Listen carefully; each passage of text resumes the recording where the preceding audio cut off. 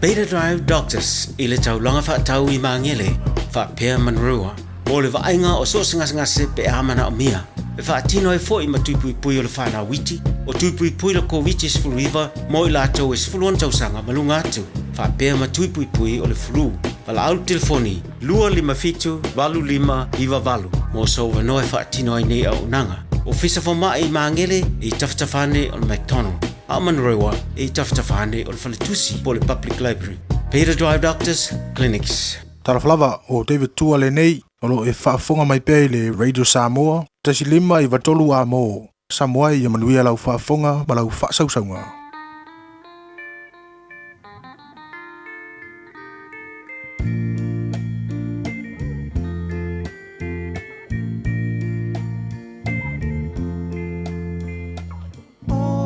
So I le lawa o Fiafia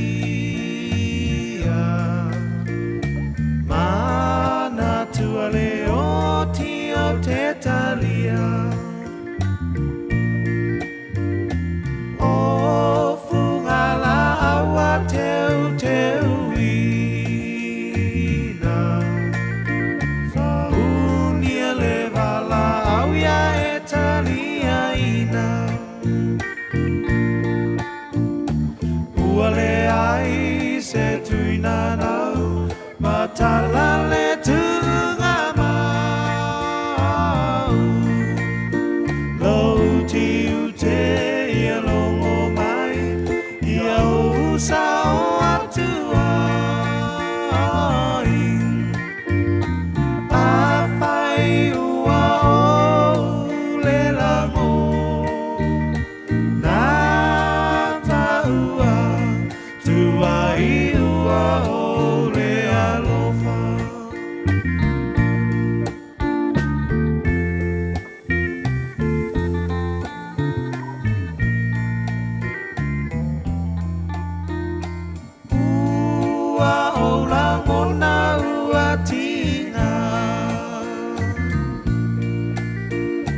Tango fatasi pua-puanga Elena o ita uanga sala E te sona moe aele ala Uale ai se tuina nau Matala le tunga mau Lo ti ute ia longo mai Ia usa o atuai A fai ua o le lango Na taua tuai ua o le alofa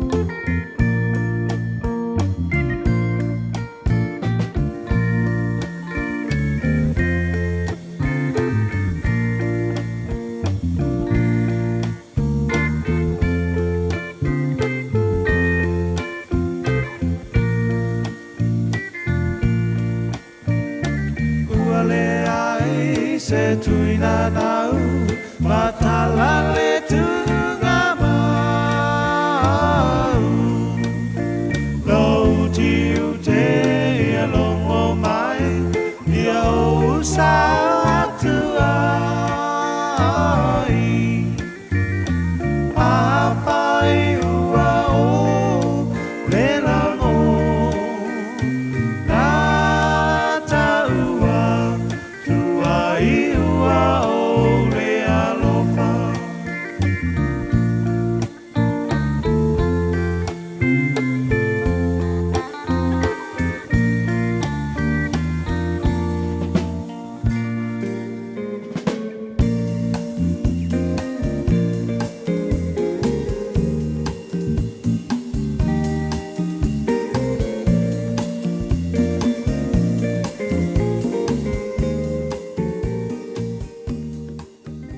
na o le Radio Samoa se furulima iwa toru a mo e tautuaina o e ilaungangana fitu aso le vai aso.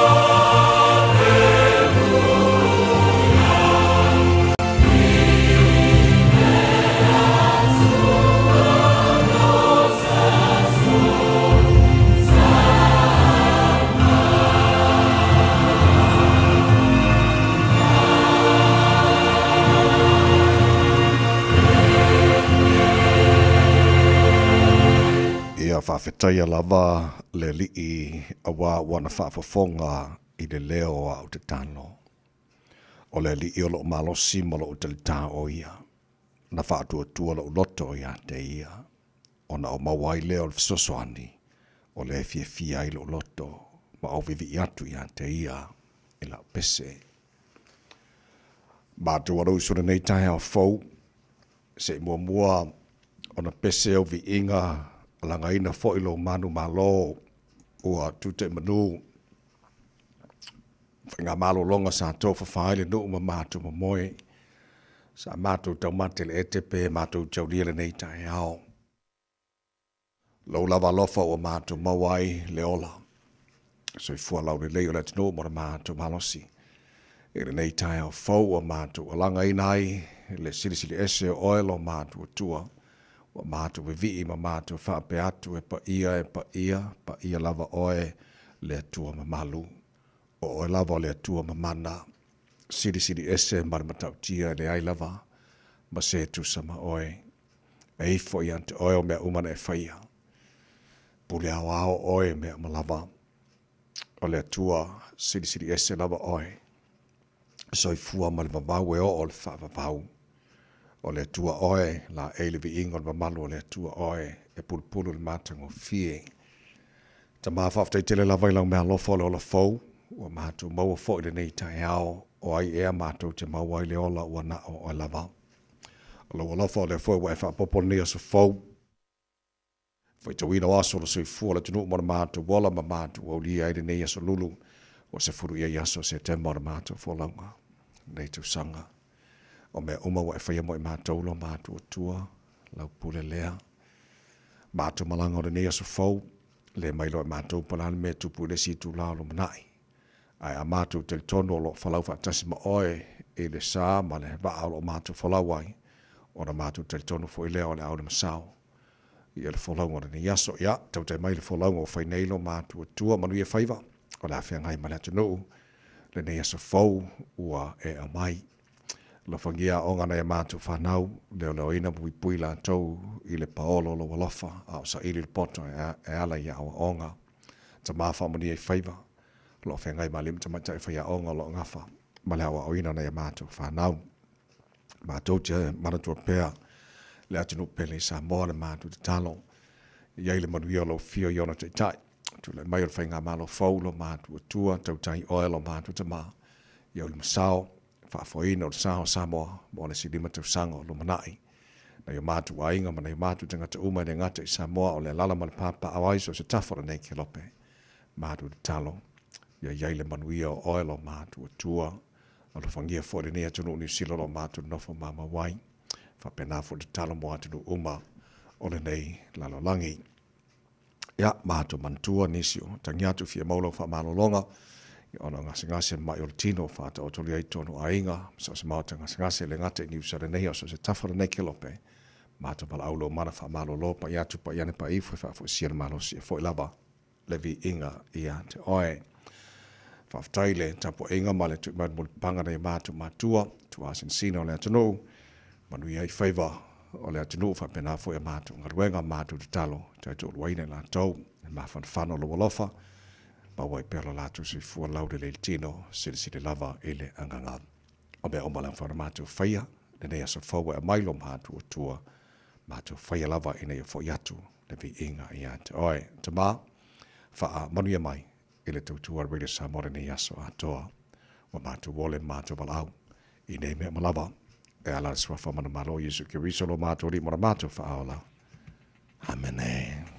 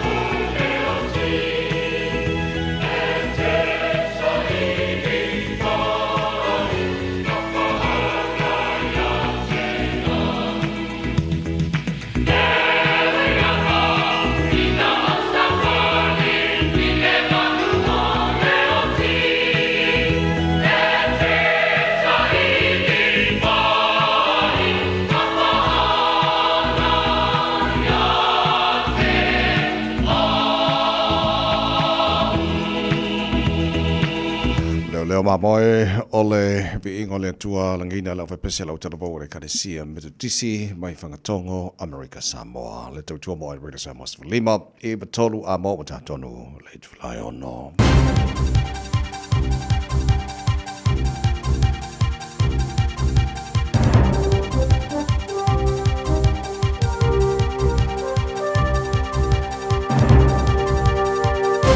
In this update, police say they will give Tom Phillips's children time to settle before interviewing them. The Marakopa father, who had been on the run in the Waikato for almost 4 years, was shot dead by police on Monday. An officer shot by Phillips is still recovering in hospital. Police Commissioner Richard Chambers says talking to the children will help them piece together the puzzle, but it will take some time. There will come a time where we need to talk to them, and I have specialist staff very, very good at what they do in interviewing young children. And Oranga Tamariki says it will respond to any needs Tom Phillips's children have. Oranga Tamariki Bay of Plenty Regional Commissioner Warwick Morahu says they're joining up with other agencies across the system to support them. I want to assure you that these tamariki will be provided with whatever help or assistance they may need for however long they may need it.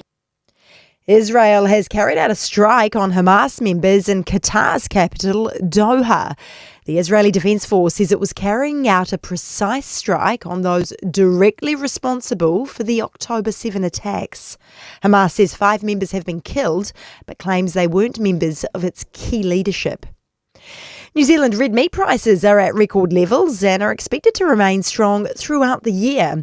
Earnings for core red meat exports are expected to rise by $1.4 billion to $10.5 billion for the 2024-25 season. Beef and Lamb New Zealand board chair Kate Ackland says there's incredible global demand for red meat, but there's also a limited supply. And a man will face court next week in relation to the theft of a large bronze sculpture taken from the community centre at the Christchurch suburb of Mount Pleasant. Police suspect the statue of a bird in flight was sold for scrap metal, with only small bits being recovered. It was the last sculpture completed by Christchurch sculptor Lou Summers before his death in 2019 and was valued at $95,000. That's news. Sport. And the All Whites have suffered a 3-1 loss to the Socceroos in their second football international in Auckland. The visitors claimed the two-league series 2-0. Calls for New Zealand to host a State of Origin match could soon be answered. The Daily Telegraph reports the Australian Rugby League Commission is in the advanced stages of talks for a 2027 Game 2 fixture at Auckland's Eden Park. The main obstacle is negotiating a suitable kick-off time for broadcaster Channel 9, the rights holders. And Lulu Sun is the first women's tennis player signed for January's ASB Classic in what will be her third appearance at Auckland's Stanley Street. That's sport. I'm Diana Vezic. Ua na ole Radio Samoa se furulima iwa toru a mo e tautuaina o e ilaungangana fitua so le vai aso. Ele swafa marmalo lo tātua ri whaolo Yesu ke riso mo moe whanau whaatalofa mo whaawhiloa ai whaatulima i lava te le lava ma le whaaloalo sa molo wa te no pele le paia marmalo lo whaafonga ngara nei Taeao fau. Malo se fo manuia, malo fo le tunu fo lau, tātu avele bi inga man whaaftailo tātua tua le langi wa tele lo na lofa. Ia ma amayele ne aso faulo to si fua o le asona ne o fai le tua tato te ori matato Fiafia iai tato parpatila ngare lei o tato matai siri le langi ia le fo mori maluto si fo maramato malosi a le o tato silfa e manuia le nei Taeao alo mala tato ave vi inga ia te ia ala fo mai tato tua tato tato fo longa ne aso tato fo lau lalo na lofa tato i ne so lulu se furu ia so se temo tato fo longa le lua fe lua se furu marelimo se mai na fa fa le porkalame malo le Taeao Radio Samoa for lima eba toru amo le whunga ngana marantasha ba lua. So sa mai in sini o tato Facebook mari YouTube Radio Samoa se roa tasi patea man whunga pesta ao jelo sio mato ona data mai meni.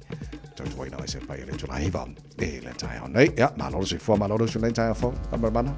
Malo fo ile tawa tai malo le langi ma malo sunga le awa ta vai. Fi ia le tuale ne se fo. Ta lofa Samoa le atunu pele. Fucking kimu ya di kaya ori. Oe, a uma aku ai le Young Spring ia enga le maruru, ia Kim, maruru Kim.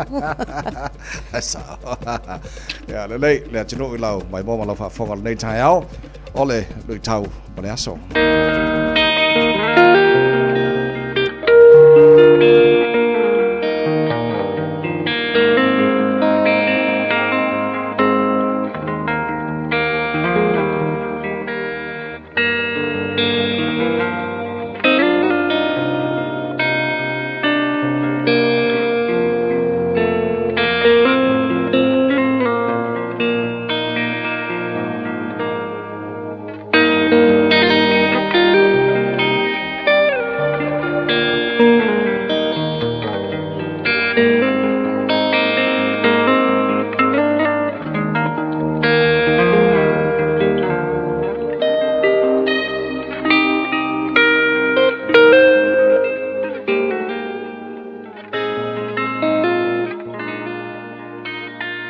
Lui tau mō le aso.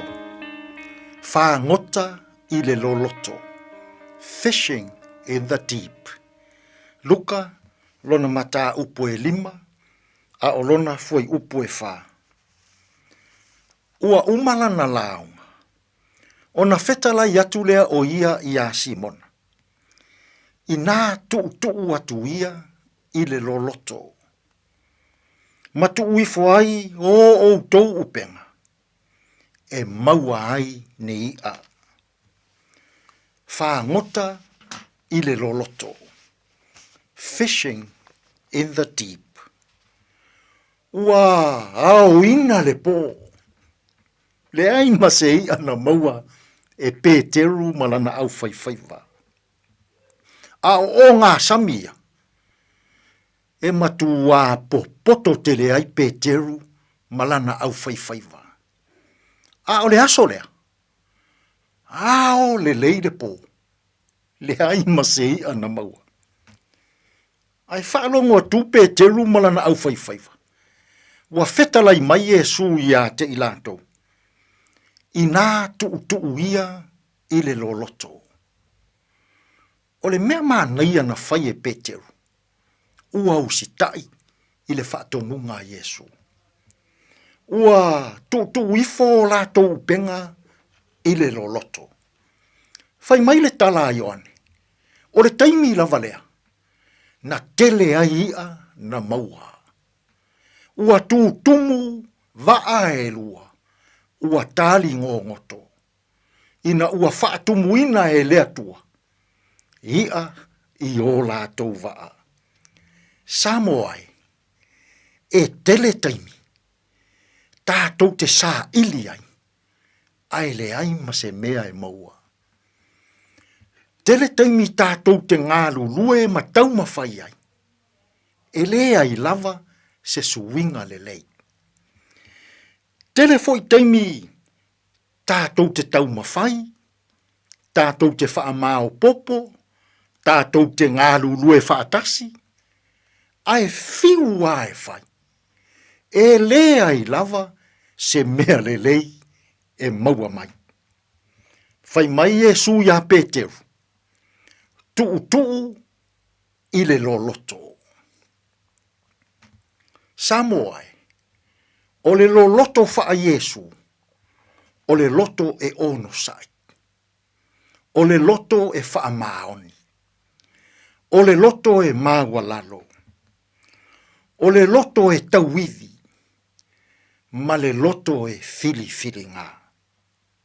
I le nei fo I aso. A o whea ngai I tātou I whe au mga ruenga. A whai ua e fiu e sā ili. A whai ua e fiu. A whai ua e paso. E le ai se mea le leie te maua. Samoa e. Tuu lau upenga I le loloto. O le loloto wha lea tua. O le wha maoni e tele na wā. O le ono sai e tele na wā. O le loto alofa ia tele na wā. O le loto wha mangalo ia tele na wā. Ma le loto mama ia tele na wā. O lo loto na e manu iai. A tātou whe au ma tātou ngā ruenga. Ile nei fo yaso. Samoa. Ai ape a se I tuu ia. Ile loloto. Lau tō whā. Ma lau wha au tautanga. Tātou te tālo. Lea tū ai. A o maia Samoa. Ia tuu a mātou tō whā ma wha au tautanga. Ile loloto. Ile wha maoni. Ile alofa. Ile ono sai. Ma le loto wha maangalo. Tātou ia malaua fio I le ne yaso. E manu ia aia mātou whe au. Ma a mātou ngā ruenga. Lou lava swafa Yesu. Ua mātou tatalo atua I nei. Amen.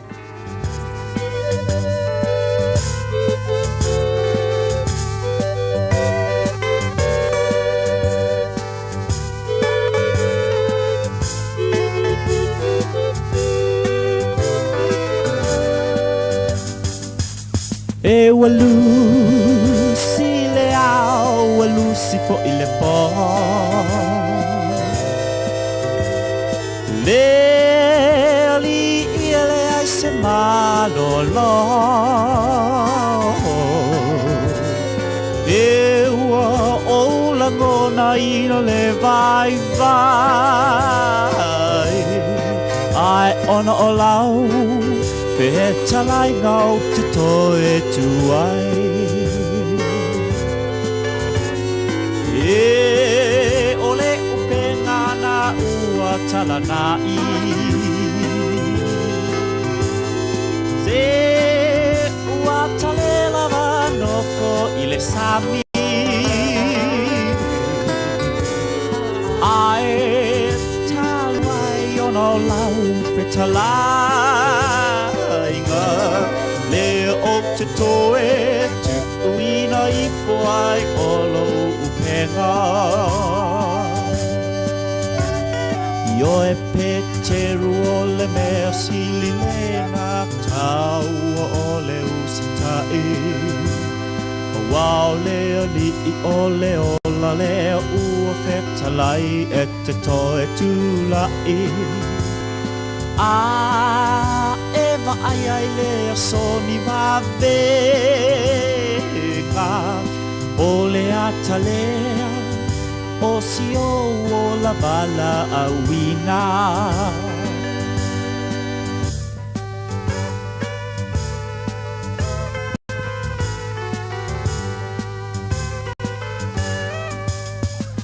se ina la foa I le papau le ata o lo o langa fiafa I manatu se atu nei lo sa I le loto Wow le mata uia Yehova o le amatanga lea o le poto Io e peteru o le mea sili o na taua o le usitai Wow le li o le ola le ua fetalai e te toe tulai Eva ai ai le soni va vena O le atalena o lo o langa vala a wina Wailo e peteru le vavenga o whaia Ona mata uai lea o ia O wha pea tu lari I ke biso A fio atu ia oe A wā o hao o le tangata sana Sa feta lai ke biso ia te ia Awa e te mata ulea ua amata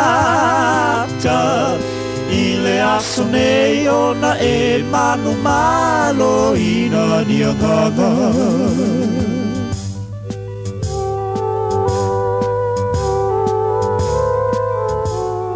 Beta ko rena tu lo penga ile loloto. It was for fala what I nearly to lie on ole por kala me malo le Taeao radio samas for lima eva todo amone minute. Ora fanga solo foi lo taro musica le Taeao fa Fiafia ora nei Taeao fo fa malo se foi le tro na lo chuchu te manga ro ora nei foi solo a fa taro pa yaso. To quarter fitu ile Taeao nei ona ngaro ya to fa amro mo so temi. Por taro por kala me arbeto ona ola fa le na matato Malu Taeao fa le nganga mo nei foi solo. Te pena mai le so pastor la fa Today in history tara pa vai para mena tupu e da so furo setema e te no sanga ba mai ona taina fitu I le Taeao nei mo fa pongo telefone gal pro tare pa tara fitu tara po kala ma tara na ora nei foi Taeao mo tara pa vai po mai wala nei Taeao phone Fatalo whaptawale le nei fo I aso fo tato wo ilunga ole awala tele mai ta watu mana ia I ol tato awala le nei fo Taeao o lo o file mu lights le tato traffic pole na o lo o ma le tato traffic ia o le fo I mai ta watu le ai mas fala vla ta vale lunga tato awala ia ta vale manu ia tele le amatanga fo I le nei Taeao ta penanga fo I o hau fainga malanga I lunga o le ala tele was full 5 minute se ai le tulai ono Tasilima I vatolu amo Radio Samoa Mai ngā mata talo tawara ne fo I Taeao fo tamaki makaurau hau ki lani ora no whanga leo whaasara launga ale Radio Samoa Sfutolu. O ia le malu lūra nei taimi o le Taeao. Winga le tau le so le whaasara pa utimu e mafa timunga I nisho taimi o le whamaila mai tau e le taimi langi te leia I nisho taimi o le awa uli. Whaasara nangi malo si marisavili mai matu si sifo I nisho taimi o le Fiafia na nei sifuru iwa. Manga ia mai ali le kau mawhanga me o ngi aso li pe anga le kinu. E kuja sa war kimu ma mawhana sifuru iwa maurunga na mawhana o le ea mo tātou. E ne fo yaso au dia Taeao la whaasara na awa oa. Langi le lei nisho taimi pa utimu nisho vahenga au kilani sifuru ono. Maurunga le malulumo au kilani e le aso a Taeao la vahenga yon tuatu la sport waile. O le pa utimu tele vahenga au kilani whaasara pa utimu la sto na I mana so sa, mana so ngafua, mana so lua. Na vayaso lo mana iatu oka. E se po mai ngai ki mo mai ai. Ia o mai e pea ule au kou. Pa mamonga na la mai tau tu na mai nei foi taimi o le Taeao. O la fai tara pa vai tulanga I le tau tilo isi vai ngaru sila fa pena for tau Samoa mani se vai ngaru kelope. Ya fa ngaso lo tara pa ka me Malu le Taeao. Ale Radio Samoa se fulona male afa lo motia dele tula e ono pe nino tia fa se mai se tala fa fianga Radio Samoa sa o sa vali. La tunu anga juta mangaruenga o le Taeao fa malo si mau afa tara pa yaso. Mani e fai fa ne yaso pesele mo.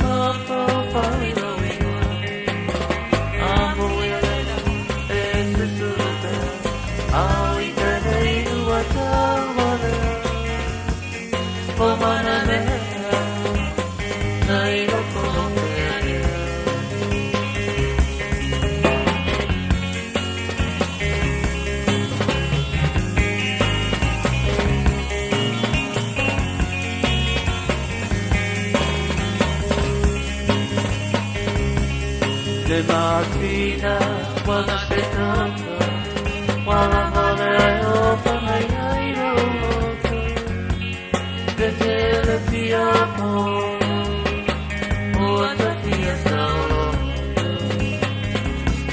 tu ma mano si mi hai tu ma o le como ni no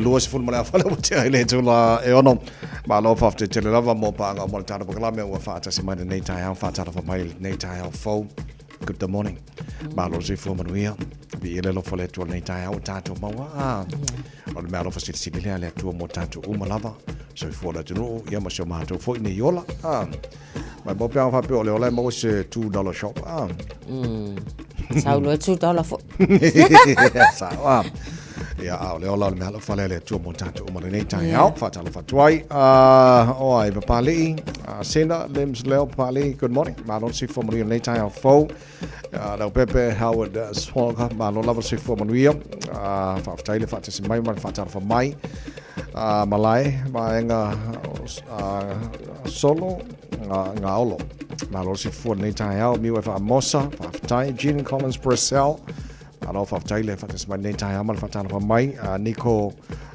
Lewea ma lo si fo Mato telo tatu paanga Afereti Abay Fatili good morning ma lo lava si fu nei Taeao fo lole to afafo ma lo si fu maria le nei Taeao fa taile fa mai se papa sa mane good morning ma lo lava si fu tino puni yutita mo city o ko ke for ka ko wai ngi ka fo so to flau suli fa ese fi mes paia ma lo lava si fu ma lo malango manuia sa fa ka fa mai o so bai o ma ga so ma vai atu am sa ro mo pa lo ka ko fo mai ma lo lava si fu no fe ngade to toli nei Taeao fo so fa pena fo fa manu good morning ma lo si fo manu nei Taeao ia nei ni si va nga release mai leo nga man ele tulanga ia le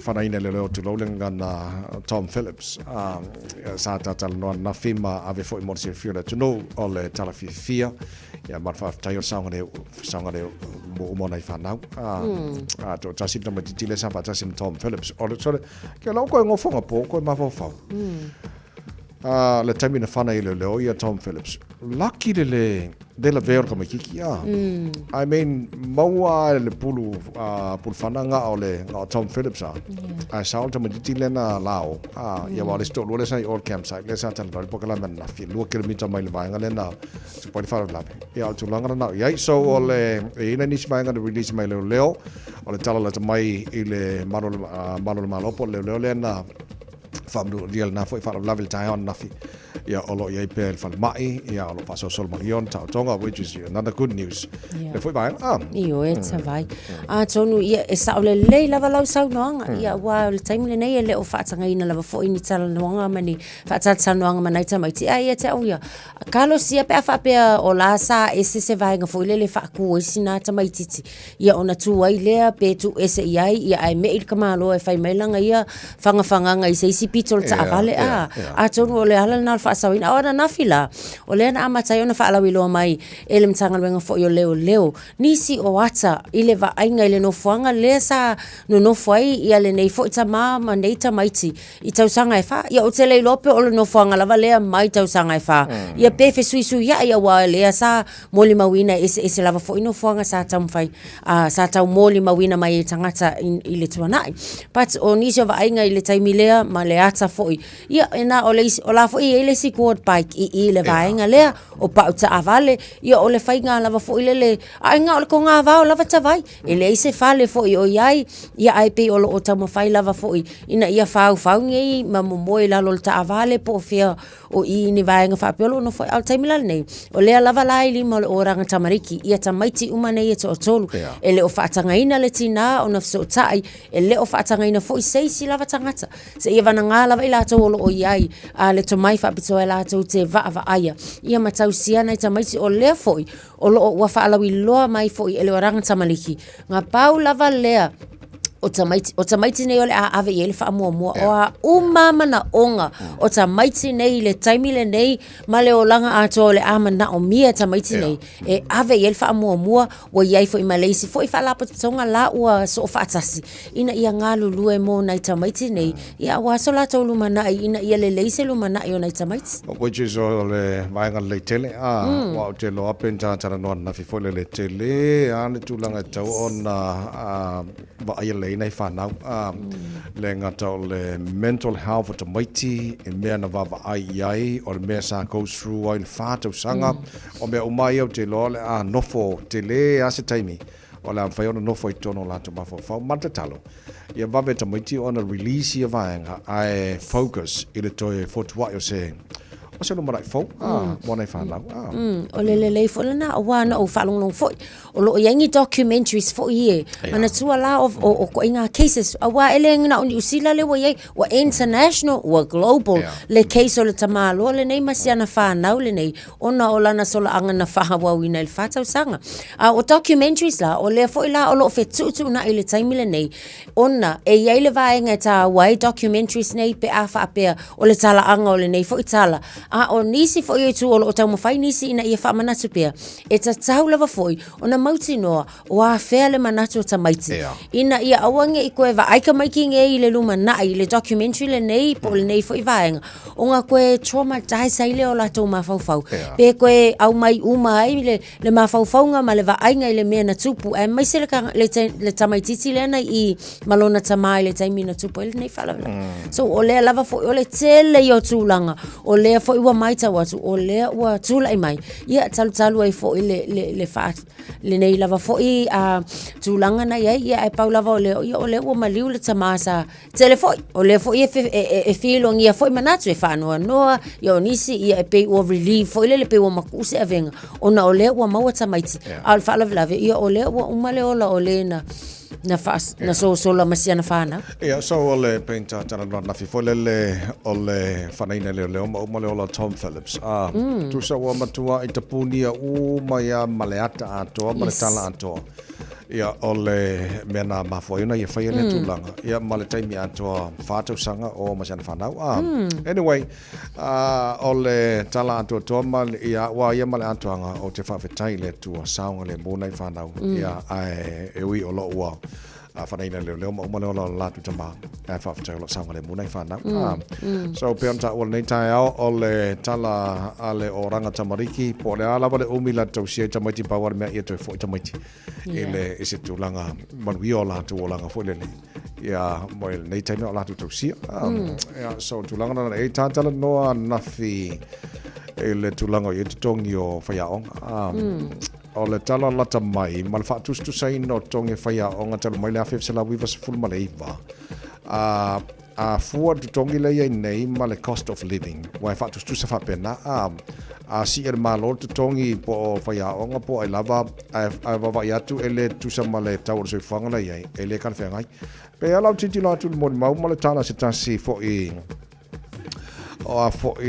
o lecture po tangata whaiaonga I tona University of Canterbury o le te lei o le se senga e te tau ona iei le tongi whaiaonga le taimire nei ma le vanga le si mai el malo Faisi pa uma walalo pe a fofua la I le tutongi o whaiaonga sa iai I le tausanga le nata siva I vaiva sa tolu su tolu tā la pe la na maua tolu se ful tolu afe tā la al whaiaonga I le tasiva I vaiva o le taimi lale nei o lea ua o mai taimi nei tilo atu iai fo I lele ma le fuafua ia o lea ua a whaapela o le afe iwa se lau I vaiva ka kaula ona sulfa afe tā la ia le annual o le tausanga le nei o le tilo fo I lea ia o lea fatu ata ua o lunga le se lau afe tā la o lono winga fa yasi mawala lo tele o le totongi lea o lo iai pe a wha atu susa fo I le minimum wage fo I le taimi le nei koe wha akusa nga I tua le tasiva I iwa o lono winga o lo o matua maulalo o le moli maulawa ia whaiaonga ma kua mawalalo lava le nei totongi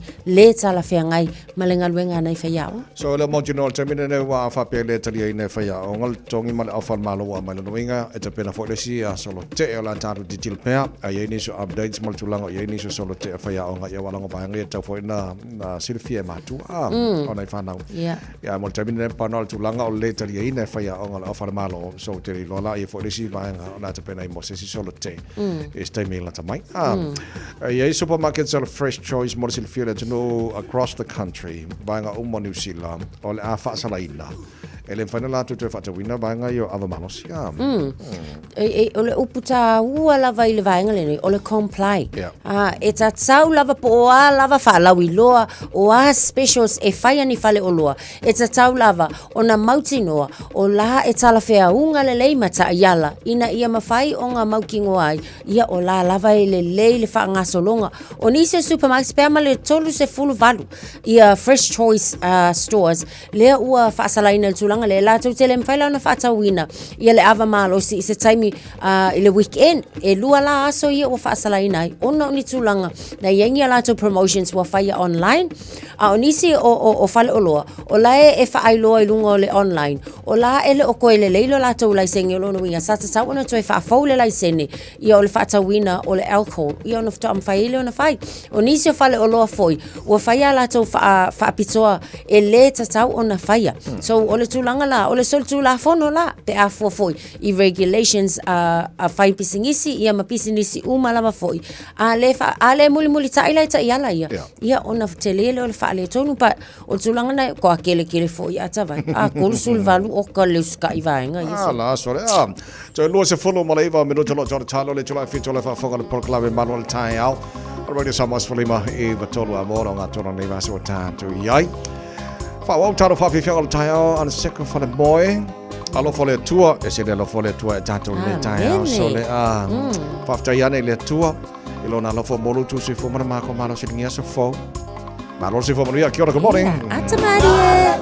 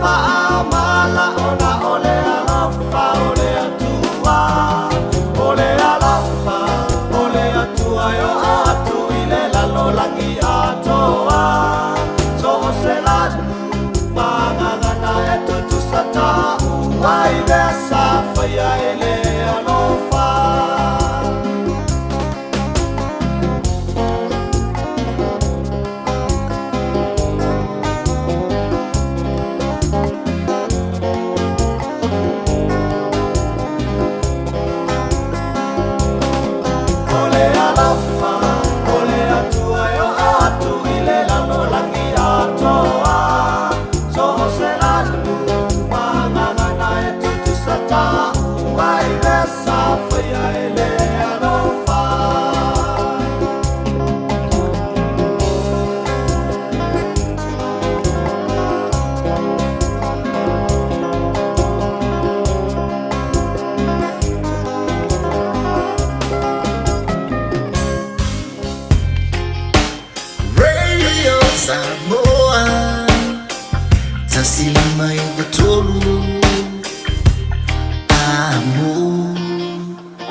Samoa. Tasilima i tolu amo.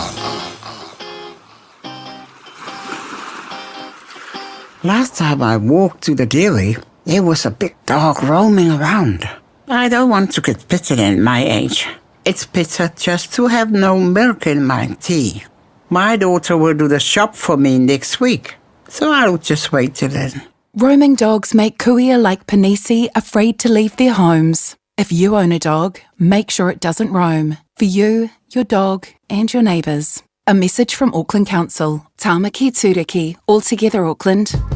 Beta Drive Doctors i le taulanga whaatau i mangele whaapea manrua mo le vaenga o so ngase pe amana o mia e whaatino e fo i matupui pui o le whana witi o tupui pui la COVID is fluiva mo i lātou is fuluan tausanga malunga atu whaapea matupui pui o le flu wala au telefoni 255-25 mo so wano e whaatino ai nei au nanga o fisa fo mai i mangele i taftafane o le McDonald Amanrewa e taftafane o le Faletusi po le Public Library.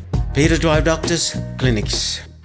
O e si la fia me e whaatino e mawhaiona e umia i so fale motu le lumanai. A whai fo i so fale motu, o e si la fia me whaiona whaatino ni si o fuafuanga e whaonga aire equity o lo fale. A wane e misiere por kalame o le malu i fale, ia Fiafia o sururu taitasi le se fulu e te aile whaa.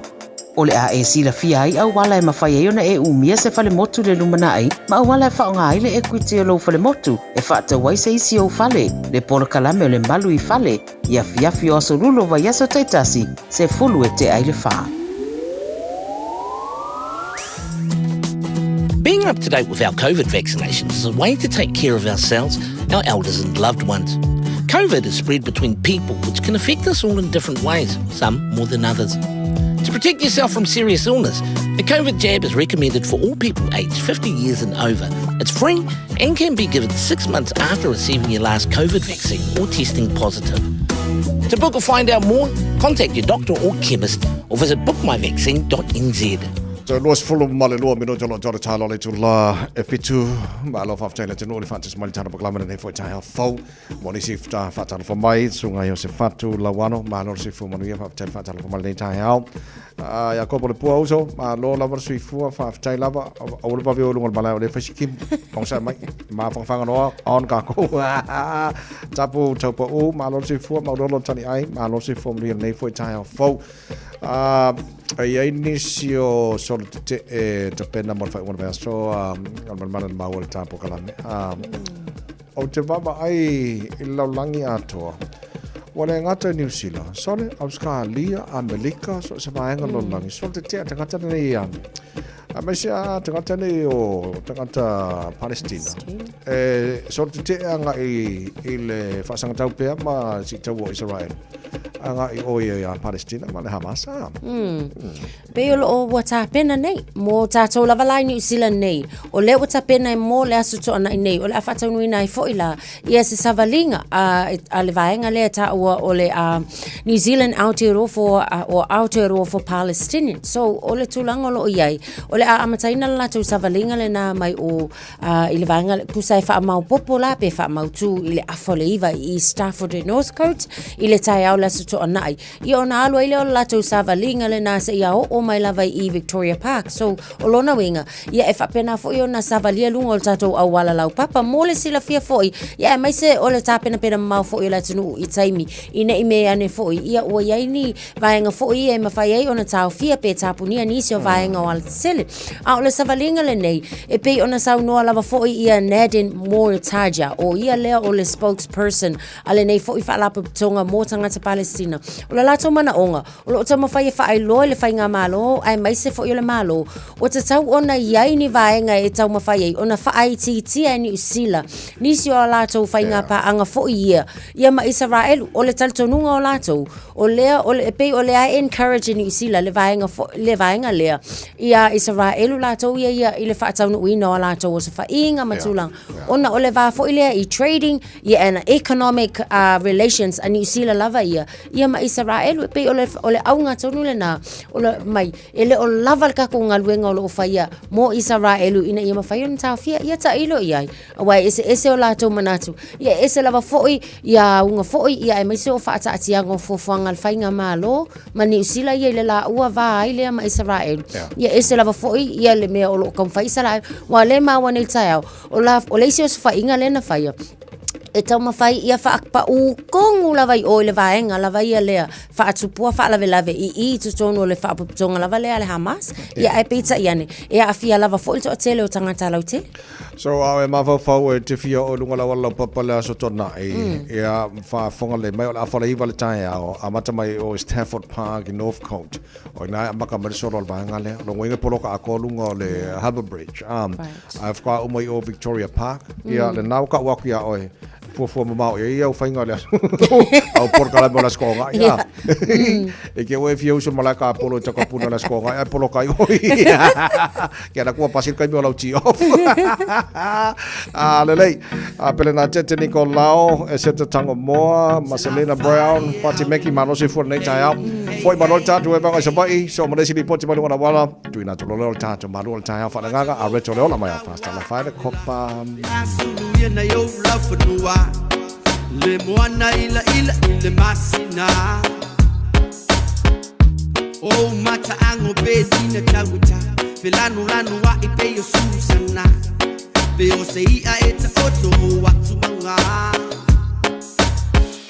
afai tele tonu yo winga mana suma tama futa o tele pelo ya te ole la pasu e yo tua o ila umasima Automoti no ua bisia oya ole ma we papa sa tawo if a man la ya lo mutulea la fa ya lo mutele la valea vale le lo fo ile ya e ma we fo ile fuli malesea if a man la ya lo mutulea la fa ya lo mutele la valea vale le lo fo ile ya e ma we fo ile fuli malesea hey hey hey Se la fai out lei hey hey hey hey o anga I fanu malau anga nu o tu mau be fa ba ba e malu lava o no Yesu fa mole fai ma vai su le ai si tasi folinga mata e pele lava o lo fa tu Fai uangalo ya oile alo famale lo tuma wala lo sauko ila oi saufa ima io auta fa se fai le alo fi amatai ole no fa longo le se fai mai o se upu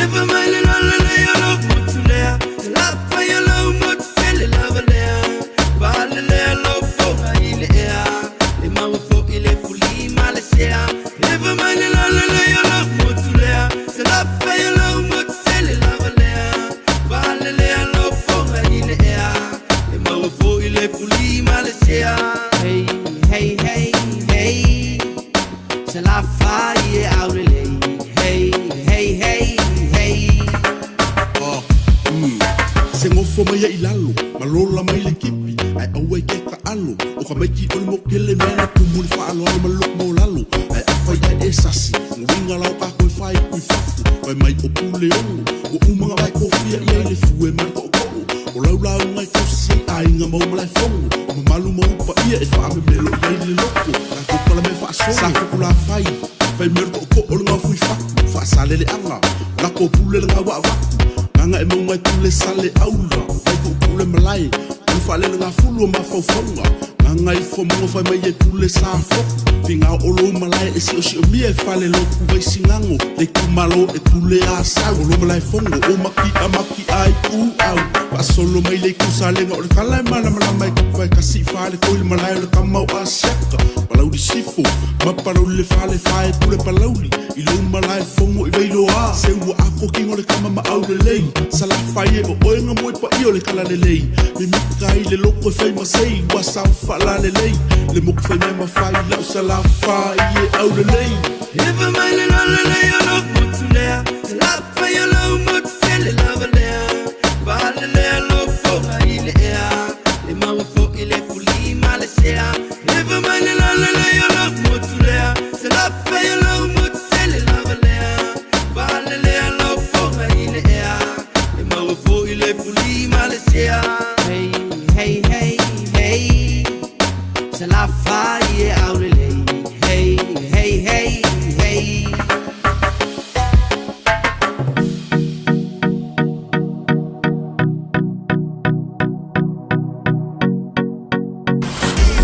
Radio Samoa. Taslima Ivatolu. Amo.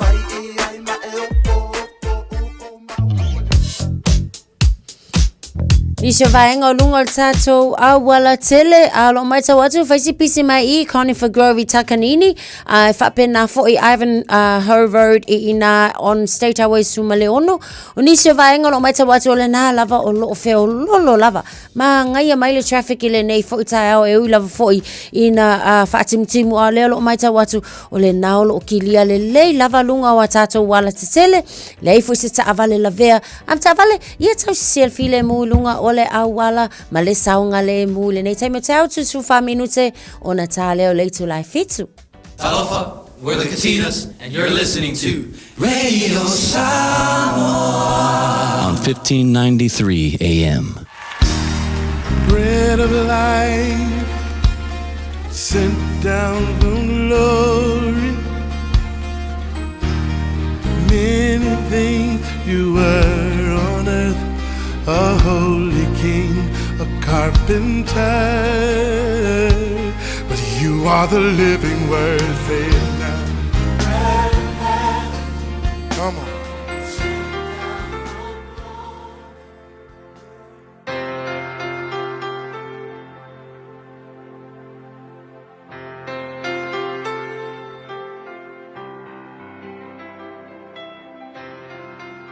Au te whawhino ai tātua tunu, mai tātua porkalame, ole a reto le ole le yaso, tā lo whalawa, mā lo le soifua manuia.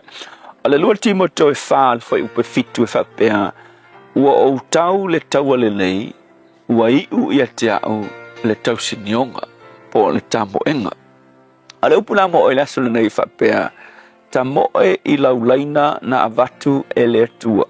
Run in your God-assigned lane. Inga, ole autu e whapea, ole olanga kerisiano, ele o se tauwanga, e mo I whakusainga o le tamo enga, ai ese mai ka mo enga o le olanga le tamo enga le olanga nge ki compete ma le sitamata, po ai e mo mua kingi, a le olanga kerisiano la ele whapea na, e mo I o le tamo enga foi, ai e ese longa tu la fondo, ele o se tauwanga, awa e ese a tatou lane me lane mo wingo ole lainga fo ile po le avangoa ke mo e ese a tatou lane tatou te tamo mo e ai no wingo tala ele tutusa ia lu itau o low lane o low lane malu itau e fe ngai mai si tangata ele kukusa fo ile malosi oe male malosi o le si tangata ua wakwa ele tua le ability fa piko ia ke oe e fe taui malu ikau o le lane le ke ka mo e ai Ona wingala,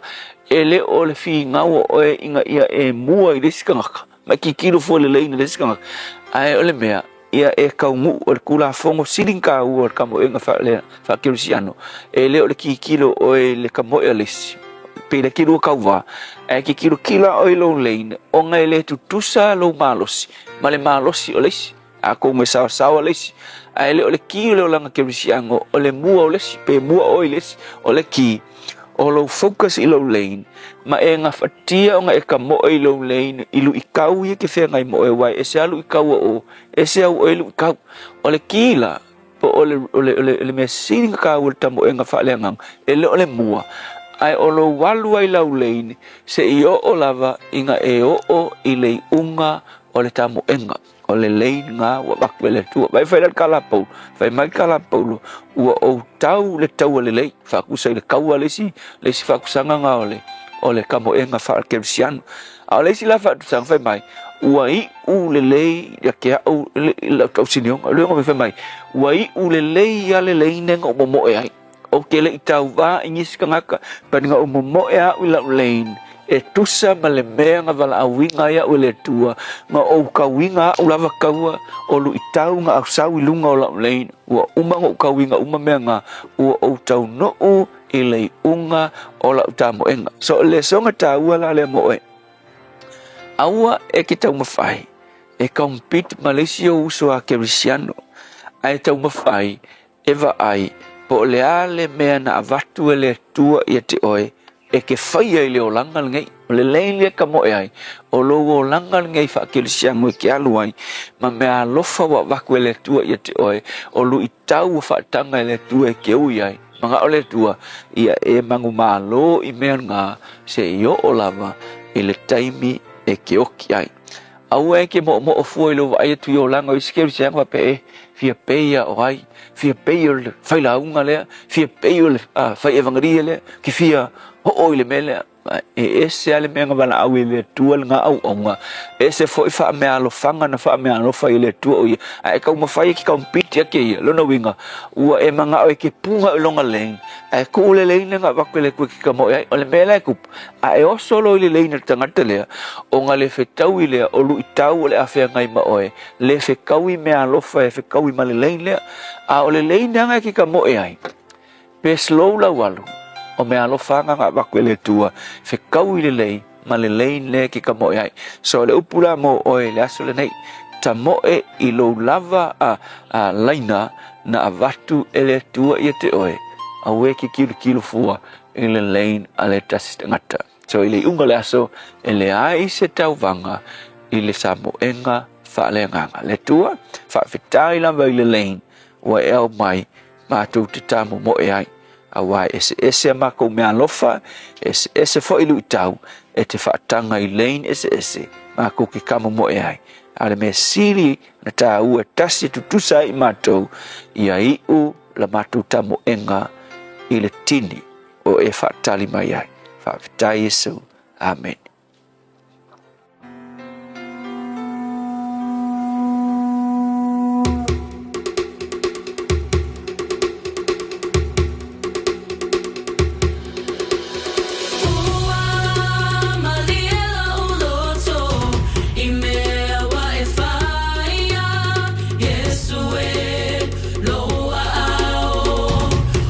Malu ai, ele mafai, ona fama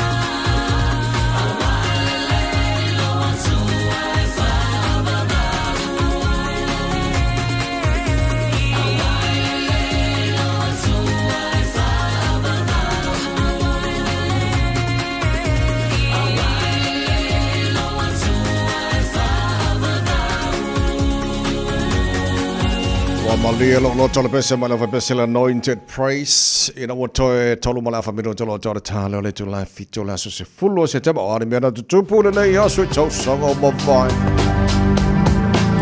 So sanga ta siva iwa tolu ila so ia na whaalau ilo ai fo i lungo le Fox TV le ata o nisi o scientisi fo i pe ona ia so mawai The X-Files. So sanga lua fe se fulu male lua ila so ia na whapena fo i na solo te e ai whaia onga i te tono Chicago ma na whapena ona maitawina tolu se lau 5 fulu wafe le au whai o tama mataini a onga na whaale tonu ai fo i ia lata wa onga ile na aso lua fe se fulu male valu ila so ia na talo ina ise fono whaatope ele United Nations Secretary General le susunga ya Antonio ilona manatu ina ua vaaya le te leo le awhainga ma le te le vave le awhaina o le lalolangi le climate change na ia talo ai se fono whaatope i le aso i le tausanga i lua festival ma le valu. Isi na vainga i mena tupile na ia so i tausanga wa mawai.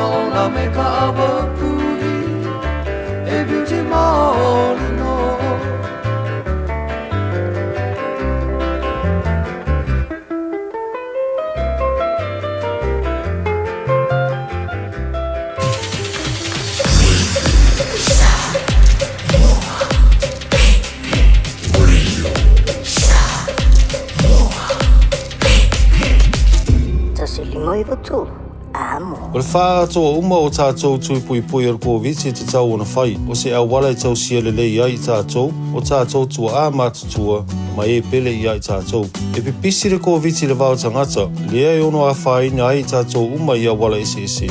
O nisi tangata e sili atu ona tinga aina nai lo isi. Mo le pui pui o oe mai se mai onga. E whautua ina le whai o le tui pui pui ar COVID mo tangata uma o 5 tau sanga manunga atu. Ele ai se tutongi, mai mawhai o na whai pea uma le ono maasina talo o na whai lo tui pui pui lata mai o COVID. Pena e maua fo e wha mai. Mo le whatonu ina o sau awa noa po le fia maua o nisi whamatalanga. Pawhasota i lau fo mai po le whale talavai. Pete tanga i le bookmyvaccine.nz.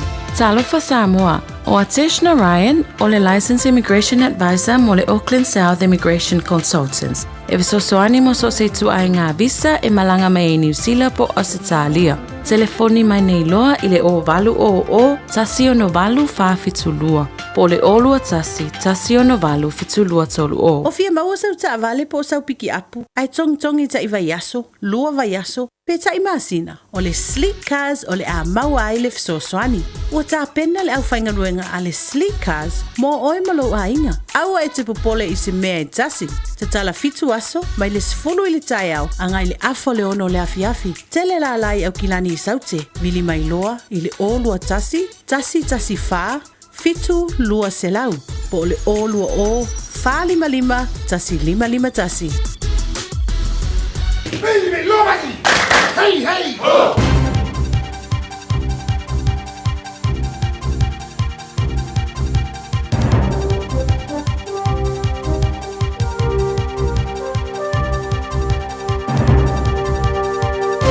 In this update, A children's advocate says Tom Phillips's children deserve privacy. Authorities say Phillips's children are safe and healthy at an undisclosed location and are continuing to receive support. Their father died on Monday after being shot by police in the Waikato. Child Matters Chief Executive Jane Searle says the children's privacy needs to be respected. It's understandable why there's been such a big story, but these children are not public property. We do not have to know everything about. All we need to know is that they're safe and that they're well. Organised crime has been described as the number one threat to New Zealand's national security. The Ministerial Advisory Group on Transnational Serious and Organised Crime sees it as such a significant issue that it's recommending one minister be given the responsibility of tackling the problem. Customs Minister Casey Costello says she sees merit in the recommendation. We've done it before. In the 80s, we set up the Serious Fraud Office to respond to a specific type of criminal offending. Israel has carried out strikes on Hamas members in Qatar's capital Doha, saying it was precisely targeting those directly responsible for the October 7 attacks. Hamas says 5 members have been killed, but claims they weren't key leaders. And the Prime Minister's landed in the Solomon Islands for the Pacific Islands Forum. Political reporter Ethan Griffiths has more. Chris Luxon will be joined by other leaders including Australia's PM Anthony Albanese and Cook Islands PM Mark Brown. Foreign partners including China, the US and Taiwan will be notably absent from this year's event after the Solomons PM Jeremiah Manella blocked their attendance. It's expected the influence of these partners, especially China, will be the main subject of talks. That's news to sport, and Lulu Sun has been confirmed for the ASB Tennis Classic in January. The 24-year-old has dropped to 145th in the world rankings this season, but tournament director Nicholas Lamperin hopes the Auckland event can change that. When she had a breakthrough in 2024, everything started in Auckland. She came through qualies, won 2 rounds in the main draw and reached the 3rd round. I think it really gave her the energy and confidence for the rest of the season. The All Whites have lost 3-1 to the Socceroos in their second football international in Auckland. Chris Wood scored New Zealand's goal before leaving for England midway through the second half. And calls for New Zealand to host a State of Origin match could be answered in 2027 at Eden Park in Auckland. That's sport. I'm Diana Vezic. Ua na ole Radio Samoa se furulima iwa toru a mo e tautuaina oe I laungangana fitua so le vai aso. E whanisio vaenga tātou awala o mai tau watu a mata on na televave fo il pisil time le nei Western Springs, City Bound on State Highway Suma Leono, leo mai tau watu na wa tele na poloka fo I le time le nei, whape na fo ile anga ia tule na I Massey on State Highway Suma Leono, na fo iwa pisil time le nei, le vao Forest Hill and Sunino, kolo mai tau watu on State Highway 1, northbound and southbound, o lo mai tau watu time nei, whaisi pisi mai fo I Rosedale, City Bound on State Highway 1, ia whape na fo ile pisi leo wa mai tau watu I ai Wiri eastbound on State Highway Luas Fulu ia o lea fo I wa mai tau watu o whaisi mamafa o le traffic I le vaenga le na nisi na o vaenga I lunga le tātou awala o nisi lava vaenga na lava I feo lolo ki lia lava tātou I haftawa le tau sisi I le saunga le mu I lunga o le ala tele mafuta mai ai pea le malu le tau Radio Samoa ina ua whaminu tete ai le tulai fitu.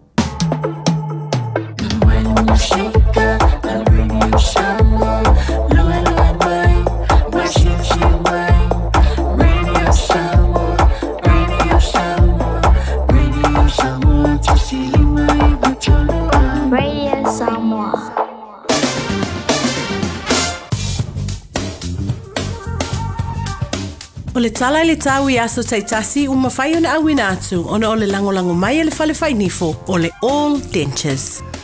Mai ngala tamare nei talo o tau malo whaftaile tunu I lau mai momala whafongana nei fwoi taimo le Taeao. Tātua amata mai Samoa. Nei taimo le Taeao, luas fumatasi o ile mawhanawhana le Samoa. Ile nei vahenga le Taeao wa te ana balu I Samoa. Nei fwoi aso lulu o leo te wawe atu lai mana I mai langi le leo le tau I Samoa tu sen whama mongolo tuna mai nei Taeao. Winga whama wina le tau I Samoa mo nei aso lulu. O na whasolo na langi le leo le tau I le vahenga o Samoa pa oi timu.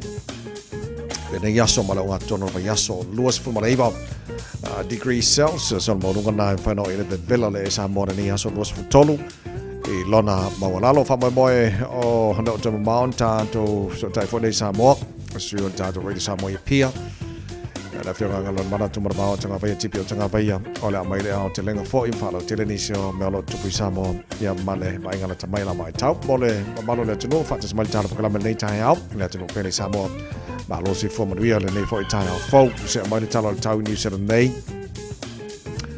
Tatu amata mai motu I saute e le nei tai au timaru pa va tola fa soron awa pa utimu ma mafa timunga ni so taimi angi malo se marsa vidi mai matu fa solo nangi mai saute ni so taimi o la oli faina o le malo se balo se furu kilometer I tu las for lima al mo ngana malu do fa ma wina mo timaru e le nei fo yaso fa soron awa pa utimu I wana ka se furu mo ngana malu lu pa o fo timu ma mafa timunga ni so taimi Westport se furu fa mo ngana malu lu fa mawina mo le so pa o timu fa soron lang de day le Fiafia na nei Queenstown balu mo ngana malu fa mawina mo le so Nelson pa o timu lang de lei ni so taimi kai koram fa soron lang de lei pa o timu le o uli ma le Fiafia na nei in mekango awa pa o timu ma fa timu ngani so taimi balu mo ngana malu fa mawina le so Dunedin awa pa o timu le so fantasi mo ngana malu ma kada stete ma lo se fo maria kada stete nei Taeao lang de lei le tau le fa sono pa o timu la o uli ma le Fiafia na nei ma fa timu ngana fa sono fo lang de lei fa sono nang malo se ma se vidi mai matu se sae ele au uli baru 4 km I tu line so taimi sfurono al malu ngana malu fa mawina mo kana stete ale nei so lolu tatu papa ile motu I matu pi tona po ngana motu I matu I kai taia sfuru valu malu ngana malu le ea fa sono pa utimu e ma fa timunga e ni so taimi angi malu se fa vidi mai matu si sifo ile la mo Wellington ma lo se fo mo ia pa angal tata po kala meso se bang la mo fa sono awa pa utimu ma lo se vili mai matu si sifo ni so taimi I va 4 km I tu la ni so bang Wellington se fo fa mo ngana malu fa mawina o le taware ne Wellington matu mo mawina na fo I va so das for ile okka ka fe ko fa mga ko ka ikar kani asa vidinia yo ko karinga le maru mar sa video ko awa masani la va ila tau ile la wa a lo se fo mo nei tai a fo tauranga ala pasoro pa utimu ma bafa timu ngani so taimi angi malo se marsa vidi mai matu si sifo le so taupo ma bafa fo timu ngani so taimi le so ora torua pa utimu ngani ma bafa timu ngani so taimi bo watu malo so na timu ngala ngi le le wa udi ma Fiafia na nei pasoro fo ma bafa timu ngani so ba ngo Palmerston North ma lo sit sabili mai si sifo I was 4 km I tu la New Plymouth ma bafa fo timu ngani so taimi ma lo sit sabili I was 4 km I tu la mai le tu langi le si sifo Napier langi de lei ni so taimi awa pa utimu ni so taimi mo to Masterton pa so pa utimu ma bafa timu langi de lei ni so taimi on Taeao nei ma le Fiafia ma sa vidi angi malo si mai ma tu si sifo I was 4 km I tu la so ko ki chiama ngo mo ni sinali ma so se vidi di va pa tu Hastings so langi de lei tau ma si for sa vidi ma si sifo ni so taimi Gisborne awa pa utimu ini so taimi so kiri do fa so pa utimu mo to ma mafa timunga bang relay ni so taimi se furbat al mo ngana malu fa mo wina mo kiri do ne so tama ki makau wo kilani no fa sa long radio Samoa se furfa malu do ne bang on Taeao ba tu fa mo Taeao pa utimu o winga no tau le so pa utimu le so fa so fo dang malo se marsa vidi mai matu si sifo ini so taimi se furwiva ora mo ngal malu do fa mo wina mo le so po malu le em aso na awa lang le lei Taeao pa utimu le aspirale aso to na ia so sa so fu aso lua ora pa utimu chele vaenga au kilani pa kala tapa na talo tau le nei foi Taeao fo a fai mo mia ne utai ni fa pi o le tali o le old dentures e fa pitola ma tau au nanga I so se tu ai ngani fa pi e a fiai le plastic ma le metal dentures Talia wins quotes ma le afterpay e le aise tutongi o whaatal noanga. Wala au mai loa le o dentures I o tahu.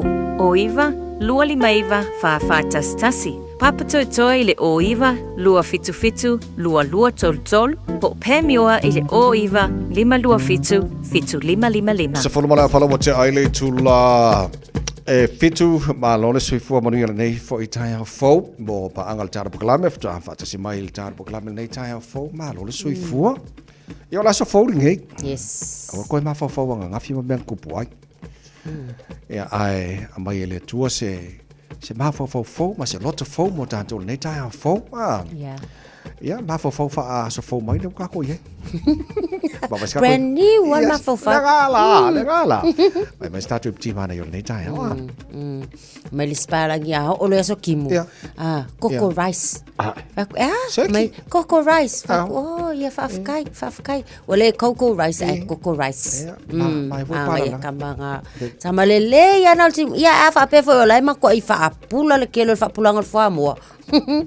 Mga ia scrambled egg mas toy ina masilo matua ia male toast ia ua makua mga ia yo ia ua fa lolo al pakas ko inga masilo makua le nala mori fa tai le feonga le safa pito o le palmiol malo tausi e le saunoanga fa tamari I le so nafi ana ma wol tata pokalame ia o le saunoanga ua avela fa malo I le sunga lauri male toa malabanga fa fire fast ia le ngata leo fa monianga foi ia mo le mai o tatu fainga malo fo le ngata lean fa tai foi le fenga sa fa pito ia fia me na o mimta afa ele mamalo le tino ele fainga fitfilinga pe ona ia ina va yaso mavai me le ta on malolo fa tamali wa sa fa tali uma sa tala no male fenga le sa usoli ia pito le sona nafi mai o la fa tali po afia sau no ai ele fionga le ngata le fionga sa fa pito va pena fonte ta ele HRPP la to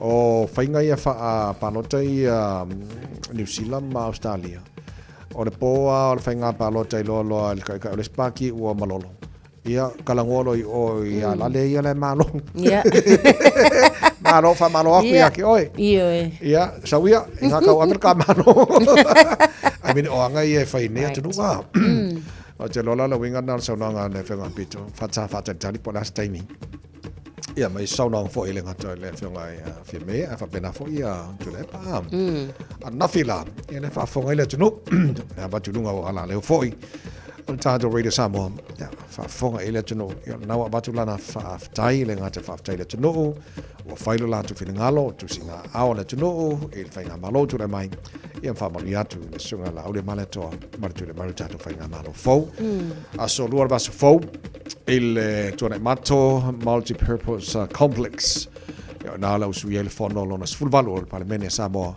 no fatto toi ia le sunga le tai ol tanto malo sunga la ole maleto ia o te rola fo ina fo I male fo fitala yo malta ia nga te le fa solo toi ia po ala ave masui fo fitalai ia min sta fo al kabineta ia ona se ele tanto fainga malo talo mo Samoa ia manuia ia na favor sunga la ole maleto mal fainga malo al fast ia walta utinga ole malo Samoa mo sili meto sango mala ala ka ko nga ole oril na tato ia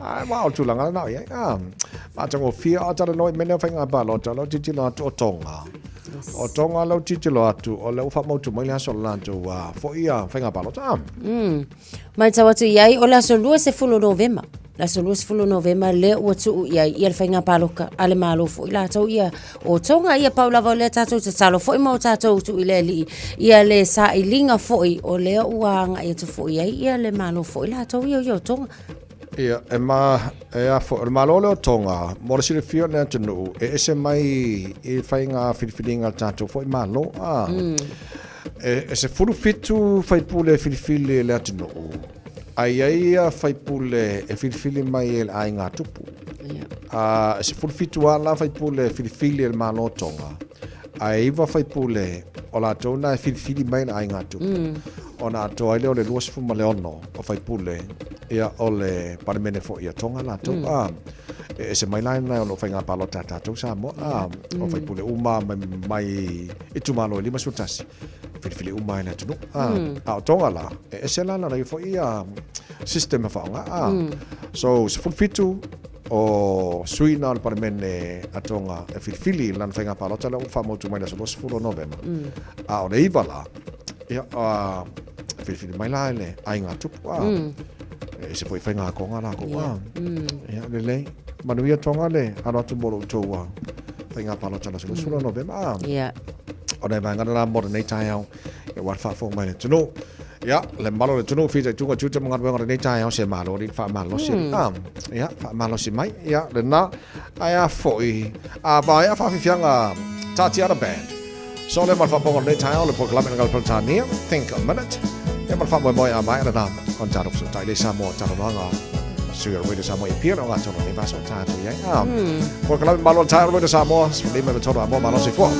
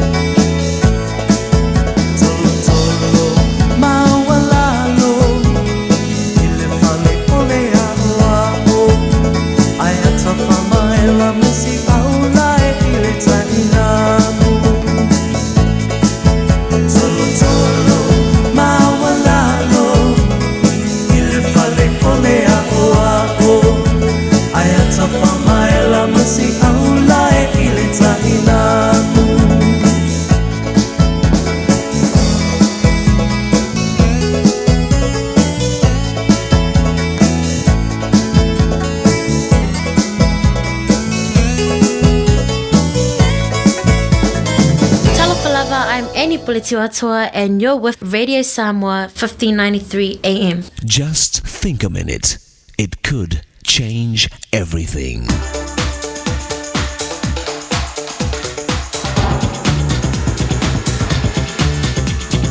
Think a minute. Do you ever feel like you're running in all directions, but getting nowhere fast? Even after working fast and furious all day or all week, you still feel like you've got nothing to show for it. It seems like we often major on minors and get distracted with so many unimportant things. I recently read a story about a young mother. Both she and her husband had promising careers, often working overtime to climb the ladder of success. Then suddenly, she had a complete breakdown and almost died. While she was in the hospital, her doctor told her she had two choices. She could either change her lifestyle or continue overworking herself into an early grave. Well, she decided that no career or amount of money was worth dying for and leaving her children without a mother. So she changed her priorities and lifestyle. Someone said, it's not usually overwork, but meaningless busy work that wears us down and steals our happiness. In other words, if we don't have a clear purpose and focus in our life, we end up running in circles, trying to do everything and accomplishing nothing that lasts and matters. You know, light that is spread out over too large of an area has very little brightness and impact. But if you concentrate that same light's energy by focusing it with a magnifying glass, it can set paper on fire. In fact, if you focus that light even more as a laser beam, it can actually cut through steel. We also have to focus our energy in life so we don't spread ourselves too thin, especially if we want to accomplish something important and lasting.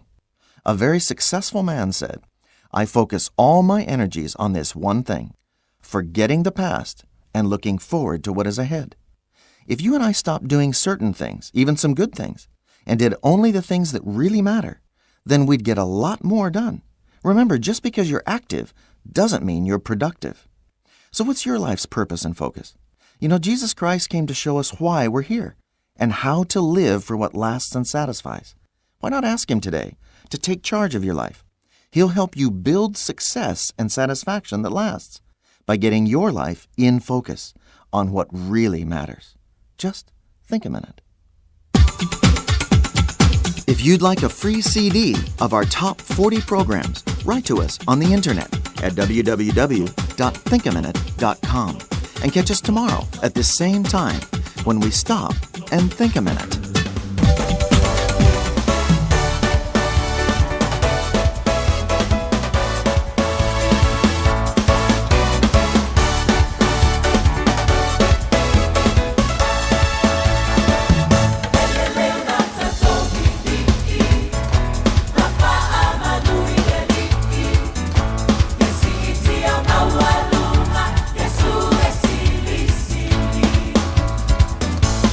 Fire.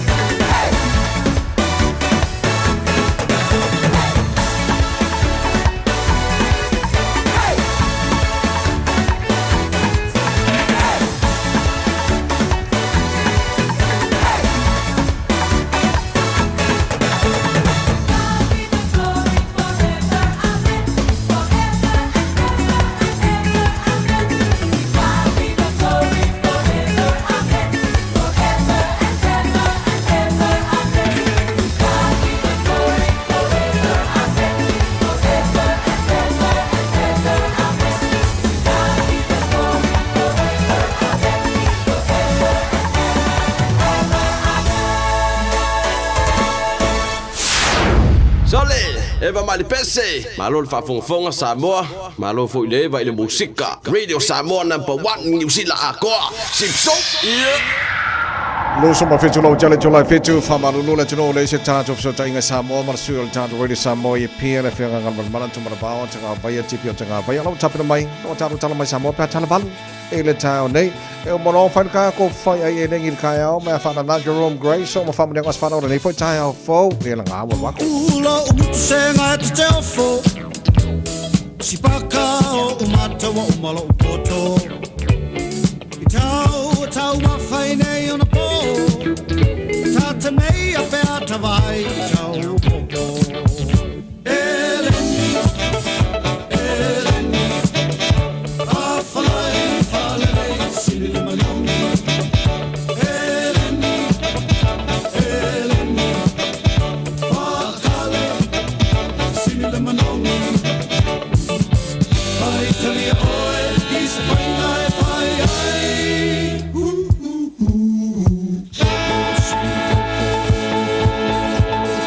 Fai ai ai Fa ata wano si fai malofa Ole manatu e o matou polonga Ata si I mata si tai tau ila langi Wale I loa e leo wangelua o I ai Eleni, Eleni A falai falei sili manongi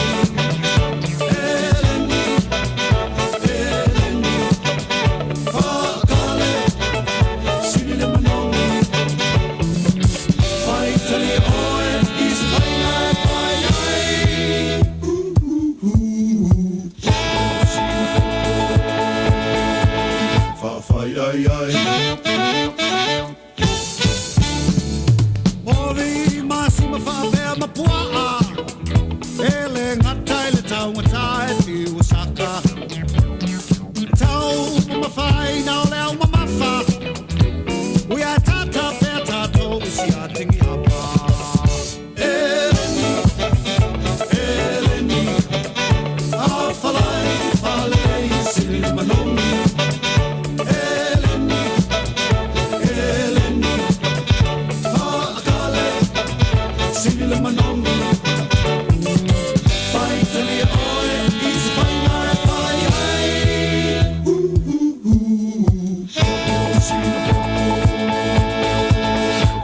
Ai ai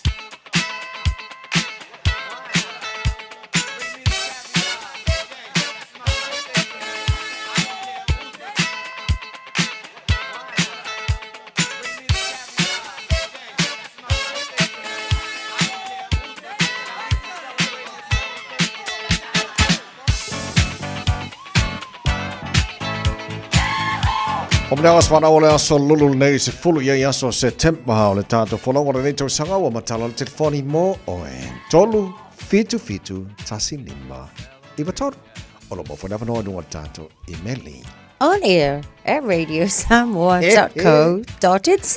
Ja, olo mo for never know no tato Facebook ma YouTube ro Samoa e fili mai oi po fe wanga na ba vengo ba no fom yang nei tai ha fo. Pe ta fom yang no Facebook ma de fom mo ne a.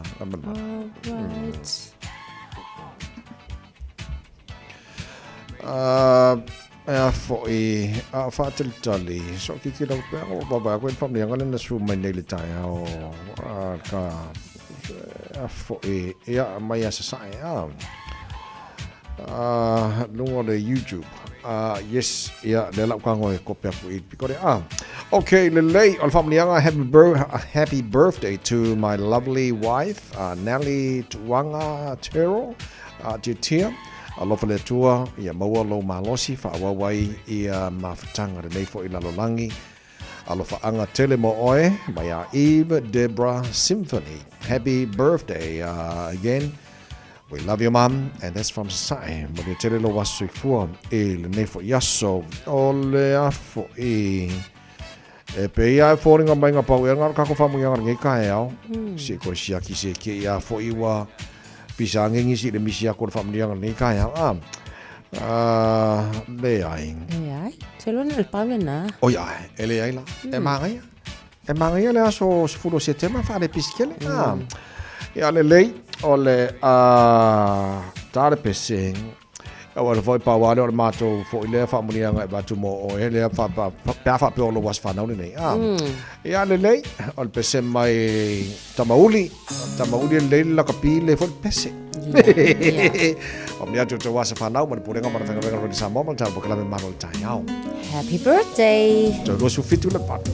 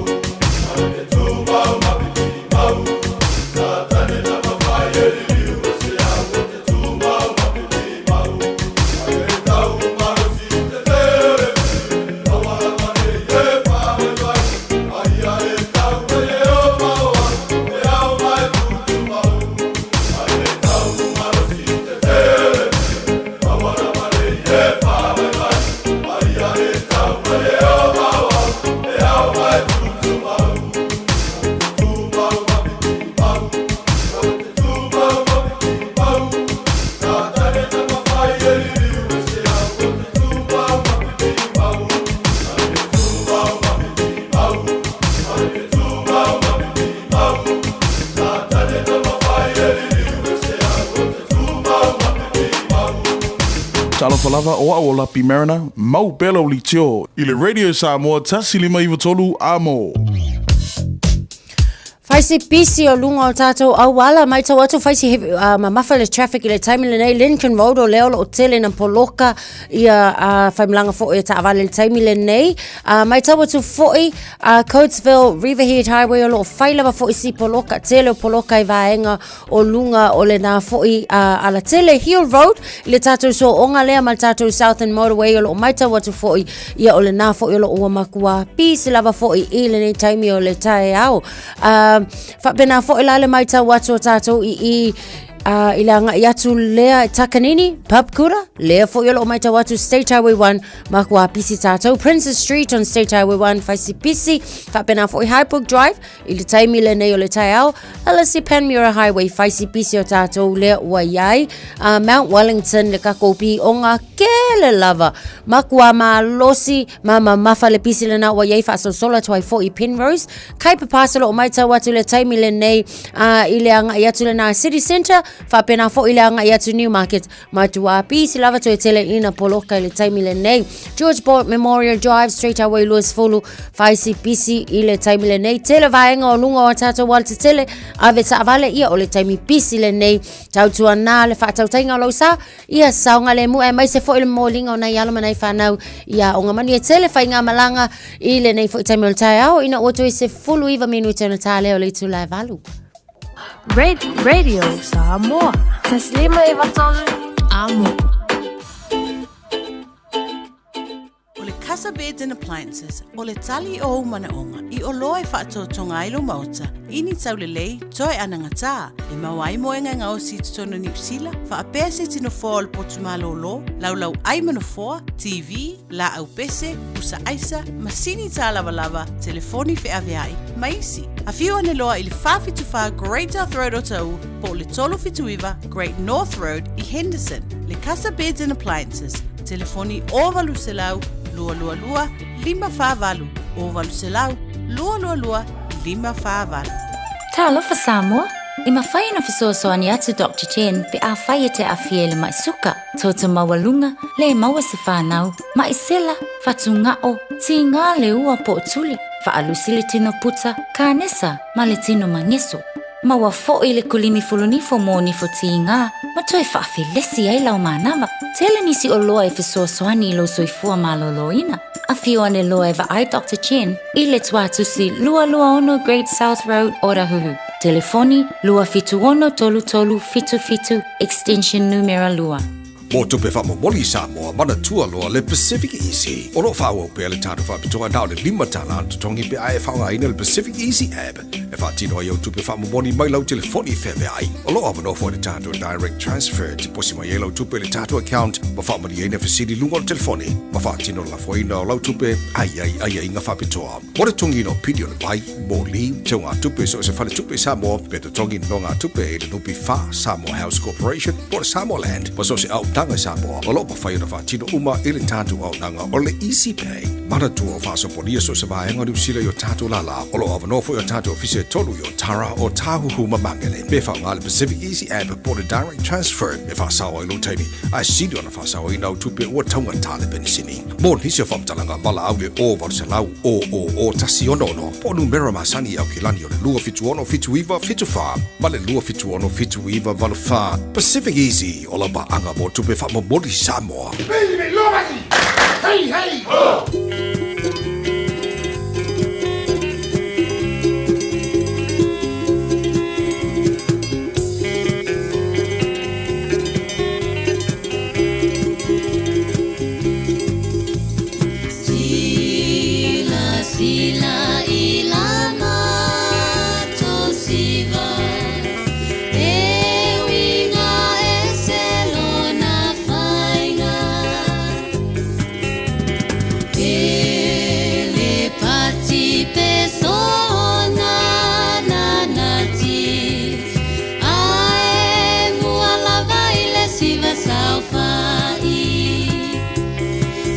Sila ia itanga le tine o le vaela ala fa amane ene eta fiti solo tene o so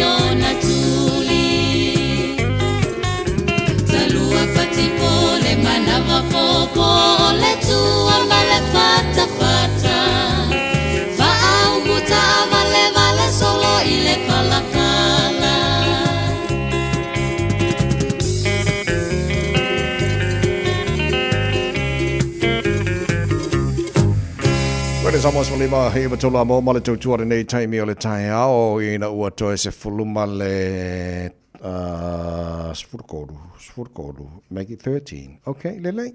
Spurtolu in a valu, Tarvalo Taru Talamai Samor, and a for Italia. Fo, Elo Pomale, let's see the feel to know a lot of time file Tarbucala Mefa Manato.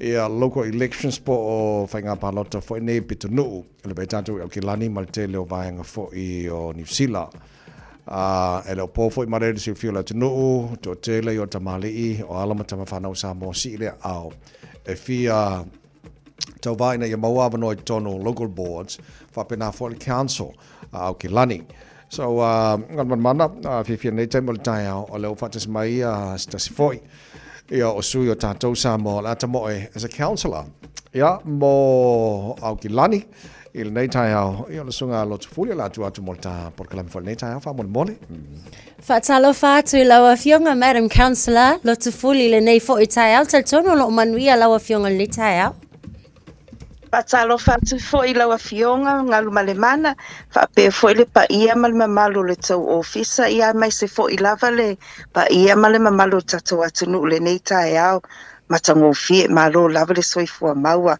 male langi mama ia ole lava e faisinga pisi ona ole pahalota ia ale lava manuia fo I faktai lava Malo le soifua malo faftai fo I molo taimi o ani vaenga ona ole mai ta watu ia ole wato ya ngai foi ia lau susunga foi ia eto e tau va foi ile nei foi a palota olo mana o ani vaenga te tali tonu na mafaion e ausia mai ile taimi foi sa e no foi island for o ani vaenga. What do you believe have been your biggest achievements for the Manukau community during your time in a local board?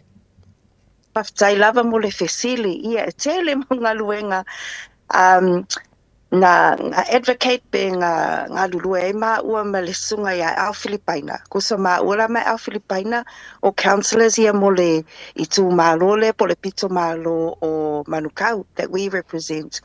For example, ina ua awhia ia māngele I floods I le tausanga le o te le lua whemara le los furitolu.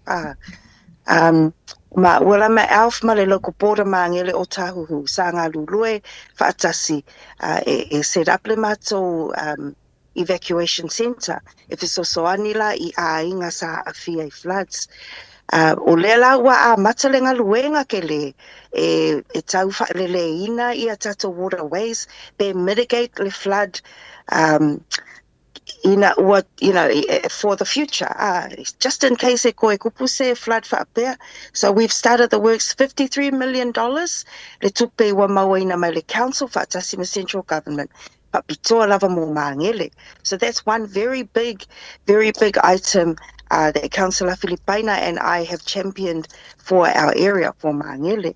Ia le ngata I lea foi o le ngati o Tara Multi-Sport Complex ma le ngati o Tara Marae o le wa mawaina le tupe e wha a matailenga luenga mo le Marae I ngati o Tara mo tato community ngai o Tara mo I lava o le Marae but e le ngā o tangata whenua e benefit I le Marae o le Marae le community facility mo tato umalava. Ma ngele pe au vailai ma ngele David Longi Park le park fo le lei manu ma neil matongofie I ma ngele ia o singa luenga fo le nga sanga luwe fatasi ai mato le governing body ma o ma elf ma le local board ma ngele o tahuhu mo tato community ina I ma ngele ia maisi ma nga luenga ke le foi but those I think are the main ones that I can point to at this time. Malo whaftai. Mo le sirafia fo ia le atinu o le sisunga ia lo tufuli. Ia o loo ngā lue nei ia vea ma councillor. So o vaenga la nei o loo whapena o na iai tutono lana vaava ainga. Mankri and Otahu whapena fo I Otara and Papatoetoe local board. Lau sisunga fuli le nei Taeao o ani sio vaenga wa e silafia o lea e sili o na mawhati ai ia tangata nuu. Ia o mangele Otahu he whapena fo I Otara e mawhai ona e whaaleo ina. Speaking of advocacy, o ani vaenga o loo e maitawina o le a whaaleo ia mawhapena foi o na whaailo I lau au nanga pe a whaapea o le ato e filifilia foi o e linu fua. Tai lava mo le fesili. Unfortunately, I think we all know our people are struggling. Ai mai se lava I areas ia o Mangele o Tahu, o Tara Papatoetoe, Pito Nui o Tato, e to te rei tātou tangata Pasifika. The cost of living struggle, makua whainga ka lava. A lot of our people have lost their jobs, unfortunately, and a lot of our people, even those o lai ainga luenga, the cost of everything is going up, up, up. So we'll lava se kupe kokoe for everything else. So what we can do as council and as our local boards is support our families. For example, making sure that we have beautiful facilities. Our pools are free in Manukau. Ngā o Manukau lava, e le se kokongi mo tato pools.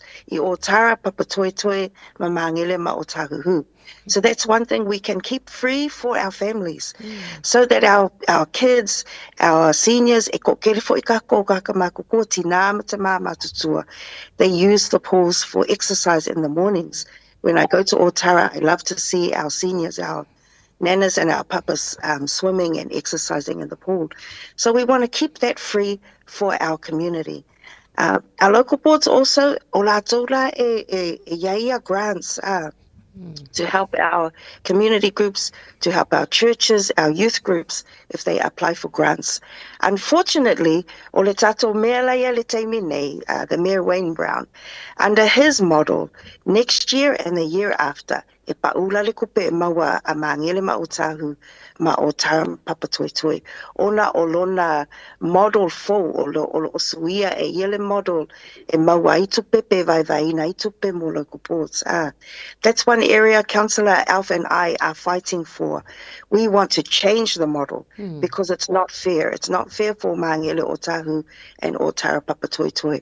Whaila e paula la le Pakeki, a local poti e lua about $1 million or 1.5 million. O lono inga, le lava se grants more tato sports groups, for the Mangele Arts Centre, for example.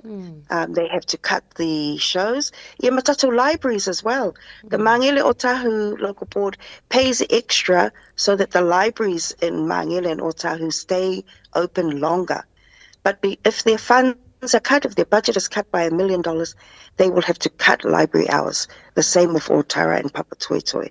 So those are some very important issues coming up next year. It will take a strong voice. It will take strong voices to go up against the mayor, the new mayor, and the other governing body members.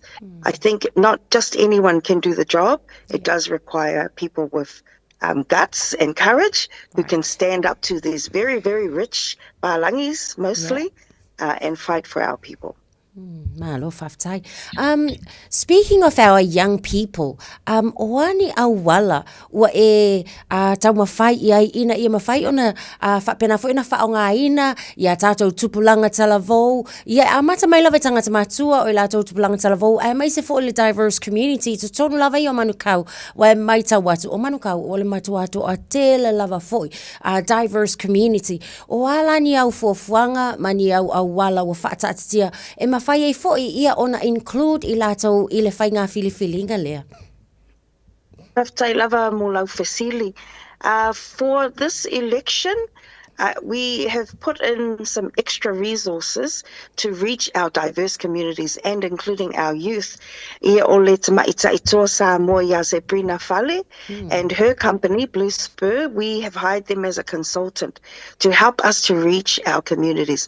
She does an excellent job. I think everybody knows Zebrina Fale and her company Blue Spur, and she's doing a really good job at reaching out.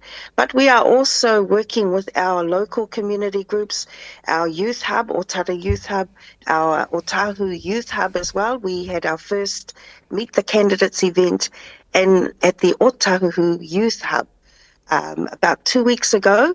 Ngā host lava e kupulanga. It was really good. Kupulanga ese foi. They are Pasifika, but they are also Maoli, and we had our Muslim and Filipino community present there too. So that's a really good youth space. In the past years, when I was on the local board as well, we established our youth council in Otara and Papatoetoe called TOPS, the Otara Papatoetoe Squad, and they are on the ground mobilizing and reaching out to our young people as well.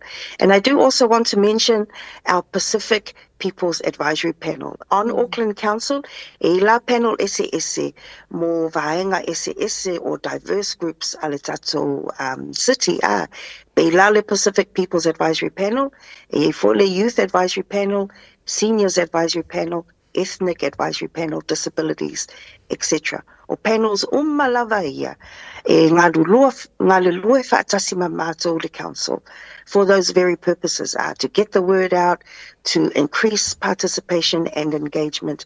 And this year, this term, our Pacific People's Advisory Panel, o le chair o le awhionga ia se Manu, se Woti Simon Matawhai, that I'm sure everybody knows. He's a part of your Radio Samoa family.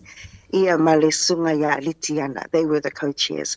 So that's also been a very, very good, very useful way of engaging with our community. Malo whaftai lo whionga. Ia on a tonu fo'i ona o uti le tātou taimi. What will be your final words to our people regarding this election? My final words is whamole mole tātou atunu upele. Whamole mole, please vote. That's the biggest issue, mo tātou.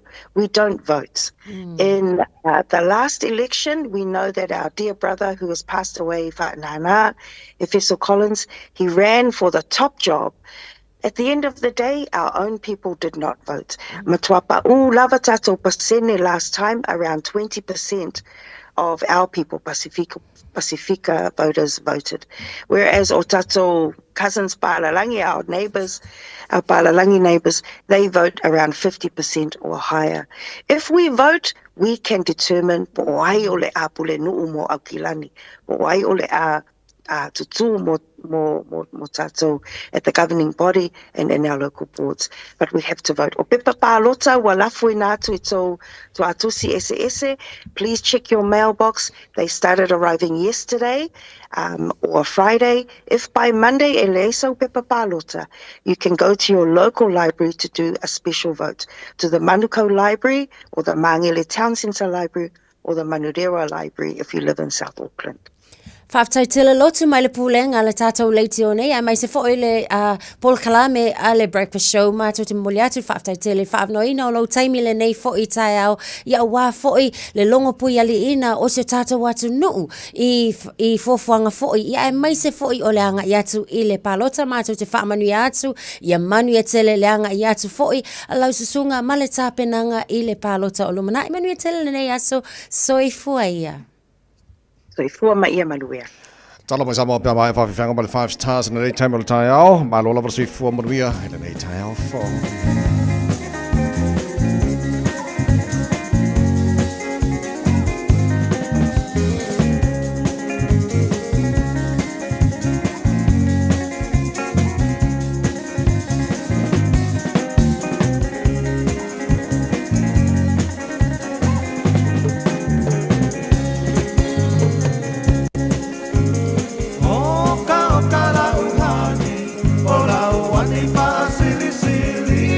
Patu saina Ise apahela pi Pose pisu pasili Pose masike ke mai piti Pasina sa pasui Oni tamato manipi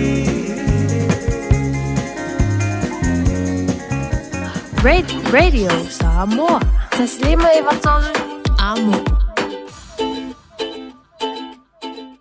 O mawhaiuna a wina tu tala fau mai Samoa. Ona o le lango mai ale ofisa malanga o le ADS Travel. Telefoni o iwa, tolu iwa, lua o, whaselau. Tolu iwa, lua o, whaselau. O te whaatalo whero tātu utinu o ngā tutonu le nei vai asu o tātu mafuta o tala whaawau tala taulongo mai Samoa. Wa mamori te whaamalo le te mai te ipāle mi o le malo tausi, le fionga fia mena o mi mata awhai le sasunga le lauri le mali atoa, le ua te polata I vau Fosi Schmidt, le te itai o le vaenga wha upu whai o le wha atua tua I le tua Samoa ua tasi ua manu malo, I le whainga palota le tinu. Ai o le pāle mia whiriwhiria fo I lea o le whainga malo fau. I lona ave ai ma te itai o le whainga malo ua whiriwhiria e Samoa. Wa ave ai fo I ma wha amanuianga, a le tamai te I pāle mia o le malo tausi, I le sunga I le laudi o le mali atoa. Ina ia sao mauri lona tula I mai le te inga o le malo, malana vaenga wha upu whai.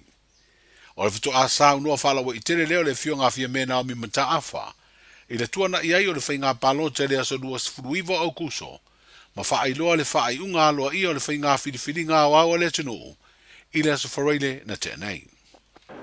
O lea ua au mai le whiriwhiringa le tunu, o anga ia wha demokrasi, o loo whaafoe ai le sailinga o sui o le palimene o Samoa. O te whaamalo atu I vaenga whaupu whai uma, sa tau wā I le nei whainga palota. O se tasi le nei o whainga whiriwhiringa ua whaamawina ai le tele o vaenga whaupu whai, sa tau wā I la au tau sui. Whaamalo I taitai o vaenga whaupu whai, sa o lato taimuaina pol kalame ma whaalawi loa, a o lato vaenga whaupu whai. A wale whiriwhiringa ale atunu. Whaamalo whaafitai le whatotoa. O lea ua au mai le unga o le whainga palota. Ua ausia e le vaenga whaupu whai o le whatuatua I le atua Samoa ua tasi. Le whainu mera maualunga o sui o I tu malo. Ma o te tauwhi ia whai lea mo tātou. Lau fionga I le palimia whiriwhiria o Samoa. Lau fionga la uli il maliatoa sa ngaiane ai o le tai, ma o whao Sofia moe ngā luanga I lou tūlai e taitai le atunu I le tofi palimia. O le tofi le nā, o le tofi o Samoa, malona malo tuto tasi. O la utalo ia whamoimoe I le atua le ngā luenga, ia taunapo I le malu o whainga whawae, matura fono, ma ia tautuana, whautuanga ale au whainga luenga ale malo, o lo o puno wai I au nanga mō le atunu. Ia manuia lo tūlai mai I le tau aveina o le tofi palimia mō si o tātou atunu. O le saunuanga whalawa I tere o le palimia o le malo tausi, na whaafetai ai fo I tai o e kālesia ese, o tai o pāti whaupu whai masui tau wā umana tausi ni o.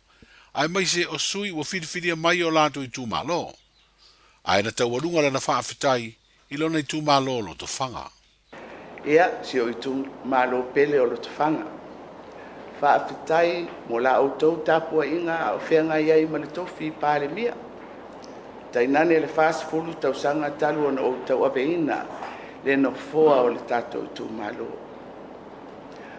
O le asa tātou tautua ia Samoa, ia whaia ia ma vi inga o le atua. Le pa ia o whawhenga inga tau langi ale tātou tū malo. Whaafitai tele, le whaamalo si au, male tatang. Tātou tūli luma so tātou ai, mai e manu e tele si o tātou tū malo. Le fionga fia me Naomi mata afa o le palemia o le malo tausi, ma le teitai o le pāti whaupu whai o le Samoa ua poto. O le minstau ngā luenga te tele o le malo tausi le tō whaolo a forfiti wa ai. O le aia tua le tofi whaipule o le palemene inu ua le manuia I le whainga palota, mai le whainga whiriwhiringa alona I tū malo o sālenga lua. Ai o se tamali I ua lua se furu tausanga o tautua I upu whai o le malo o Samoa. O stasi o sui whaipule sa avea masui lango o le vaenga wha upu whai, o le tautua Samoa I se paia inga butonai. Whapea fo I le pāti o le Samoa Temokarasi tutu whaatasi po le SDUP, ai o le paia inga lona se furuono o le palemene, mai le tausanga luafe se furuono I le luafe luatasi, sa avea ai ma whaipule tuto tasi. Sa ia whiriwhiri e tau vai le vaenga wha upu whai o le wha atua I le atua Samoa uatasi, I le palo ta tele le tausanga e lua afe lua tasi ma toi whiriwhiri ai. Le ana tofi ai a vea ma minsta na kapeneta. Wa whaeloa le tofa ia olo. O lona malolo le whainga palota ua mai atu nei. O se awanoa lea mo ia I lona ainga. Wa ave ana whaamanianga I le sui wa tula I mai le tofi I lona I tumalo. Le fionga le ilua sangato karene. Langona lava le nganga whaafitai. Whaafitai fo I le tua wa mawale maalosi sa o kaukua ka kua kungu. Ia, vea fo ngai kai mi o angi whaale kongo fo o sa o kaukua ngai luasu kausanga. Ia, o ke whamarurua ku ka kua kungu kapau o se mea wo o I se malamalama fo I ma se vai o lungi fo I ka ngaka. Ia, fo ngi mea sa whaale kongo. Ia, asua ku ia vai maru pu e ngai le ka pua inga fo o tatu atunu.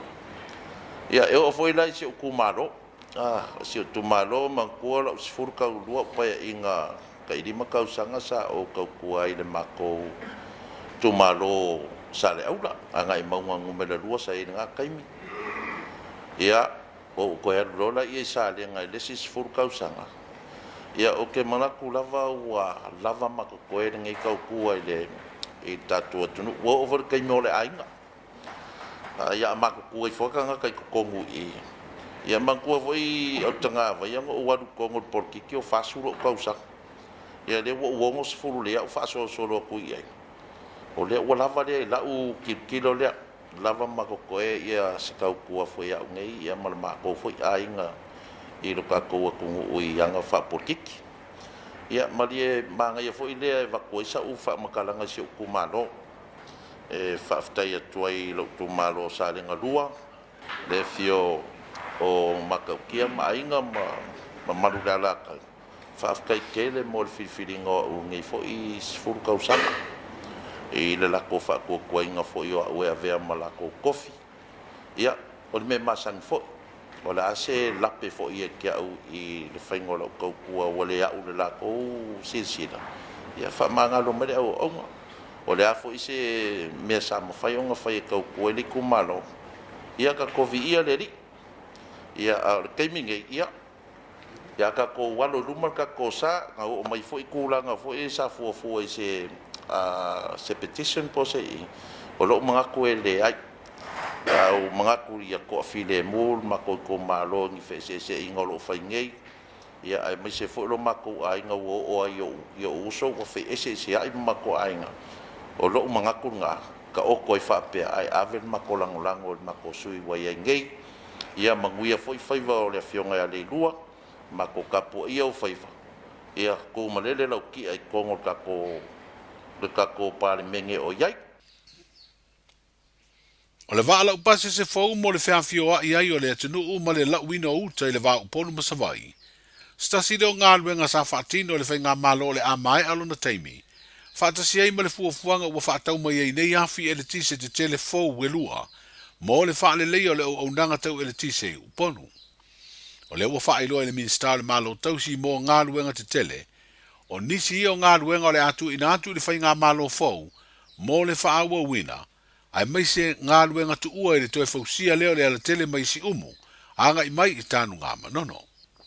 O le ua mautu umalawa ia le tūlanga o tato wa fimori lea whapetau me.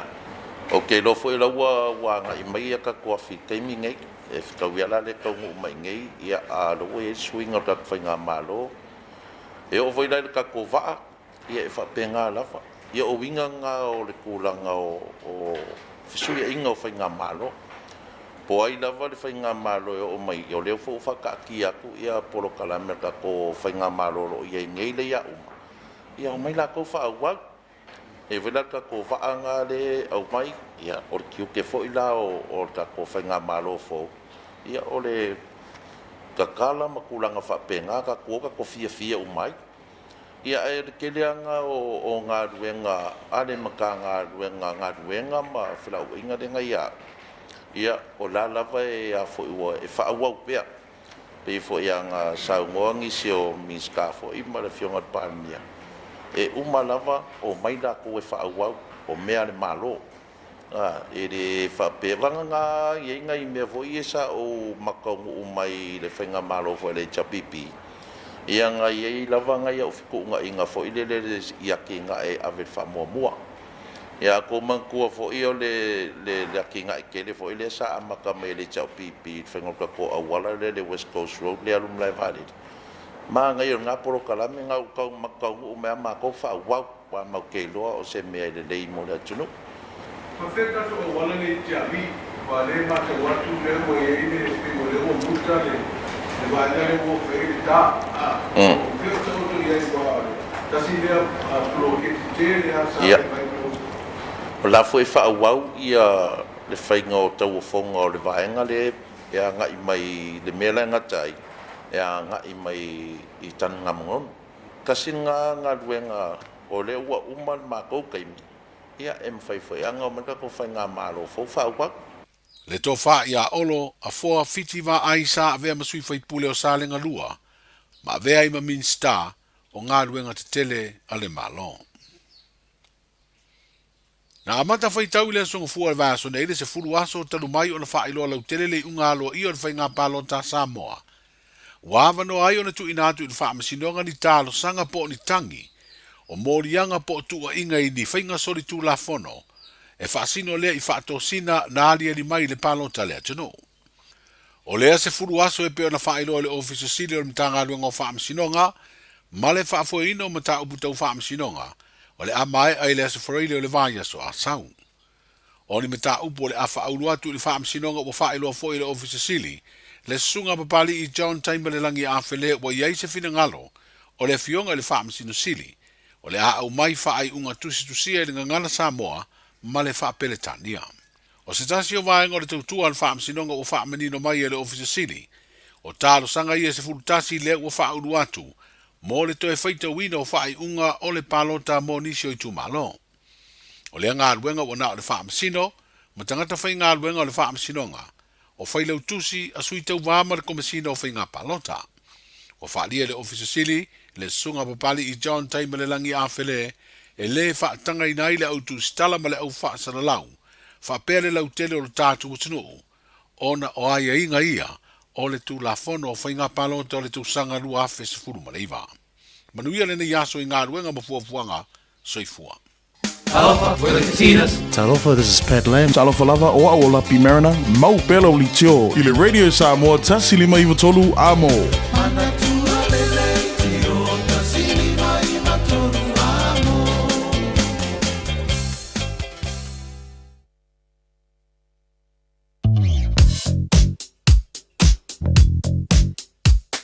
O le ipoti mai lunga o le alatele, ua awina atu on o le langolango mai le ofisa malanga a le A-Dash Travel. Telefoni o iwa, tolu iwa, lua o, faselau. O iwa, tolu iwa, lua o, faselau.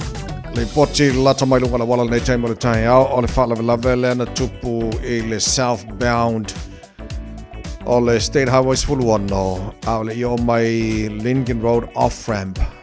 Va Royal Road ma Lincoln Road o lo poloka pe isi lane e lua na le lane 3 la tapuni al temina nei so tatola malanga mai sifo o le tulanga na lo iai lo te pove atu o poloka fasolo atu ai tatola malanga mai sifo mata mai lava i o le Lincoln Road Balu fasolo mai West Gate Royal Road ma Lincoln Road na tonu ana vanga na poloka fasolo atu pasi mai Lincoln Road anga chara tula flow le leia Taja poloka lavras fulono around Point Chevalier and Western Springs.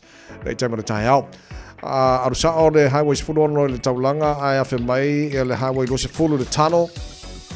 La mana ia, la PCI la flow le lei mai southbound. State Highway lo se fulu poloka lava le pasi mai Puini Road, fasolo mai Lemby Drive on ramp around Rainbow's End, va link o le se fulu lo se fulu anga le State Highway 1 southbound. Ya pauna vanga na poloka na nevanga na Taeao State Highway 1 poloka lai titi lava manu reu on ramp fasolo manu kau flow le leile ba manu kau ma te irirangi East Tamaki on ramp poloka High Brook Tip Top Corner Mount Wellington Ellerslie Penrose mana poloka na Taeao City bound State Highway 1 pasiatu Green Lane la pisia la flow le leile nevanga na Taeao lunga na la wala le taimo na Taeao after bale fasimasa se ola wala nevanga na Taeao o tangel tulanga lo yang ya la masa se ola wala nei Taeao ba ya sa ngone mule nga I tute mga wenga nga tele sa ngone mule molina le fanau after vale avel fa mo nei fanau taime kolo se la wala ne foi tai fo mo sa le mo nai whanau a ngai atu le ora nei foi Taeao fo. Whai o fuafua saungalanga mo Samoa ma le Pasifika. A whio ane loe le la lao le R-Travel i le tasi Malu 5 Great South Road i Manirua. Po o le fitu lua o Shaughnessy Street i Papakura. Ma ua pasese pa u. Wala au loa le R-Travel i le o lua lua whāmalu o. Po o le o iwa, tolu iwa, lua o, whā o. Le R-Travel.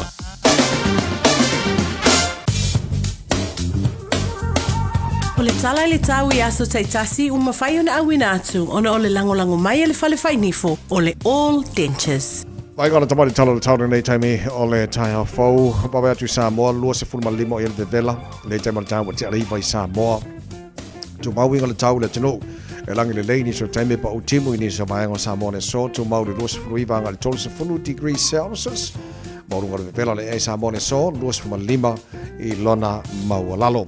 Ya, fatalo fatu, angal taro pukalame so sebagai orang junuk pele Samoa mahalola ba lesu formulier nei taimi ole Taeao la taro papa ai ele tulang ele tau I Australia pa angal umal taro pukalame so sebagai Australia mahalola ba soifua good day mate fitolo ele malulu nei ba ole Taeao le moi Canberra ala fasono pa utimu fa si malulu tele o tole nei asus futolu le malulu malulu lima lona mawalalo tusa le malulu Canberra ma Hobart Sfuton fo maurungan malulu I Hobart la matene na awal tau I le so fa solo nel malulu Melbourne oka fa malulu fo Melbourne sfut far maurungan malulu ola awal pa utimu I niso taimi sfulima maurungan malulu Adelaide ola fa solo fo na awal pa utimu I niso taimi o ise bang Australia senior Australia Marosi fo manuia ola fa solo pa utimu sfuluivan maurungan malulu e mo to le so Brisbane Ona fa solo foi ina awa pa utimu ini so taimi los fruiva oka so le ka vevela foi o ko ri los fruiva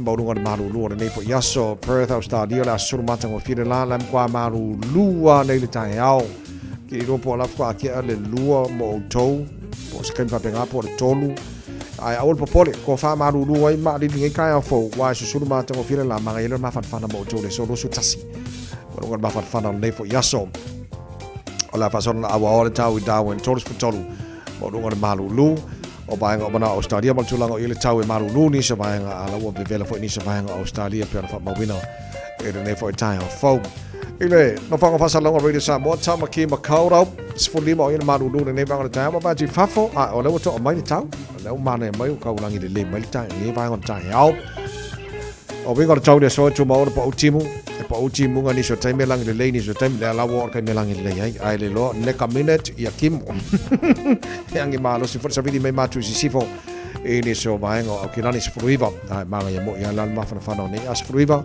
o runga ma fa no le mo ne so futasi dona ma wala lo taia pe aulia awa lang le pa uti mo ni so taimi si fruono mo runga ma lu Taeao pa so no pa uti mo las for raile fa pe na pa uti mo las to nai o jimla sa so fu mala so luar na vayaso o luma na ya tu Pababonga la tamaina na vai tau nei taimi o le Taeao ya ma le fa mo le tunu o la lampa pa au ni so vaenga o le kilope e le tunu lo mo ni ma tau mo tau e le nei as fo tatu aulia A whaia mo o mia neu tai ni fa pi o le tali o le All Dentures. E whapitola mātou au nanga I so se tu ai ngani fa pi. E a whiai le plastic ma le metal dentures. Talia wins quotes ma le afterpay. E le aise tutongi o whaatal noanga. Wala au mai loa le All Dentures I o tahu.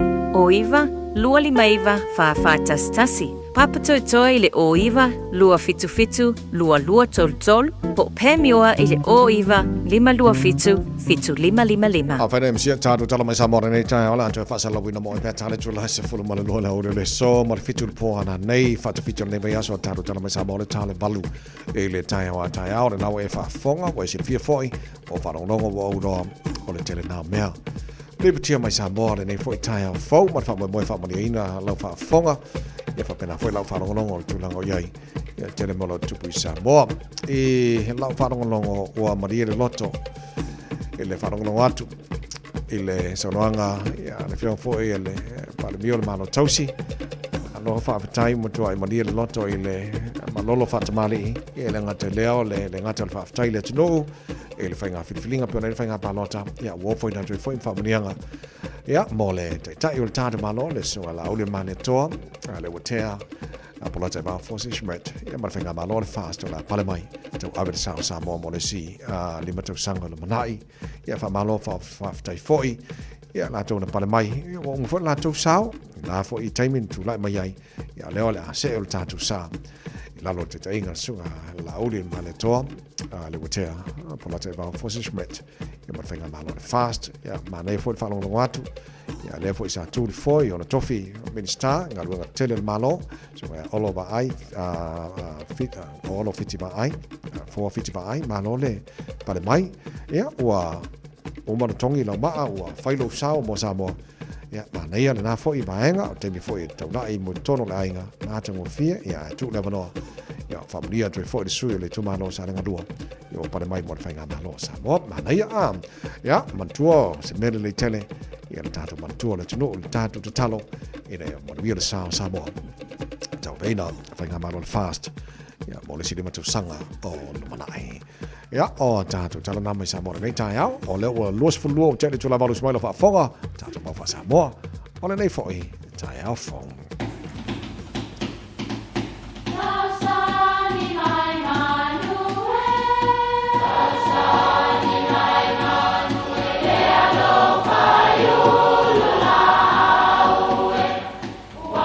E o whanga manu I ululu o la au, awa e whawhanga I funga o la au. A o le tangata, e whawhanga I upu matala. O le mawhileo o alanga upu mamuanga ngana Samoa maona whaapongai, e a fua I lona sio mianga. O lona lea sao I le whaatufunganga o le iloa whaale aso, mai le tautua se ia o ina pule. O alanga upu mamuanga ngana, ua lanto mamanuina le tō whamanino a Samoa, mana tua fo'i, e tāo fitau muli le atunu. Ua tolo paa le mata upu, e maua mai le tolo fia e paa o se mea.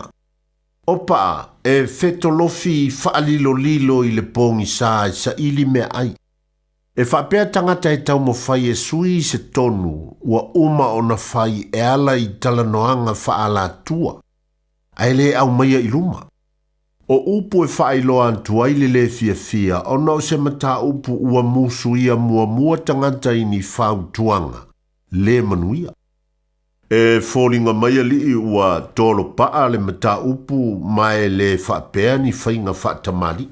Manatua le upu, o le whaiwa o tamali o le sau noa. Aile o le whaunua vau. Manuia lau whaasausaunga.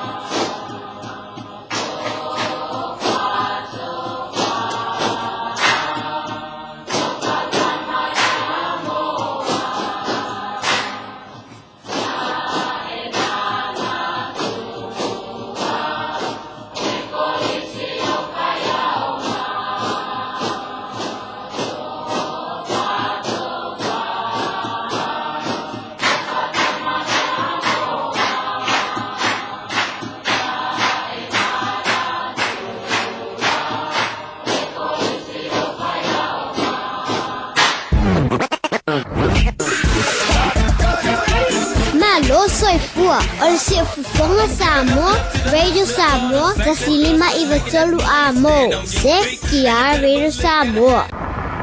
O te mana o ia whaafaingo fiewe malanga inga. O le ala lea o lo palota. O te mana o e saunga le mu lo ua inga I lo mātou pitunu. O le ala lea o lo palota. O te mana o I se si o manga le lei. O le ala lea o lo palota. Mātou te mana nao ia iaise leo o le mātou pitunu. O le ala leo o le mātou palota. O te mana o whaonga te taua o rates I mea talawhia ngai. O le ala leo o lo palota.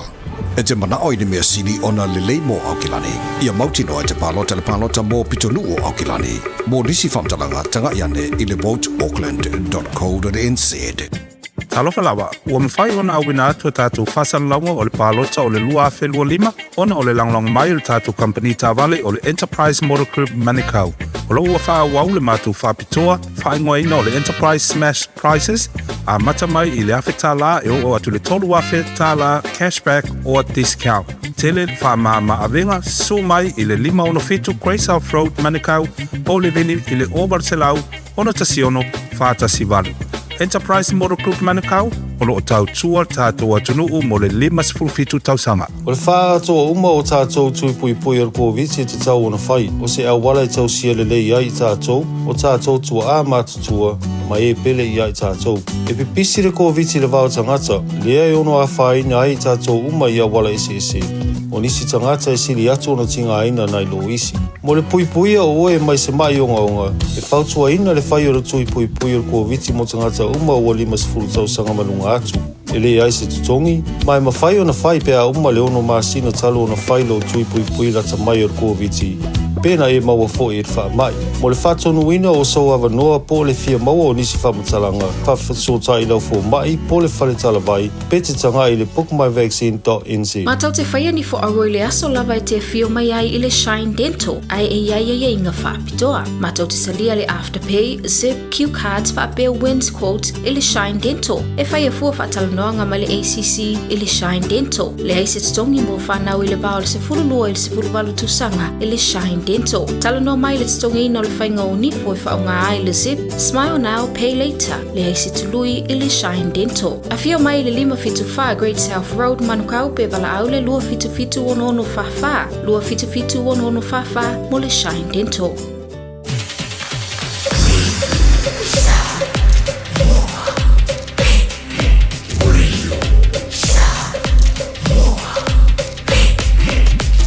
Tasilima iwa tolu a mo.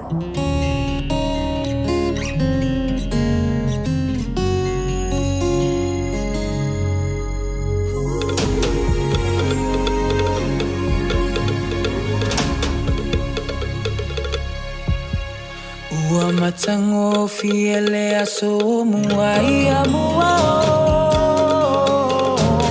Sauni mai lau pati maleko tupulanga Samoa mai e Fiafia E whaava e Samoa I le atua Walou whaasino mangalena Samoa e no ua tunu upele E pele pea I lo uanganga Tupulanga Samoa mai e Fiafia mole au mai moa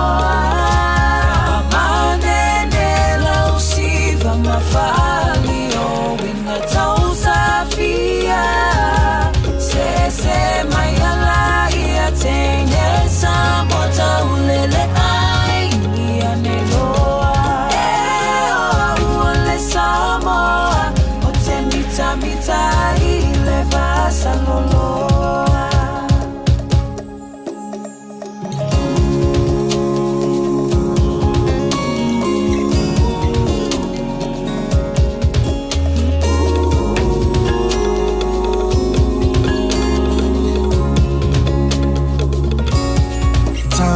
Matine Samoa ia e mana tua Malu e mawhita o ainga Ai mise o matua Aua o soulu mana I manuia E mawai o le Fiafia I ia tu mawile tu mafina wimelele esili le amo itamua tupula Samoa o mai ai Fiafia mole au mai moa amane ene elausi papa faali o winga tau Fiafia se mayela ia teine Samoa taulele ai ulia neloa ule Samoa o te mita ile basa loloa tupulanga Samoa mai ai Fiafia mole au mai moa amane de lausi mafali o winga tau Fiafia se mayala ia teine Samoa taulele ai ulia neloa ule Samoa o te mita ile basa loloa ule Samoa o te mita ile basa loloa Tapulanga Samoa, 3 and Wayno, ina wato lua se fulu malilima minuto lo jora talo le tula e wato pa no minuto lo to le malu le Taeao le Samoa mo nga tolo le bayaso watato yai. Fa mo Moses fa pongo tan program mo na fe konsulo le malo Samoa le na bayaso lo manai ono lo e pe Samoa le fo i Taeao fo. Tato mo ni tamo chila ora le Taeao pe se le mo o few semo le tu funga. Matangi lea Mapua ina le manongi O funga lao Neo le whaai Samoa o tamawhanau Nei tio le toia ina pepo La patita oto Ilona sa tausi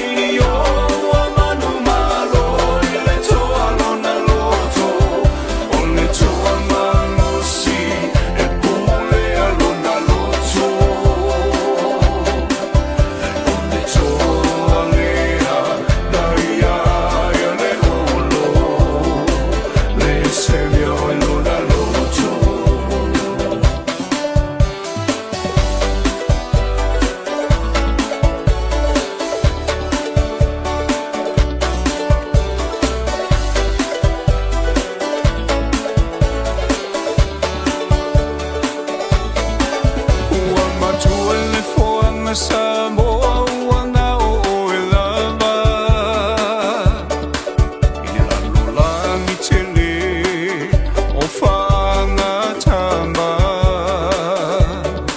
Tua whale le papa, uma whale le moana E ui ina e mativa, ai tau mawhai lava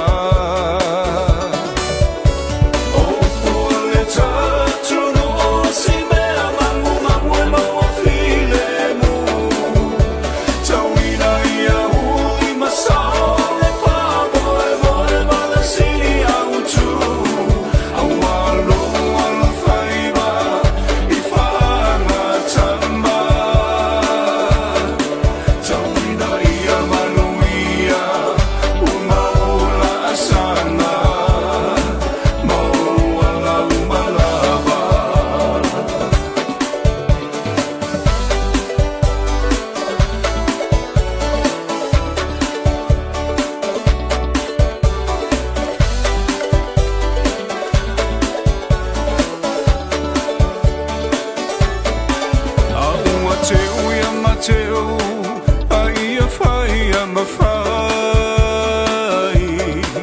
Oh mamana, awa te fa vai vai. Ai amana Samoa, lau tapua inga. Leona talo lua tuna mafatai lo la lo fai vai. Se foi matar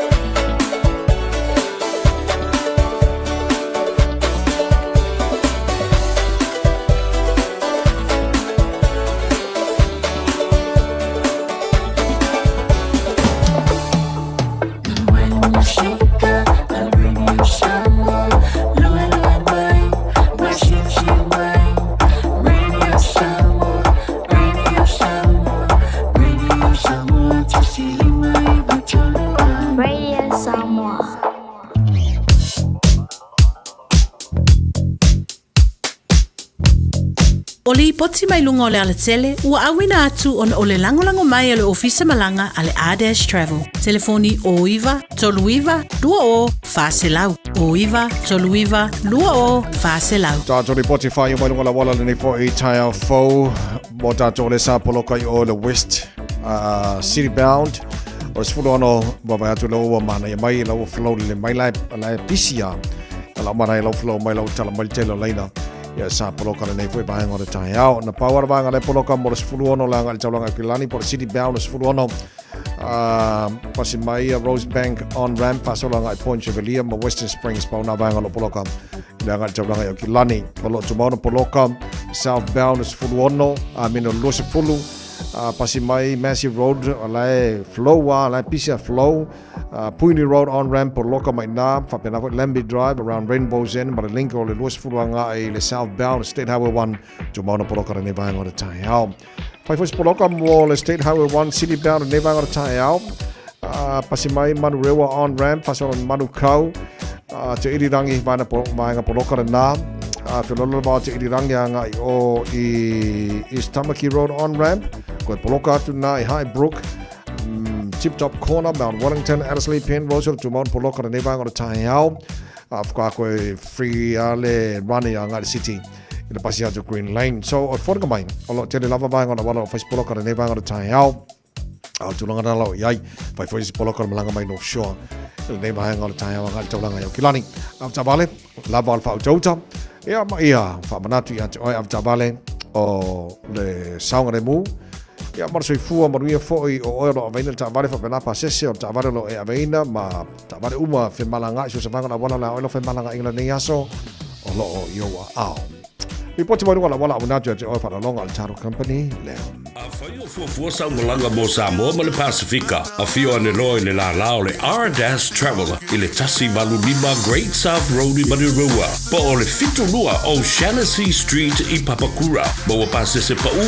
Wala au loa le R-Dash Travel i le o lua lua fa malu o. Pa o le o iwa, tolu iwa, lua o, fa o. Le R-Dash Travel. Tasilima Ivatolu Amo Radio Samoa.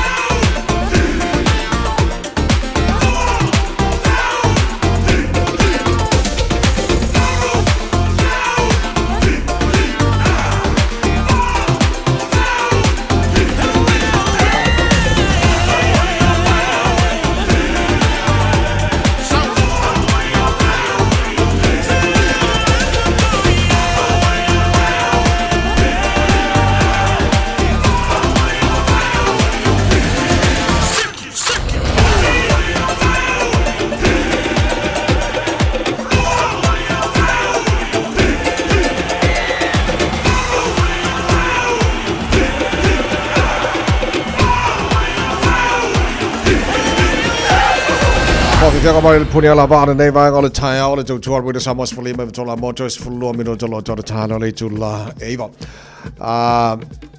E ma fine so sa nei le tuar Taeao world and auto limited mo oi fight food service lo sa e fine so sa fight le warrant of fitness. E foi kai me kele ai na tango fia ko pumping singi ai le la fo ina so ya Victor le fa tsi mas tasio ala Samoa fine so sa ni e le no pa fa ai na la tu Victor ma lo ngalu nei ta good morning so. Yes, so mama lang mara ko sa vai marolo sa marolo no talu pa foi lo cha foi nga sambo mo sa malao ne sa yo marolo ba no sa marolo pa malo se ko so mai me sulu la ni ta vai ya pa tin ki mo ta ya o ya ro ko na ki le mai sa o sole karosia ya umi lang ni le ole mele ye ka ko nga kimu ne kabinet ya wa kimu wala la ne kabinet wa kimu fo la sole pero ko sa u de ka Malu e si ke na ko de bella la ya ai sa wa ya le maltali po tuzo sai ka vai man mato no ma se le ta so confessini man to le su due sene to sia per te sa ya mato I va tasi do tala turfa ka ko tiso le tala no sene ya au le ngaloro Apple Car taxi por e foi sa te no ta so fado lo mo lo ko ka te ka vale fa na fro asa pe eu sa pa pe e so asa pe na sa por e fon que si APG I va tul kalama sa to lo roshi va tala I le sene ya un ngalo lo swafa me se fota numero ya nga ba se ta se ba se ta ma le tato man malo mo le ba so de so ya chef ya ora fa mo le nga o tato ba ta mo le ba ya so o le tato farisilia ya ma to ta kusi su nga ya ya fa le lo sa ya pe fa pro ku service ya fa li pe so nga ro ta ba di fa de tonu ta si de ma to lu sta ma ke go ya pu pa ma no ro ta vale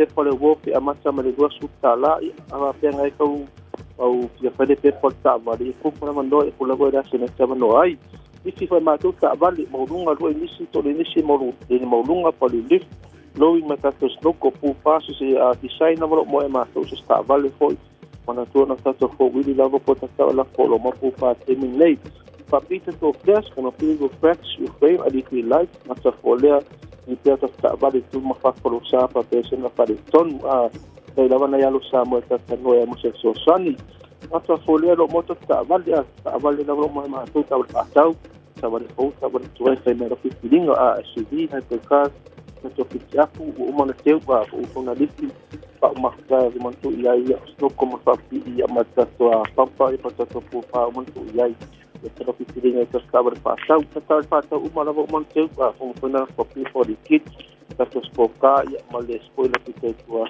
ia te rofi tiringa ia aka te kau para so ta mali ora me te sume mo ia le sene solo mas singa pensa na para so sami ia matou aka te foi inisi me ko ko e dunga so ta ba te mas pata o te ko matu vena tu langa mo oi o le numero ka tu telefoni o iba tu fa to o o iba ro ki fa to dolo o ia para mai mo se so sani tato farpau ta tu si ta si tu suru pa pecho o ta pa o ro pa tu wa si max o se sta vale lava a fa pe ko se ni si max mo ro sa ia ia ko isa mo ia fe tu na ita to mo ta ma sani pero ma to so sani mo o na tulanga ta son to ni va so do su sta la te mi ma ta so lunga ka to finance to songi vai chene ia se na para ro se ki max e no ma to farpa aka pe ti pa faru ta amadu pau ia fudile me la ngai ko ta to ia la ni ia ma to aka pe ko ngai ko nyo pa makta to tas ni to tipu ia so se pena ro mo timini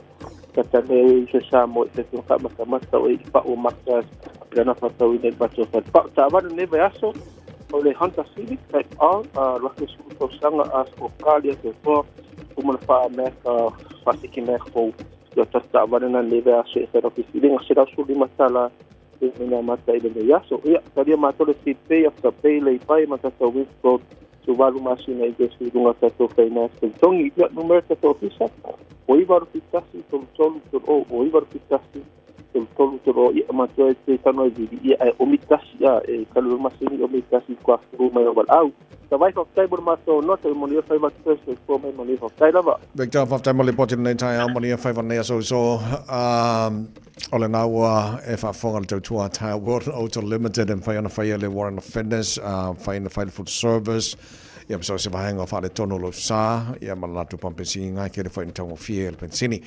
o le I fatu tana pakalama nei Taeao na fa natu da tino tata pe palota mo local elections mantua tofu lau pito no ma sui o lo tau mai ai ia mo local boards fa pena fo I council Kilani councillors tasi tata pule no o lo palota ia mai o mana le la palota na o tau na tau no ia la pe palota I lo maota tau o le satara no nei I le Taeao e le sunga il faltua ia lotu fully ia te mo councillor fo I au Kilani nei ia o le na o le fa le tonu au ka ko le palo ka ko ia ale palo kana ka ko ai palo ko mo palangi longo winga na malo asu palangi ko ala fa fiona na o stato leo e mele le mo tato tanga Pacifica pe le palo tato tanga Pacifica so fa na tu la no ta o tele ia na failo palota fa mole ta no tu lo pe palota failo palo kam ko la folo ma ia nga ia o tala programa na de Taeao ta ma ro Taeao na mo ne fu so lulu fa te tele la malo talo mo tapo inga ta tu sa fo ta le val Taeao nei ia ma le programa Fiafia mai fa o Walter George with Samoa ne fu so lulu mo le taimi mo ia la mo ne ia so God bless so ona ne ta mai meni se fu mai manu ia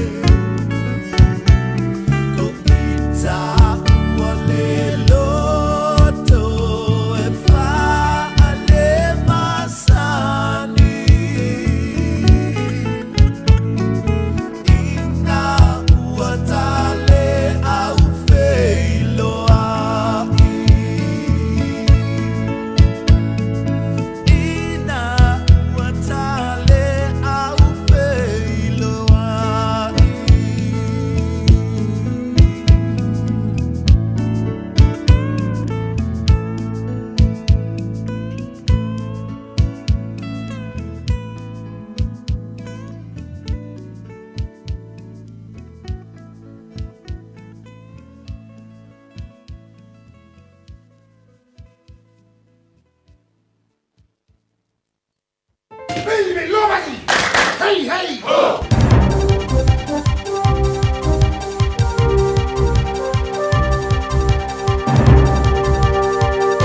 In this update, police intend to release more information today as they continue the search for more campsites related to the Tom Phillips investigation.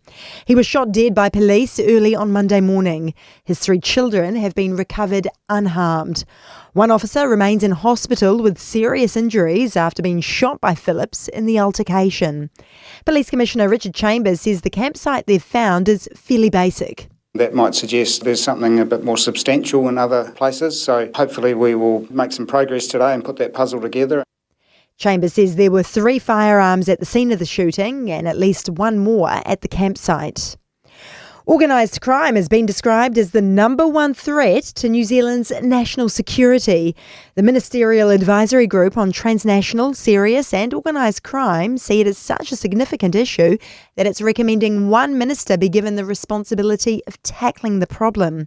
Customs Minister Casey Costello says she sees merit in the recommendation. We've done it before. In the 80s, we set up the Serious Fraud Office to respond to a specific type of criminal offending. The Secondary Teachers Union is not surprised many teenagers who are leaving school early are seeking further study. New data shows 90% of 15-year-olds with an early leaving exemption last year chose more study. More than 1,300 students received an exemption last year, the highest number since 2007. PPTA President Chris Abercrombie says school environments aren't always the best fit for these students. And Christchurch City Councillors are deciding what's next for the central city's sound levels. 87% of those who submitted feedback support an increase to noise restrictions from 60 to 65 decibel LAEQ. Senior Engagement Advisor Hannah Ballantyne says some disapprove. And then on the flip side, that it could affect the quality of life or comfort of central city residents, that residents were there first and or should be prioritised, and that increased noise would affect the health of central city residents. That's news. To sport, and Egan Bernal has won a shortened 153-kilometre 16th stage of cycling's Volta a España Grand Tour in the mountains. Pro-Palestinian protesters set up camp about 3 kilometres from the finish as they renewed calls for the Israel Premier Tech team to abandon the race. The team is backed by an Israeli investor but not funded by the country's government.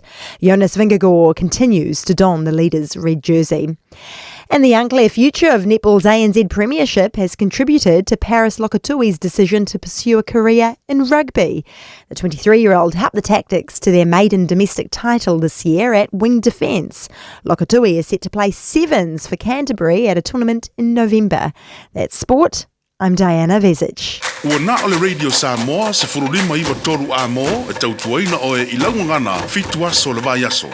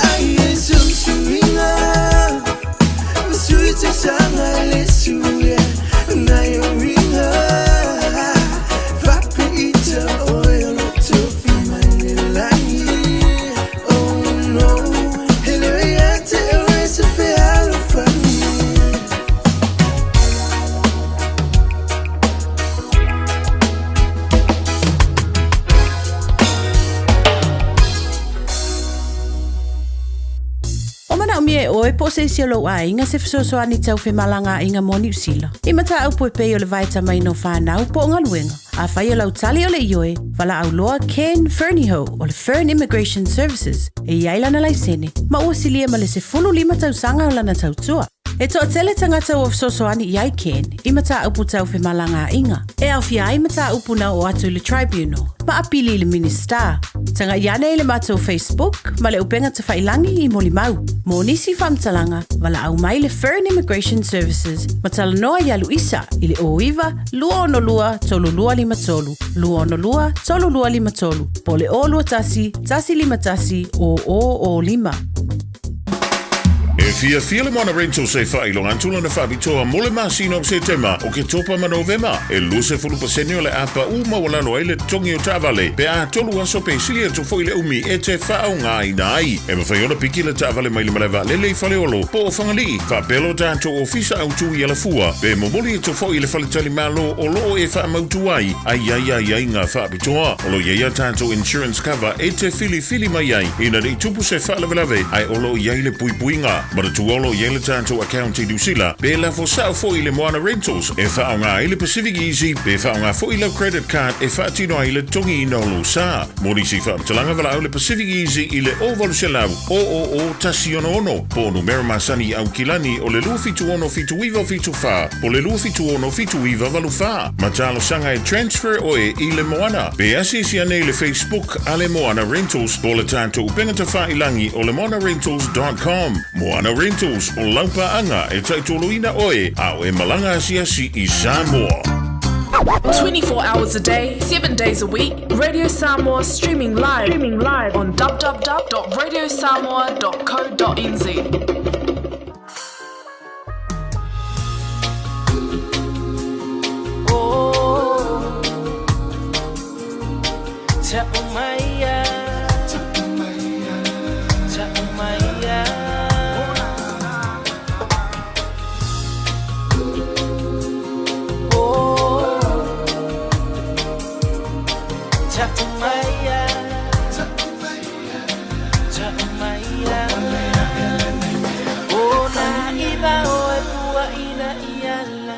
Taunu uaile muangangana elelele se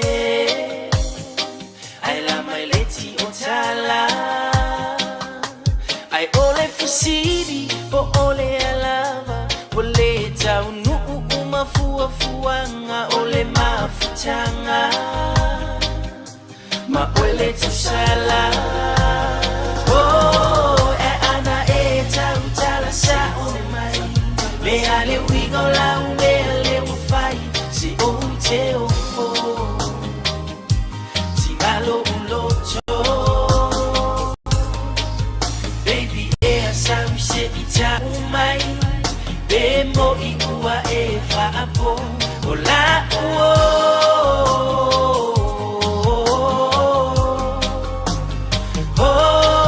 sunga e ata utala sa o mai Eto atele sa moli maumai o au e o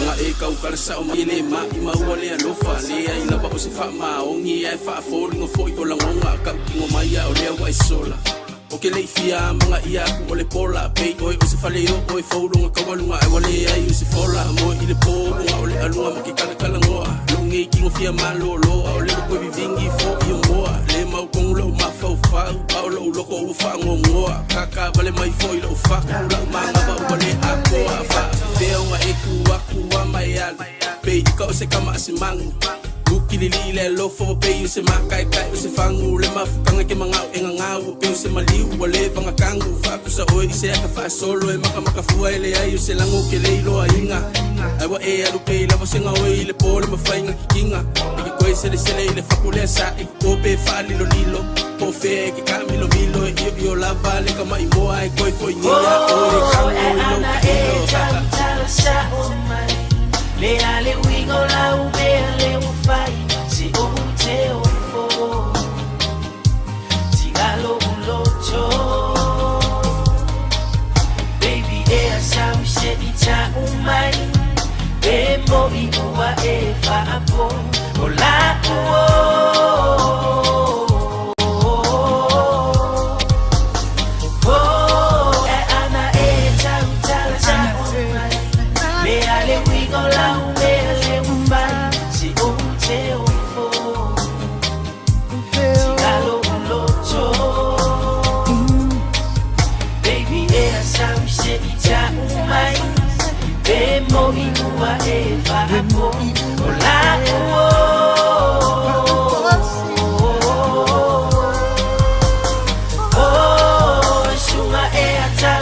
sa o mai e to a tele sa moli mau mai o a u e o o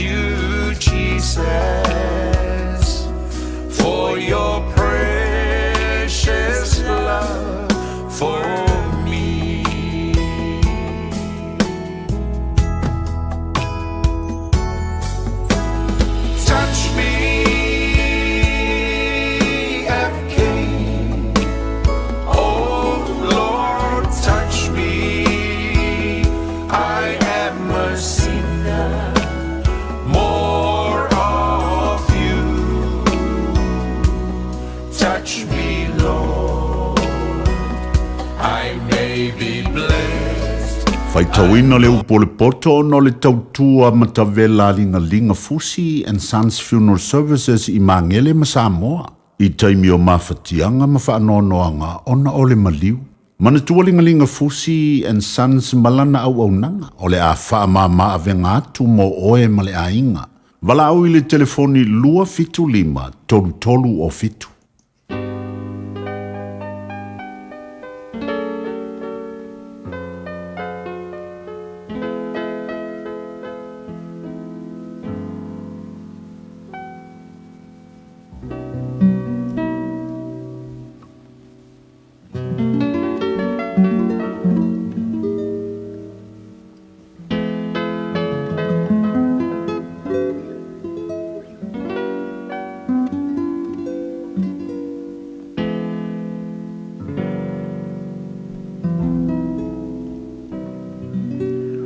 o whataoto Solomona. O lea tari poto na te Fiafia I lona tama. O le tama valea e whaanono ai lona tina. E lea o ngā le whaula inga o loa o lea mi o leanga. A o lea mi o tonu. E lea vea ia lea na I le oti. E le whaala ina, e lea li o ea mi o tonu. A o le manao o a mi o leanga. E te ena lea e ia. E mativa le uanga lue ma lima vai vai. A o e lima malosi e mau oa I lantou. O le whaatupu le tausanga bevela. O le atari I poto lea. A o le moe ngase I le tausanga e sele sele saito. O le atari I lea e tupu ai le maa. O whaamanuia o I lunga o le ulu o le amiotonu. A o ngutu e ami o leanga. O ufitia ia I le whaasawa. O le whamana tuina o le amiotonu e vi ia lava lea. A o ingoa e ami o leanga e pala ia. O le ua potolo na loto, na te talia polo a inga. A o le ua ngutu vale, e lafo tuina ia. O le savali le amiotonu, ua savali ma le saonga le mu o ia. A o le whapia pio na ala, e whaalia o ia. O le ua ngeno na mata, na te whatupuina le tinga. O le ua ngutu vale foi, e lafo tuina ia. O le ngutu o le ami o tonu, o le puna o le ola lea. A o ngutu e ami o leanga, uofitia ia I le whaasawa. O le ino e whaatupu ai misa. O le alofa e ufiufia I soli tu la fono malava. O I le poto I lau ngutu o le mafaufau. A o le sasa, e te tau lea I le tua o le ua le aiso na mafaufau. O e popoto latu te te ua le poto. A o le ngutu o le vale, wala talata I ai le malaia. O le oloa, o le mauoa, o lona olo malosi lea. A o le mativa o e matitiva, o lo latu malaia lea. O le ngaluenga o lea mi o tonu, e ulea I le ola. A o mea e maua e le ua mi o leanga, e ulea I le sala. O I le ala o le ola, o le tausi I mea e a ina. A o le ua tu ua le a inga, ua se lea. O le ua ufiufi le ino. O ia te ia lau ngutu pepelo. Ma le ua faitala leanga o le vale lava ia. O le tele o upu e ono. O le tele o upu e ono soli ai le tula fono. A o le ua ta ofi ona lau ngutu o le tangata poto lea. O le laulau faiva o le ami o tonu. O le ario e sili ona le lei lea. O loto e ami o leanga e tusa ia ma se mea whatau waa. O lau ngutu o le ami o tonu e whanga ina ai le lo te tele. A o e vale lea e oti I lantou ina ua le ai se mafufau. O le whamanuia le lii. O lea e whatamao ina ai na te le whaopopo I ai se ti ngā. E pei ona whai ma mea e ata I le vale ina ua whai me leanga. E whaapea fo I le poto I le tangata mafufau. O le mea e matau ai le ami o leanga. E o lava lea I a te ia. A o le mana o e ami o tonu e foa ina mai I lava lea. E pea na mawai antu o lea sio. O whapea fo I le ua ami o leanga o na le ai. A o le ami o tonu ua iai whaavae e whaavavau. E pei o le vineka I nifo. E pei o le asu fo I manta. E whaapea le pa ie ua awina hatu. O le matau I le alii. E whaalewe le vai aso. A o tausanga o e ami o leanga. E whaititi ina ia. O le whaamoe ami o tonu o le oli lea. A le whaatua tuanga o e ami o leanga e u vale lea. O le alo le li o le malosi lea ie ua sao lanto wa mio. A o le malaia ie O e ami o le anga. O le wami o tonu. E le fanga i tia lava o ia e whaavau. A we ami o le anga. E le mau i la tou i le nuu. O le ngutu o le ami o tonu e fua mai iai le poto. A lolo whaiva whapio pio e vai se ina lea. O lau ngutu o le ami o tonu. Woiloa e ia o mea maalie. A o ngutu e ami o le anga e whaapio pio ia.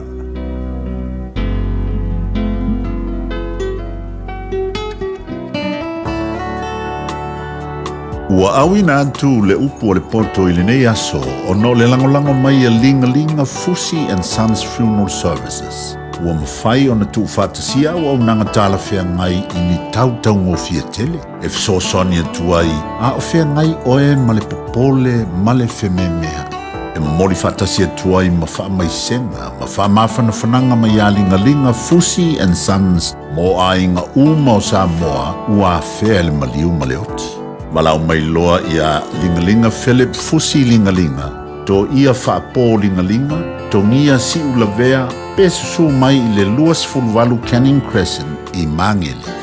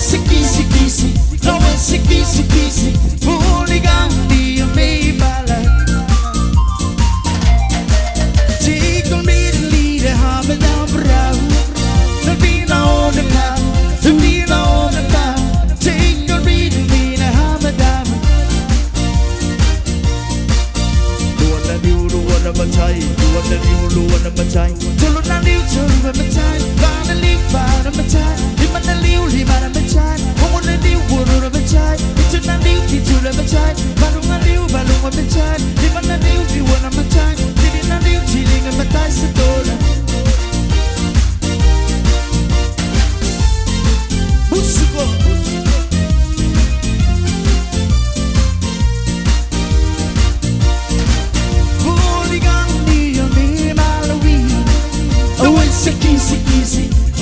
Kisi, hooligan, be a baby. Proud of doing man, said the holy man. Soon they the land. Proud doing man, said the holy. Take on me to me, Muhammad, down around. To be no about, to be no about. Take on me to me, Muhammad, down. Luana batai, luana batai. Tolo na batai, bana batai. Lima na batai, homo na batai. Itu na batai, banu na batai. Lima na batai, tiri na tiri na batai sedola.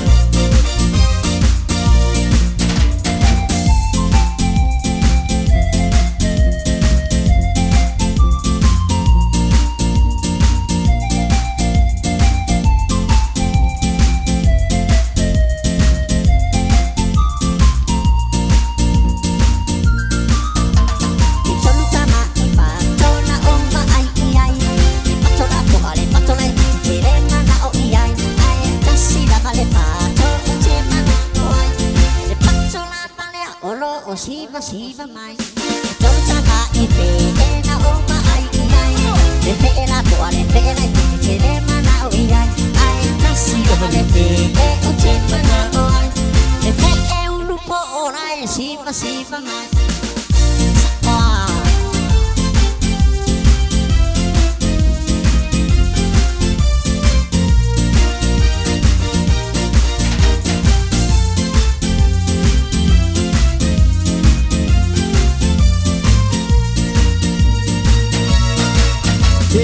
Camilla licking the gum, Camilla licking the gum, they're really killing the bone, they're really killing the bone. There's some more, licking the gum. Saka we to the man, Saka we to now, man, there is a valigian, Saka we to now, man. That's the rest of the day, and what the master is the day, and what Saka we my love, Saka we my love, Saka we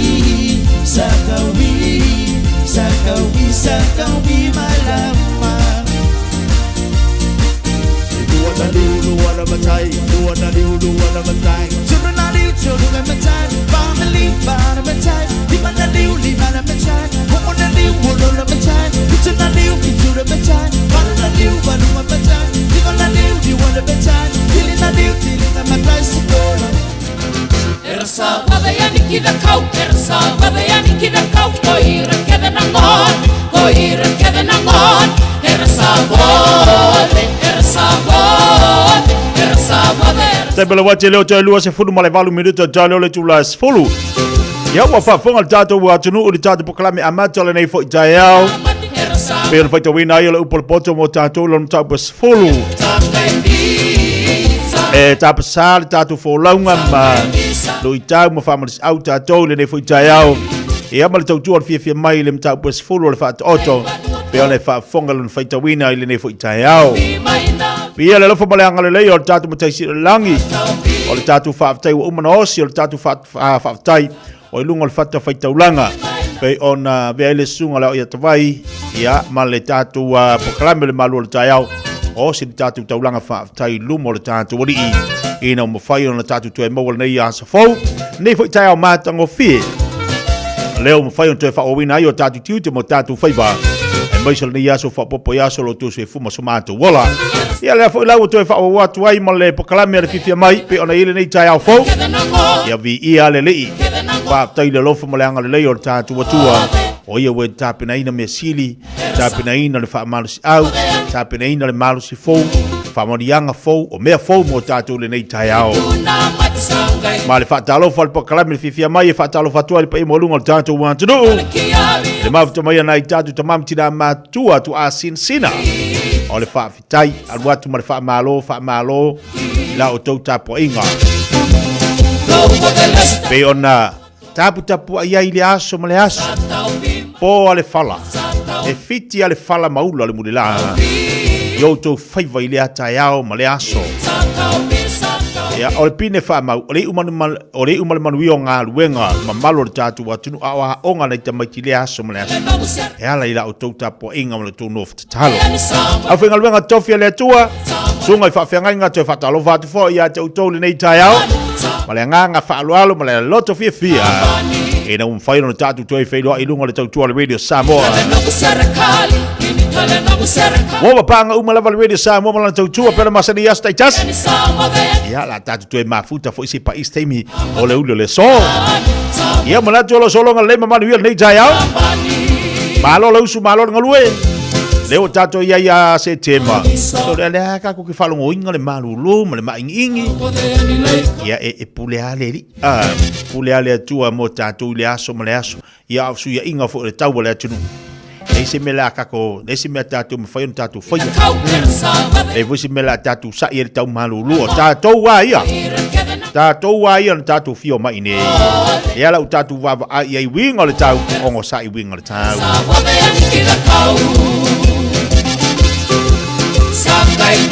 Pa malulu atu tatu watunu wale o tatu pokalame o tatalanga nei Taeao. So fat pea se tatu so ta inga male sungal faya onga por sungal fo ma ia mtamai takta tautunu ia por sungal Taeao ia mo tatu pokalame liva yaso ia o sipisi ia te loala at fai to so ta mai stemi ia mo nei te mo le faya no fato no tatu pokalame ono tulanga fo iolo ile pisi ale sunga ile faya onga por sungal fo mai pa wa tatu pokalame o tatalanga le tatu ngana Samoa. Ia Fiafia si Fiafia mo tantou le te mau tatu se atu lea ila unanga mo tautua le enterprise mo group mo tantou pe ona ye le tatu falta vale sunga ia fia le lei au kuso fia le lei. Disi vote ma dio tatu watino lo tautua ina tatu ala foi la unanga le tatu falta vale. Ta le tu las fulu tali mai tatu tala fou ngal Samoa.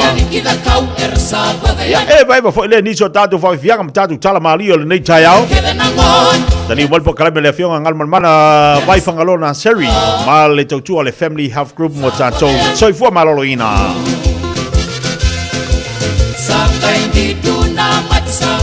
ai malolo no sai tato wa tunu se vai nei fa fianga Taeao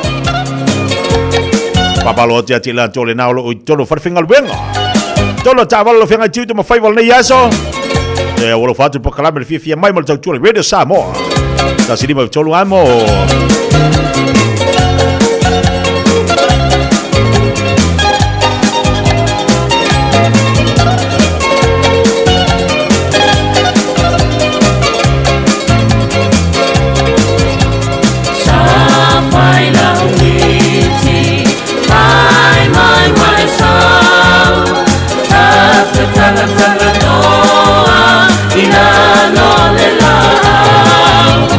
I hope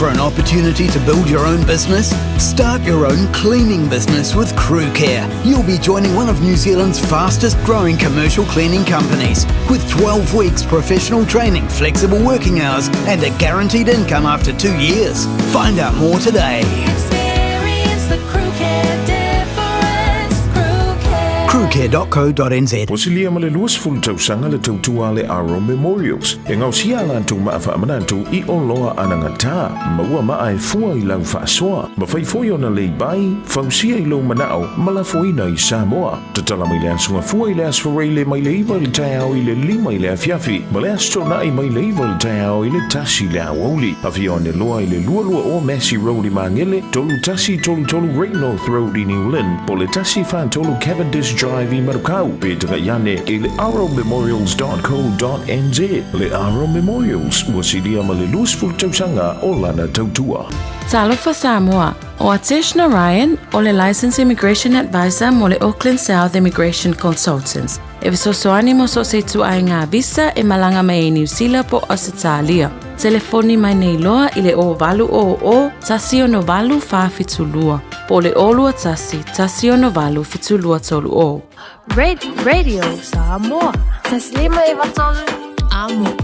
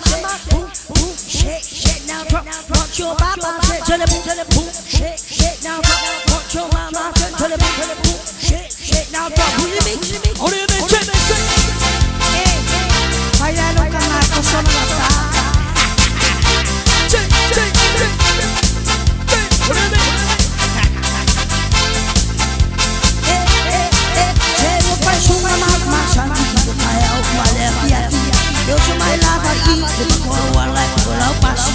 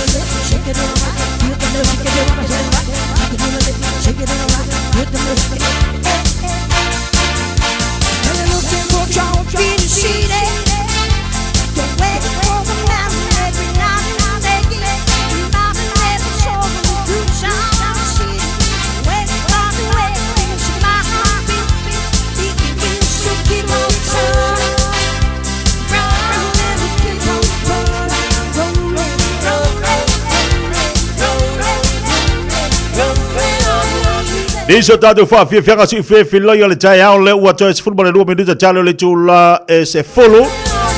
Tau whai atu lau namba tau tua le tātou a Whaltawalan Enterprise mo tātou le sunga fo i kusofia le lei. Ea te mamau i o le afon tau whai atu lo whaisi piso la tau te lola atu mo se temi tau sota i atu le iai. Ina i mwhai o na mua se tāwale mo ema le ainga i le tau tua ni te mali o le tātou wa tunu o lo whapenana ngā lua i tiro le Whaltawalan le nei. Ai malai alo sota NPL tātou telefone le over se lau on tasi ono whatasi valu. Over se lau on tasi ono whatasi valu. O le telefoni na te mo iai o le telefoni wala ufua. Ai ole telefone le sunga ya ku Sofia le lei. E te mole le olua o. Fa o iwa fitu olua na fa. Olua o fa o iwa fitu olua na fa. Ya pete anga ia nei le tua le si telefoni le am. O le lua fitu fitu fitu ono se lau. Lua fitu fitu fitu ono se lau. Tatu telefoni na mfaino sota iai i te mani o le tatu atu nu. O le tua tu se lima fitu tolu Great South Road ina i Manukau.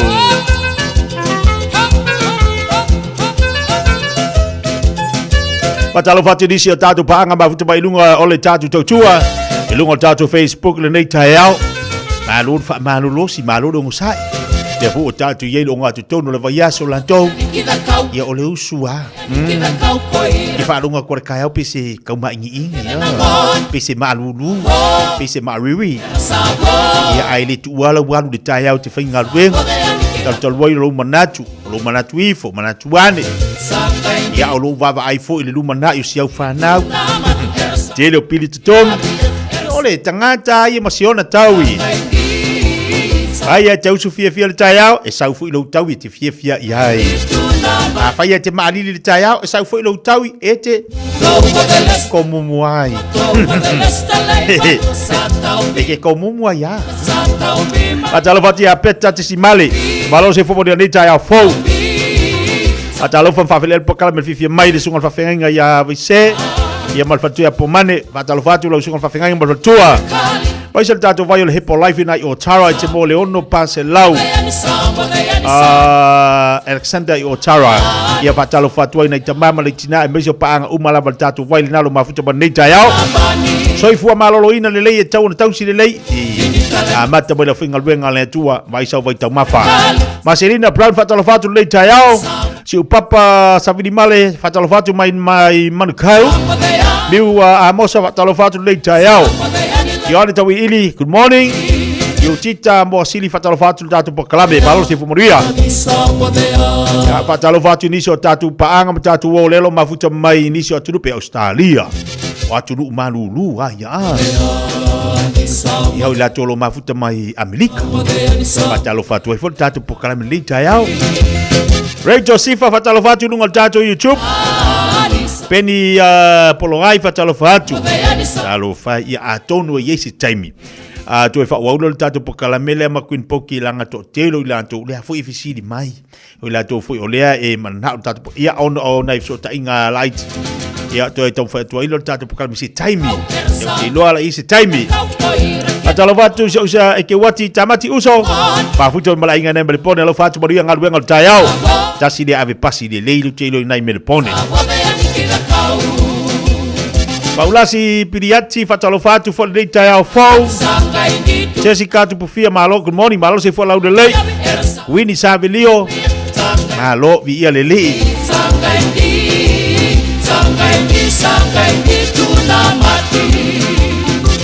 Reza Roberts fatalo fatu po kalabe lenga foi leia me ali alo pulo.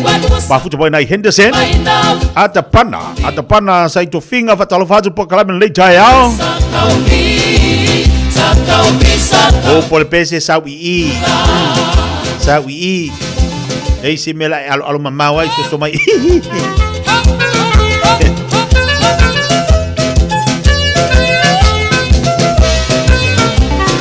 Talo fatu le tatu tau tamama tua ia la pepe pirione. Talo fa la pepe. Na ia uo ma pa anga lo mafuta mai Brisbane o Italia. Talo fatu se usa ia fiu bine mal fatu ia ela. Talo fa uso. Malo se fo manuia nei Taeao. Ia nei Brisbane lo mafuta mai uso ia vena. Ke lani mal fatu ia le vea mal fa nau. Lo ale ngosa. Wa uma nei le tātou wa whainga pālota ma utino fo i lea wa tawava ai ia. Ma māloa leo sa o tau whaititia fo i maleanga i lungo penga ta whailangi. Ia māloa ta talo. Ai te leilo ia toi mana ia le no whalangolongo i le saunoanga le tamaitai pāle mia. Ma ia ia vaenga i le latu filo inga matusitala i le asona nafi. Ia te le vaenga na fisilingi ai foi ia le tula i mai o le tamaitai pāle mia tu stala. Ai se le mana i o le tali o le tamaitai pāle mia. Le ngata foi lea. O suia minista o le kapeneto i lantou sano nofo ma le nofoa. I le tau aveina mai o le tātou whainga malo. Ea, e ila le fesili na fesili ai se tase tu stala i le tamaitai pāle mia le afionga le pāle mia le sawhapito. O iene tau tangi. O ave ile famsidonga le talia le tamaitai pāle mia ele ai ele ina matu tangi ea maila na famarianga te loa tau whatu le yaso la maua la whaina e tue whafonga iai fatasi manisi o kapeneta sa mamode la tu famarianga ea maua tau nufo ina la tu sao o la tu tau tua i tatu wantinu ai whaafitai ia, o la ngona i o le whaafitai. Whaafitai le lātou tautua ma la lātou sau. Na lātou tā pena ina isi me le lei. Ia manisi awala mātango fie. Awale tātou whai ngā malo. A pia fo iria nisi o suia whai pule wale mawhai ona to e sau mai li tātou sau wha ingale nei, po le tātou paia ingale nei sumalvalu. Tofu wale tangata ia malana maa sa tongi tu tonu. Tofu a. I tua ngai, po fia lava le tuma a fia lava le vaenga whakawhaina e sa whail no foa. Ai ua le mawhaina e toi no foia no foa mo le nipa e inga. Na iei lau sao. Na iei lau maa na tongi tu tonu. Na e fesoa soani i le tau whawhawina o nisi mea awale manui o le antinou. A o hala whale tonu o amena tutupu. Mo whata fia ia wau o le tai o peo upo le atu. Ai sa tongi ala umaa na i fo ilo uleo e tau pule ai ni mea awale manu o Samoa mo Taeao. E oi lava la wale whamunia ina le toi ofi mali no foa. Aua te popoli. Na i ai la umaa na tongi tu tonu. E aua ia isi o usua whai pule uma whai ona Samoa nipe inga. Ia o la tau fu ilea taimi. O la iei fu la tau maa la tongi tu tonu mo nipe inga se furu malvada. Awale manu o Samoa. Pawale mea tatu taloia umile ola ma le malosi. I lo o tau se fua o i lato uma o lo i eile langona e fia ofi vaenga i upu fai o malo o le tatu watu. O le taloa. Ma tu i leli. Soa soa ni mai lo tatu vai vai. Mata pena me mo tanto lana fa. Toi fa minute tano le July full tau tua veda sama sumalima tula mo. Au wala fa toi pa nga uma la wala ma futu ba nei table Taeao. Malo nga lu malo tawan tai.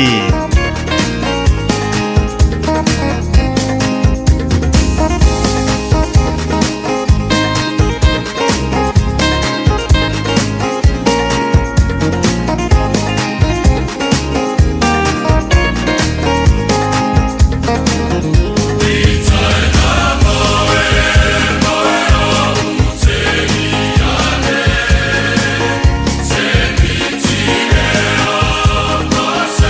you.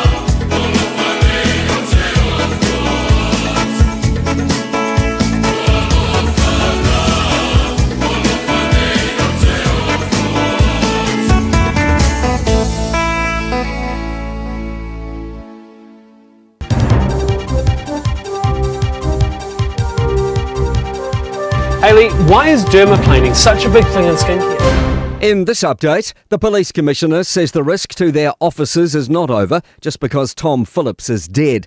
He was shot by police early Monday morning. His children were recovered unharmed. Police intend to release more information today in their search for more campsites. Richard Chambers says the eldest child, Jada, led them to the first campsite, told them about a firearm being present and instructed how to best approach the children. The information that she shared with us was very helpful, but we kept her not far away, but far enough away to ensure that her safety was not compromised. Chambers says they can't rule out further danger, considering that Phillips was armed and motivated. We will approach any other location safely and confidently, but we have got very well trained staff who know how to deal with potentially volatile sites. It's thought there's around 13 ministers who could play a part in fighting organised crime. A report from the Ministerial Advisory Group on Transnational, Serious and Organised Crime has recommended the government give the responsibility to an individual minister. The panel of experts calls organised crime the largest national security risk. Group Chair Steve Simon says the work addressing issues is spread too thinly. We need someone the public can look to say this is the person who's taking the fight to organised crime, and then is supported to make sure those other agencies are doing their job as well as they can. Concerns the government's new round-the-clock digital health service is leading to people not receiving adequate care. More than 21,000 consultations have been delivered through the online scheme, which launched in July. Health Minister Simeon Brown says it's used most often when GP appointments aren't available. But General Practice Association Chair Angus Chambers says it's making problems worse. Certainly some well-recognised issues overseas of people coming to harm from telehealth services because they actually miss things, because they're missing out one of the key safe operating procedures that we do, which is examination. Hamas says 6 people were killed in the Israeli attack on Qatar's capital, Doha, but they claim that its leadership team has survived. That's news. Aloha, we're the Katinas, and you're listening to Radio Samoa on 1593 AM.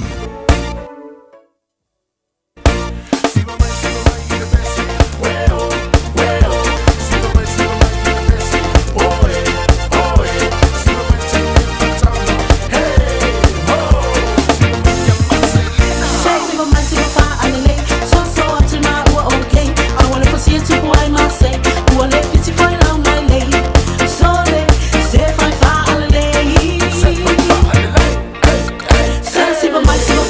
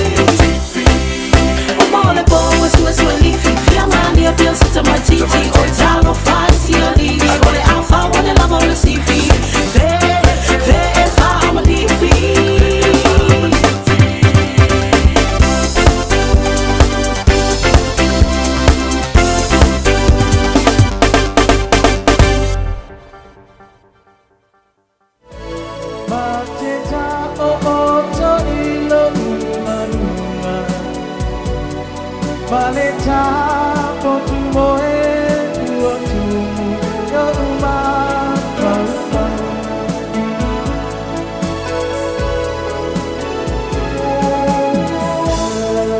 Ina kuma e ola utautonga i le maro. Sapa pena o le wala unia umo atunu mamao. Ila una luenga i tusalea ma le lima o tausanga. Sapa i taia tia. Ono utu ano aina. Ai mai se o tonua e pele i atia. Lo'o wai atunu mamao. Tusi atu lo'o tonua i masi na uma. Mori atu. Ona no whaanga moa.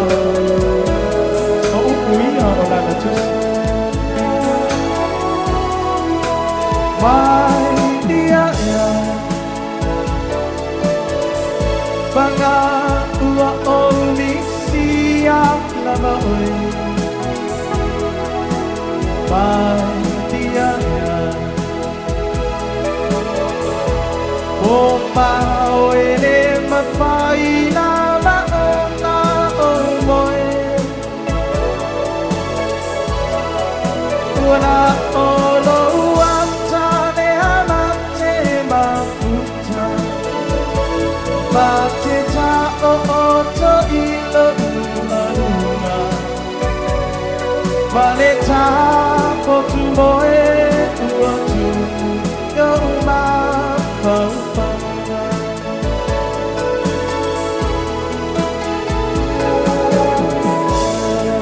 Ua savali a nei ma le wha o tausa. Tanu o no utai sea mo na una ruenga i atunu mamau.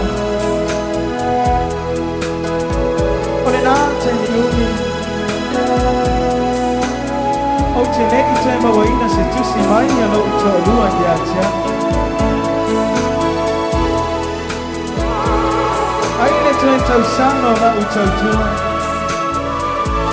Ai whafua se i aloa o na uta e mawaina le tusi. Oi se mea i ngā whai tau ne mea. Ai pē mawhufo i se a. O upu ia o lana tusi. Mai dia ia. Pangale mata uti o le mea. Mai dia ia.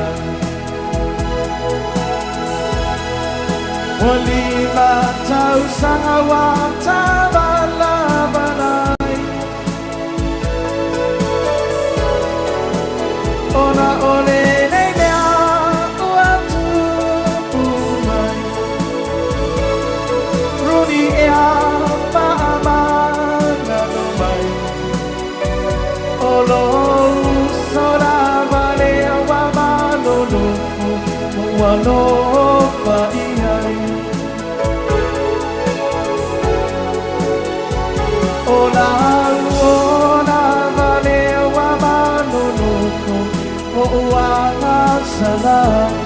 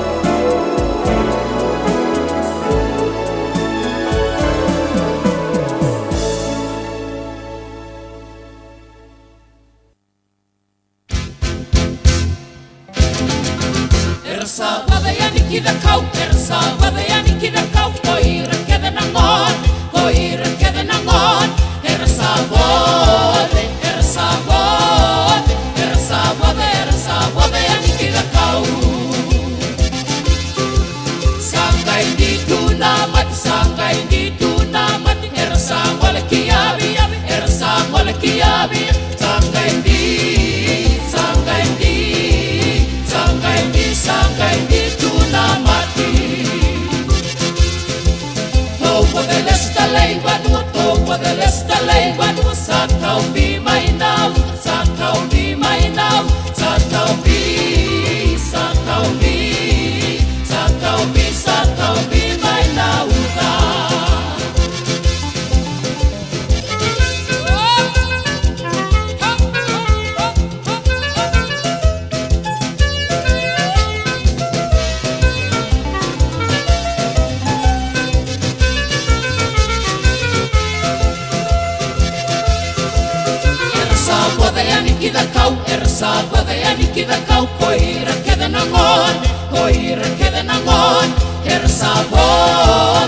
Ja, te wele wat jelo se voetbal lua minuut dat nei le tula is folu. Per de fatu stem yo sola, ja, on le PC foi le sungal fo mai. Ja, le sungal fo ya onga. Ja, le yonga ya tawai Dr. Tunu. Ja, wali tatu pokalema sani mo tanto ya solulu ai faftai. O le ua mo male avono mo tanto le nei foi Taeao. Ja, la tatu fasoa. O sia vai nga taua. Na tau tilo lava i ai le tatu pokalame. Momo o tamaiti. Ia mesel taua ngan Samoa fo ile mo tanto. Ai faftai le mo mai le avono le sunga le faya onga po sunga fo mai. La tatu fasoa i nei Taeao. Tatu tilo lai mo mo fa nga ino fa ilonga fo ie le e fa nga e tanto. Ina ia manino se upo te tau na tau. Ai o vai nga tau na tau na o fa matali atu. Ai la falu tele sunga fo mai mo tatu le nei Taeao. Pa talo fatu malanga fa lo lo sunga fo mai nei Taeao fo. Ia le li o lewa te mo le filo inga. Ia mesel tapo kala me pe na fa so le telo Taeao. Ia mo vai asu. Ia le li fa tai. Wa tau no fo ini so fo fanga pe ona iai.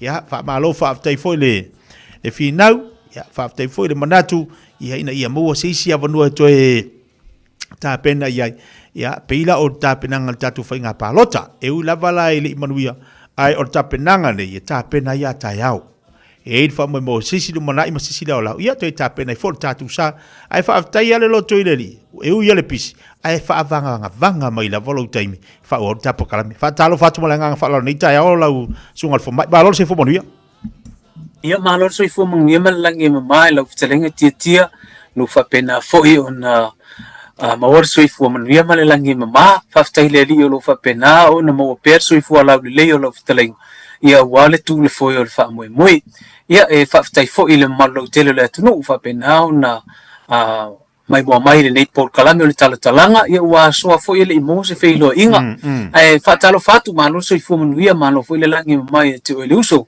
pa penau na tai matali le ni fa moi ma lo fa aftai ya wa mo le tu lava lang fa aftai au le na u fa ilo tatu wa tunu fa tele si opis fa ya si opis ai fa fitai o le ale pis e ti tau ma fa ya si mo le ta po kala me fa wa le va yaso ma le va yaso ya fa aftai le tu ma vi ia le li o lo mo pelo malosi pa tanuina fo fanga me uma ya fa fo sina malo longa sina koma le temi na to tali fo ile fa wa nga lunga masan o ma le tai ora lo sunga al foma ia pula lo fala vale li e mo le so fu manuia mana ia foi le va ia tu le so ai le la ia sangi foi o manu le lu o fu ngola ia fa penale anga le le tua o mai le la na me alo for so fu mo le ola ia ita tu le Taeao mo le Taeao ma lo fa apitai Dr. Vi ia le o lo te va ia to le te malanga mai nei fai foi sina malo longa la tau ia pe o le manlauti la male na wa mavaya tu fo ile fa mo o le fainga palota ia fa foi faisina malo longa la titi le to e mo se e le ma se e fo e fa pena foi no to fotua ia ile anga ia tu fo ile isi fa mo ngolu mana sa taulana sa no foi nei au kilani mo sisi e fo wa vai tu vai sa wa malanga da lo Wellington fo ringa mai le ia tu e Wellington ngire o kilani ia o sina wala o la mai fo ile pale bia o fa pena na no le lo ia o la na le wa a fe ai fo ile lo mo pe ona ai ele se tai mio la vatulo se ava wal fa gambalanga nga walo fe i mal palmia ta fa solo ta pa kalame ona ta tai mia takta fa moli wa henga no tango fa matali fo ile ta tu watu o le ta ua lea o le to e moli ta vanoa e moni fo iala le ono le ala vata te tilo le o le wanga i pe ale tulanga o lo i le pailinko man ngana sa mo itono le atunu ia me fo isi atunu o lo mafuto mari to tele le atu atunu e ngal ta faso ta to tilo mai to e fa manatu mai ai mai sa usanu ngal sungal fa ia onga o le tatu ngana fa nga ina fo io fa ilonga whaangaino whailonga I lungo se upu ina ia mawhai ona whai tau ma maua le anomoni o le whai upu, maua le wina mongni o le whai upu ma le upu. Whena e whalau tere lau sunga le whai aunga. Paftai hati tia o le tele au o taimwhia te asi mai ai nei I New Zealand. Ia ma o alula I sauni ngā lotu ia I le sa. E te lala no vai e misi ala sauni ngā lotu ia pe o misa Samoa po lotu Samoa. Te vai ana I por kalame fo I tufa atu le lotu. A te vai e. O le ia au lotu. O le mānei ia o le lato whaonga ina whailonga. I le tatu ngangana. O le winga lau whamtalanga. E o foi lai por kalame fo I o maliu. O te whesilisili ala I tangata. Po ina whaia por kalame. Ia o nisi whai mai o le whaiwhiau. O nisi whai mai o le prestine o le ekalesia po le autala vau fo. Winga lau whamtalanga. E se lota Fiafia la to vai tu lo fa pena na sao e tu nga fa I longa fo I fa ma fa ma le koma li liu ia me se fo le koma o le piriota fo ile I upu ia fa nga ina I tonu por kalame nei le fo o tonu mai la nei fa tai la va mo le no fo I le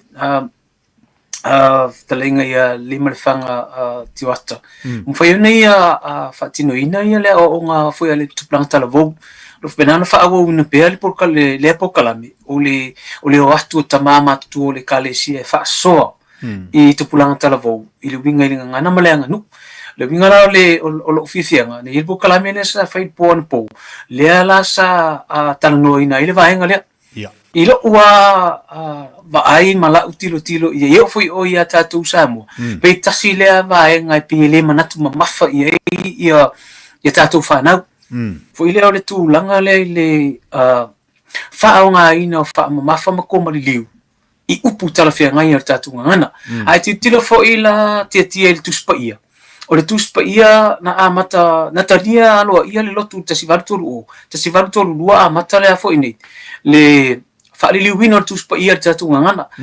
Ai ila le tuspa ia. O lai iai le whaonga ina o whailonga. Pei tai o le afionga ia professor ai ono whanahafi le tangaloa. O tu lai mai foi a vea ma whaatonu le waonga, director o le education. Pei o le teimile na sa mai le fina ngalo te mai tai professor. O upu Samoa ma le ngana Samoa, ele tautu uina e ni whailonga.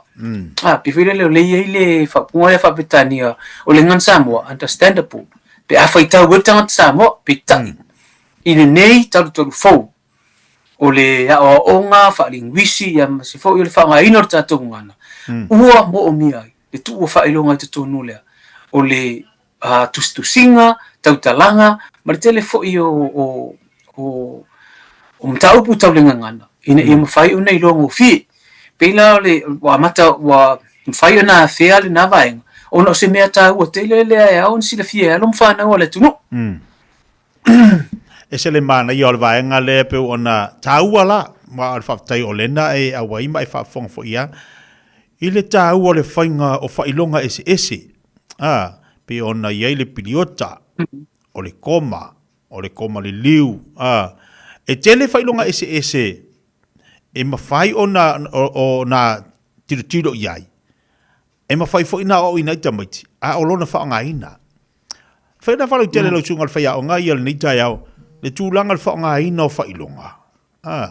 Whailonga ia pe o na tala noa, au lea fo le lona whaongaina ai mai se o le tāua o nei whailonga I te tono se tala ma se whai upu. Ia o le peo le tāua peo le whasilingia. Ai mai se lava o le oingoa tangata. Mai ngoa nu. O le whatete inga lau tala. E le nu ua ta o loto whanga. E le nu ua ta o loto whanga. A sau nei lan whasalaunga a whapea o le whasalaunga lea e aveanga I le nu o loto whanga. Ai le ai se whaamamafa I lunga o le a muri. Lono winga la o le whaitau tangata. O loto whanga. Ta sina whatete inga mua. O le sia whinaunga le na iei nei. O le tu o le whailunga o le whaamamafa. O ia o le whailunga o le koma li liu. I lunga la waueli ia whate inga o le upule o le wha. O le wha a koma li liu a. O le winga la o le whaamtalanga. O le upule o le wha alo alo. Ia. mantua o le whaaloalo, e tonu le ia a soonga i pe o ina tusi. A le tu ua la le wha mawhai le vāo a i e lua mua. No minga e le manino fo ilane ta unga o le upu le. O la ele si fina unga la fo e mai e si tangata su e mta upu taunga ngana. A to ina pipi i vau weli e lua. Ele tau tu ua e se wha ilonga o le nau o malama o fia pe a whai tau e wha ia tangata Samoa. A le upu mo ia le upu e tō ia teo. E o ai tangata Samoa e whai tau i tu langana. E matua le malama ia. Se i vanga nā ua tu i ele koma li liu. Ona whai ngō fia ele ona ia fo ini. Ona ia whai tau ina mama nino na whai tau i le upu mo le upu. Ia o le si fo i a whateita inga. Ia o le o ingoa tangata. O ingoa tangata fo i e pēr. E mese ingoa suafa matai. Peila o le ingoa lea sala. Ia o le ingoa sala, ia o le ingoa o se tasi fo i au matai ta ua fo i o le afio anga o le au waa ma fio anga fo i patino. Ia le suafa tu lor wha fonga mele suafa. A le ai la le wha mamafa le tu i le a muli muli. Ia lo no winga fo i le manino le ta unga o le suafa. A e mai se la. E ma ale tele fina ngalo le atunu. E hao ina le sa o ta unga o suafa o tangata, suafa matai, e me se fo i ngō nuu ma fio anga. Ila u ma ai fo i le whaafaya o ngō linga ngana, fo i le tonu Samoa. E whanai vahenga o te fia whaasoa atu ai, mōmua, pe wafe ave ai e le whanau. I le whaonga ino le wha mafa. Ma le koma li liu. O isi tangata wa kuur koma li liu me ia konisane o le tatunga ngana. Me lona lua, o isi tamaiti, ele o sao le me tu u ele fa ai longa o le koma. Ia, o isi fo i tamaiti. A o ina tusi ala tau tusi singa. A o la ina vai me i o parkalafa. E ilonga le me tau na amata i le parkalafa fau. O le mingo le whamtalanga a wha pea o se alu se tusi singa. E amata le parkalafa fau. Ise vaenga fou o le ala tala noa iai. E le ngata la i tustusinga le whanau i ala tau mea onga. Ai whapena fo i le tongi ina o a fo ini. Tustusinga ta maiti i pepa suela. Mea tauna a mata ai le palakalafa fou. A lau o so o ale tusinga. O nune pe fo ringa mai. O isi fo i ta maiti. E matua tusi a toa al tusinga. Ele o vai ina ni palakalafa. O nune Sala foi le manino malama whanau. E au foi no whaafonga le whanau tu e ngā tusi. Whapena foi le ngana Peretania. E vai le i palakalafa le tusinga o tatou whaupunga. O tatou tusinga. Tala, tu solo, whapena foi le tu e ngā palakalafa. E ia hao ona sila fia le. Ia sao ma manino. Le vahenga tusi e whailo. Mani, ia pe ole le tasina vahenga tau o le ta whaasua. O au ta iaila i le vahenga le. Dokta, alofu siri. O le level tamaiti tau ona o ina i le whainga o whailonga. I le taimi nei te tonua o ngai Samoa. Wa amata atua i lalo i a onga amata. I maonga tūlanga lua. Amata i ana wa o atu ona e pe fuilele e pe whaatahua le tau tala tamiti. Mai le ia 1. Mai le ia 1 e tau i le ia 4. Le ia 3. Amata ona le ia 4. Amata loa ona wa o tusi e tamiti. I le system na le sa iai tatu wa onga yasu ia o temini. Wa amata atua i lalo ia onga amata na to leni tamiti e loa tusi mwhai tau tusi. O temi fo ina wa pe e la wa ai a onga i o. E manino atu ma te le taimi fo ile o le o il fa na fa nga fa no ko mari e o tamaiti ngole le a tulanga lua ma le university pe fo ile le o pe wa taule amana ia tamaiti le tulanga le na o le reviewing ala le curriculum le lua o lua fa sulima le tama fai e fo ingale ia fa malo sia le fa nga fa ilonga ya o nga u mana vai tonu le tulu mai ai le singa mo tau singa sumantor yo fo ile university le tong fai na ia o se fainga na lamuta sia atu ai le atu ona sa ia fo i fina nga ni fo o linguisi o le atu e fo ni si sala tu te ena le maule le tau na so ona tu ua fa i longa i upu ona fai mei wa pule el tatu ngana ia le au le nga lamba ia le tanga venga wa onga marta tu university ona le wa o tanto wa onga ia tu i fafu tatu ngana ia tu i fafu le fo wa o ai pisi ko ma tu nga ma tangata mai America ia saina ia pani po kalame fu ia pisquae atu tono na tunu ia o le taua lana o le whaonga inga wha mamafa mako mariliu ina ia manino Masao le te unga o tātou upu.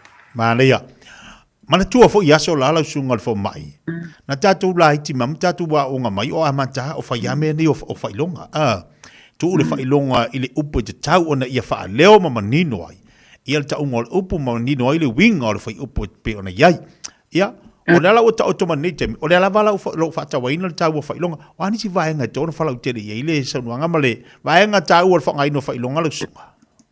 Ia, o le whaateinga la, ia o le whaasua lea, sa whaasua mai furi tamana po, wa watu nila le au talavau le upu lea. A we le o tie.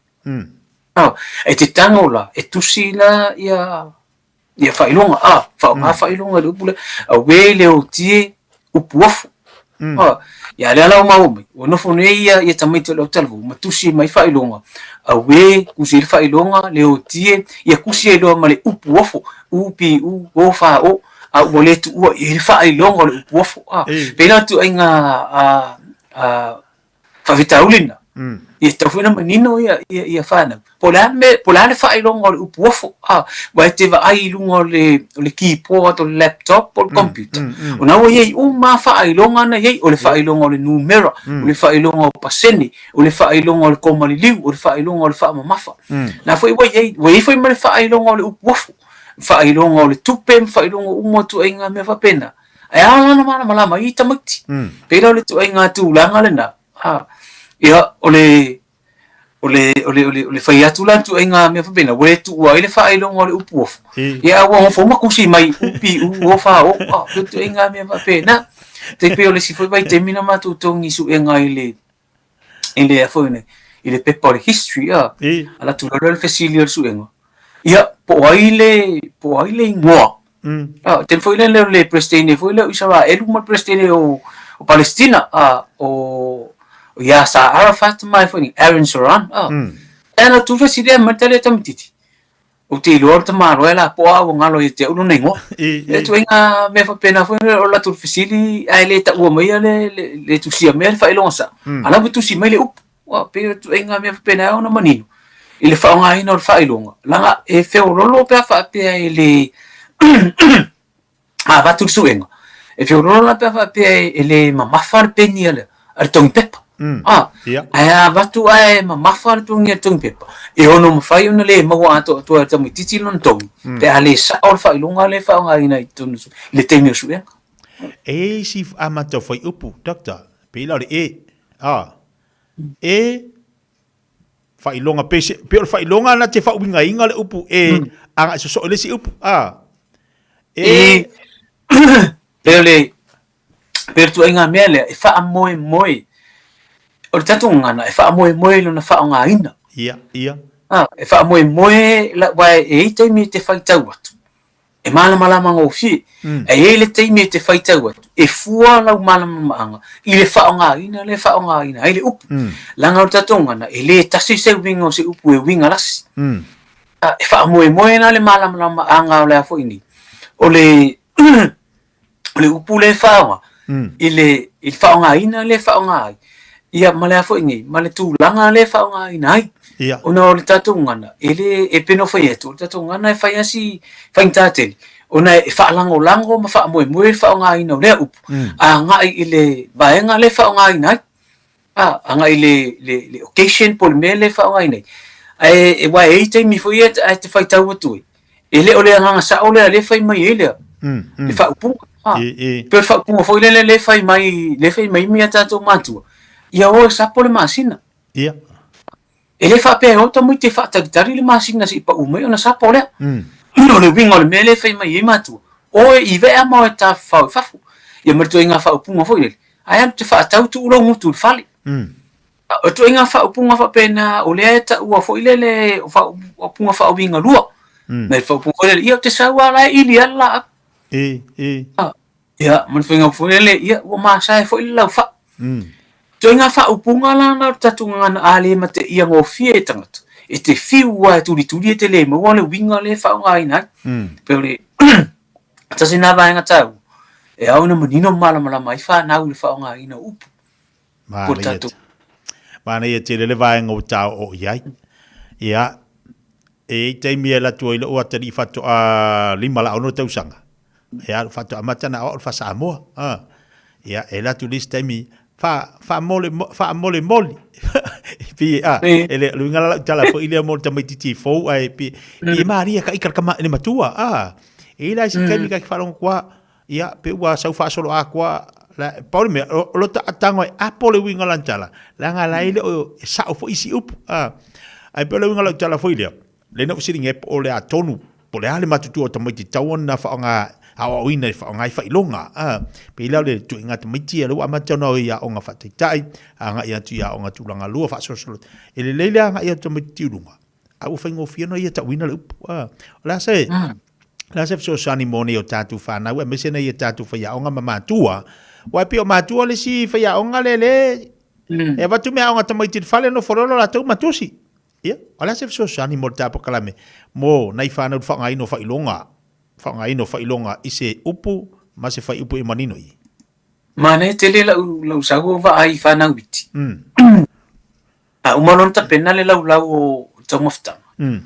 Una o atu leo whanau fo i e bala au mātua o mālo ma tangata ele whale. E umai e whailea. E whaile mea tau sami. Leo minga lau mea le saunoa e lau whionga. O le nei ala o te utaranga le te mititi o le na wala aunga le o lua te wala au matu. Pe atusi la. Tusi la le. E atu lo en whailo. Wa e afo ingi e whailo e whanau fwe a mea o le o le upule taunu tu uele whailonga. Pela le upule a matua. Wa mwhai anga atu ia tamiti whapea. Ia matua e. Sisu mai matala mai au.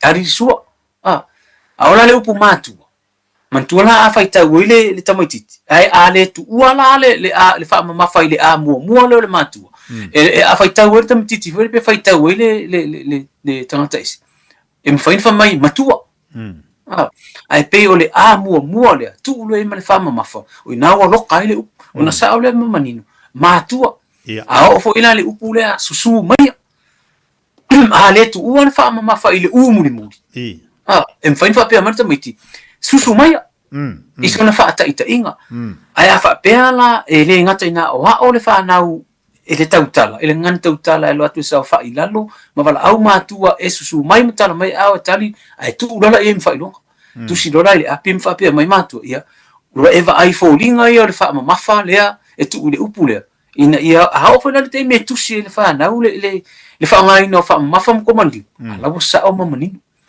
Ai reo tu nga me whainele nga o le wha matala i ei ma o au i tu talinga mai tu mutu. Ai a le tu sia i lalu. E le maua fo ima le si la fia le whanau tu langa na. Roinga lau sungal fo mai e te tau ono whaantasi le talanoa ma le tustusi. Whailo i whanau. Le winga lea o le taunga o le upu ma le winga o le whailonga e tu ilonga le upu. O le sao le saunanga, takta? O le saunga tonua na le o onga le whaatino tantou. O te whawhetai e nei whanau e na whana nau e atunu i whafo. E se le mana i o le nau e o au tantou ngana. Ia au whirongia fo i mana i tangata fo i le nau mai o kota. Le na ola mai samu. Ia au mai fo i pe o tau muli le tau tala tangata i na whanau i nei maola mai i nei tatu atunu.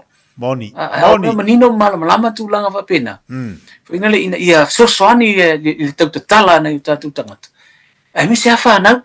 O lo tamu fa i pu e mau ma o tatu ngana. Dokta. Le vaenga le ne saunua na nei boi ita mai tia mai Samoa na o ina le ngana Samoa tau tala fa Samoa mangingo o mai nei. Pe wasili atu tau tala tamai ti fa Samoa tamai ti fa na New Zealand lai fi fa Samoa. Awa ngangu ka magiki. Awa ngangu fa so a ko ka ko magiki deng Samoa Sam. Fa mau ni lau saunanga. Fa mau ni saunanga le sungal fo ma. Ia wa saungi aka fa longa ko e fa Samoa mar ka magiki fo ide le nga fa ngau ngi. Ia fa ngau nei.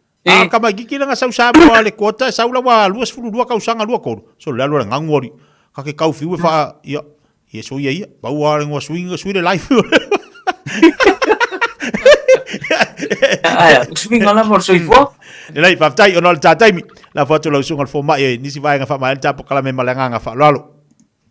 Ia e muliana whaftai le whatelinga tia me se fui o le pulenga fui al tātou li tio Samoa ua whapena o na mawhai o na tātou talatala pēr tātou pulkalami o le talatalanga e whaamalu tu fo i le malu le atunu le mai mua mai o nei wa soa fo i le tā pulkalame e ei teimi wa fo i nei mule whaataunu i nei ona o le tamu whai lava e tuli ia le tā teimi fo i le fo i nei Fatino ta fa mo e fa tai o le lava tau su e lava se taimi e fa pena ona mawai ia le e por kala me taimi fa ta fa so ia le foi la wa matanga lu e tusi la lo le tusi ina in fa ta mawai ta por kala me ia le se ngaluenga e fa ngofie fa tai le mo le nei lao ia e mo se fa nga malolonga ia wale fatino ino fa mo ia ele to e fatino ina ngaluenga ia ve foi nei ma no e mo le to le nga fa tai le tapu inga se tatu tu no le nga to Samoa e se foi Samoa tu no i fafo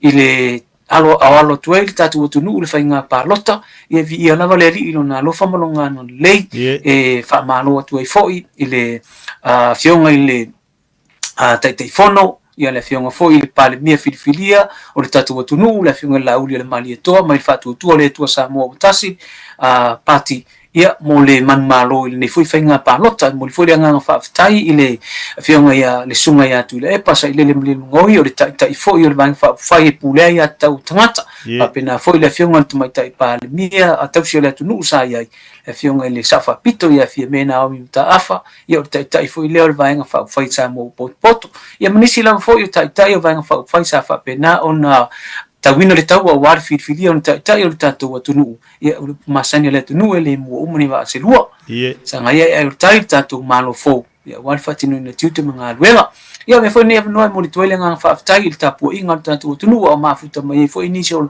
ainga nail tina ia tai mai na Alaska fa pena fo ainga uma America na ia kilani lo fa pena na ia le tina ia sea ma le fionga ia le asivita le whaatonu ma le fionga fo ia i maleo tawai ese le talenga ia tu au palema ia whapena fo i le fionga talenga ia au si whai kalolo ia lau mua i Wellington le tina mtua ia si ala taua misi fo i le talenga ia tafa ma le ainga ia le talenga ia le malifanga ati wata misi fo i le fionga ia ele vanga ulfale ia misi fo i le pele wha muimuina ni ia inga le fionga ia sua no e maleota ina i tutuila lo whapena tina mtua ia sina whapena vo tina mtua ia Catalina ma tina mtua ia Kalala ia ina i tina ia fou ni sati lo whapena mai mua mai ni Paul Kalame ia misi tina malama le atu no nema tua tausi lo whapena una mai mua mai i tono tatu ainga manu penal no fa ngai so sta fa fia o Samoa ia mau le fe au fola ia ola ni nga o tatu tunu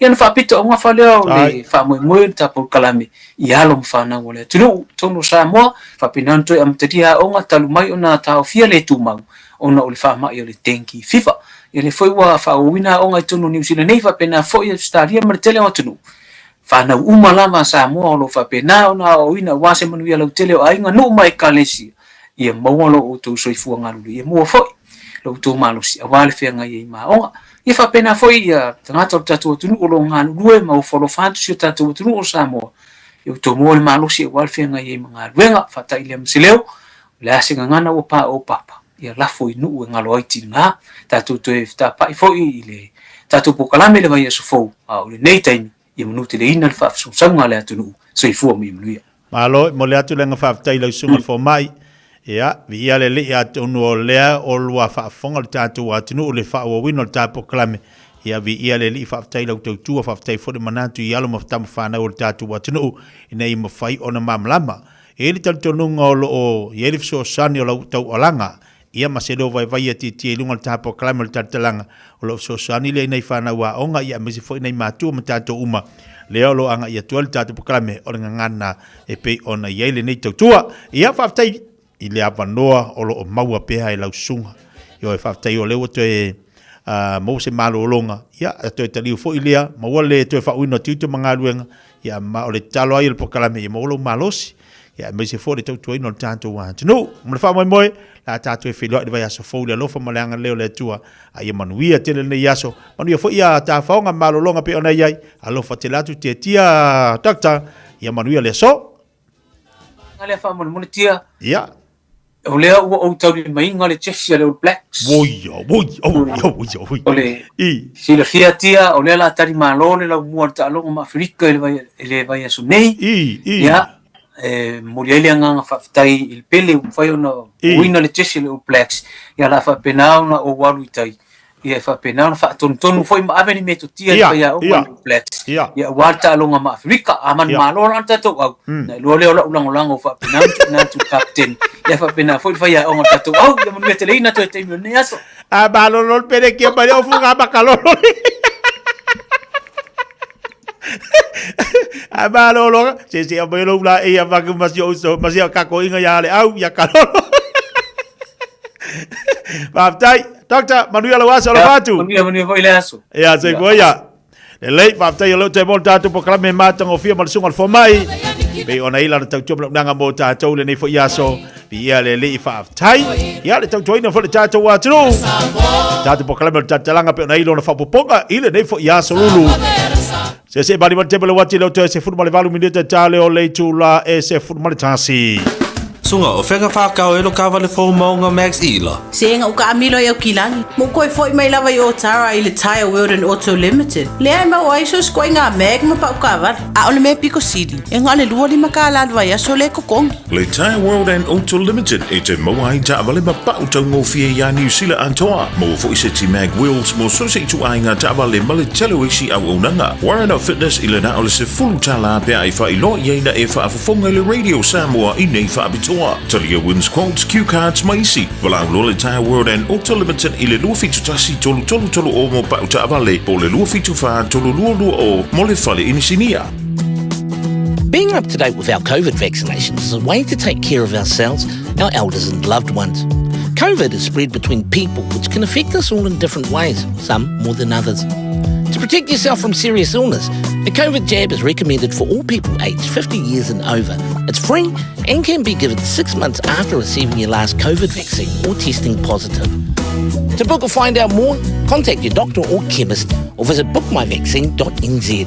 Mātou te whaia ni fo aroi le aso lava e te whio mai ai i le Shine Dental, ai e iai e inga whaapitoa. Mātou te salia le Afterpay, Zip, Q Cards, whaapea Wins Quotes i le Shine Dental. E whaia fua whaatalanoanga ma le ACC i le Shine Dental. Le aise tongi mo whanau i le bao le se furulua i le se furuwalu tusanga i le Shine Dental. Talanoa mai le tongi ino le whainga o nifo i whaunga ai le Zip, Smile Now, Pay Later. Le aise tului i le Shine Dental. A whio mai le 5-5 Great South Road, Manukau pe bala aule lua fitu ono fafa. Lua fitu ono fafa mo le Shine Dental.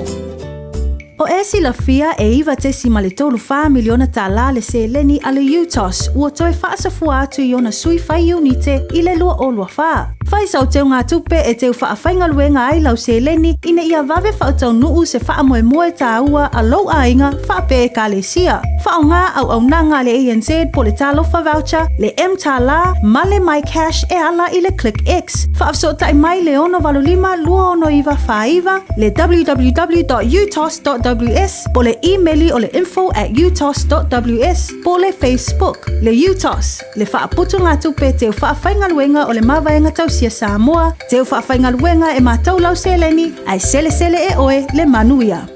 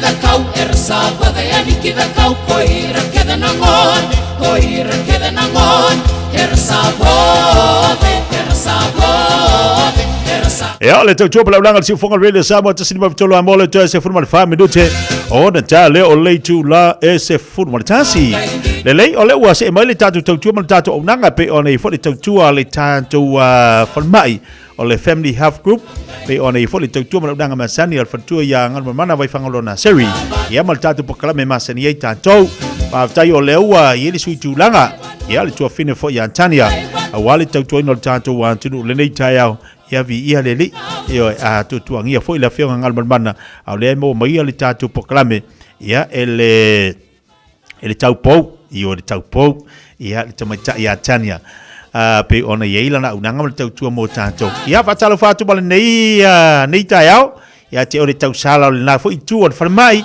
yo tu te mo fai valo flima Tania lang ali yo mia malor se fo la le ya sumai tala mai au la sunga nei Taeao malor se fo barvia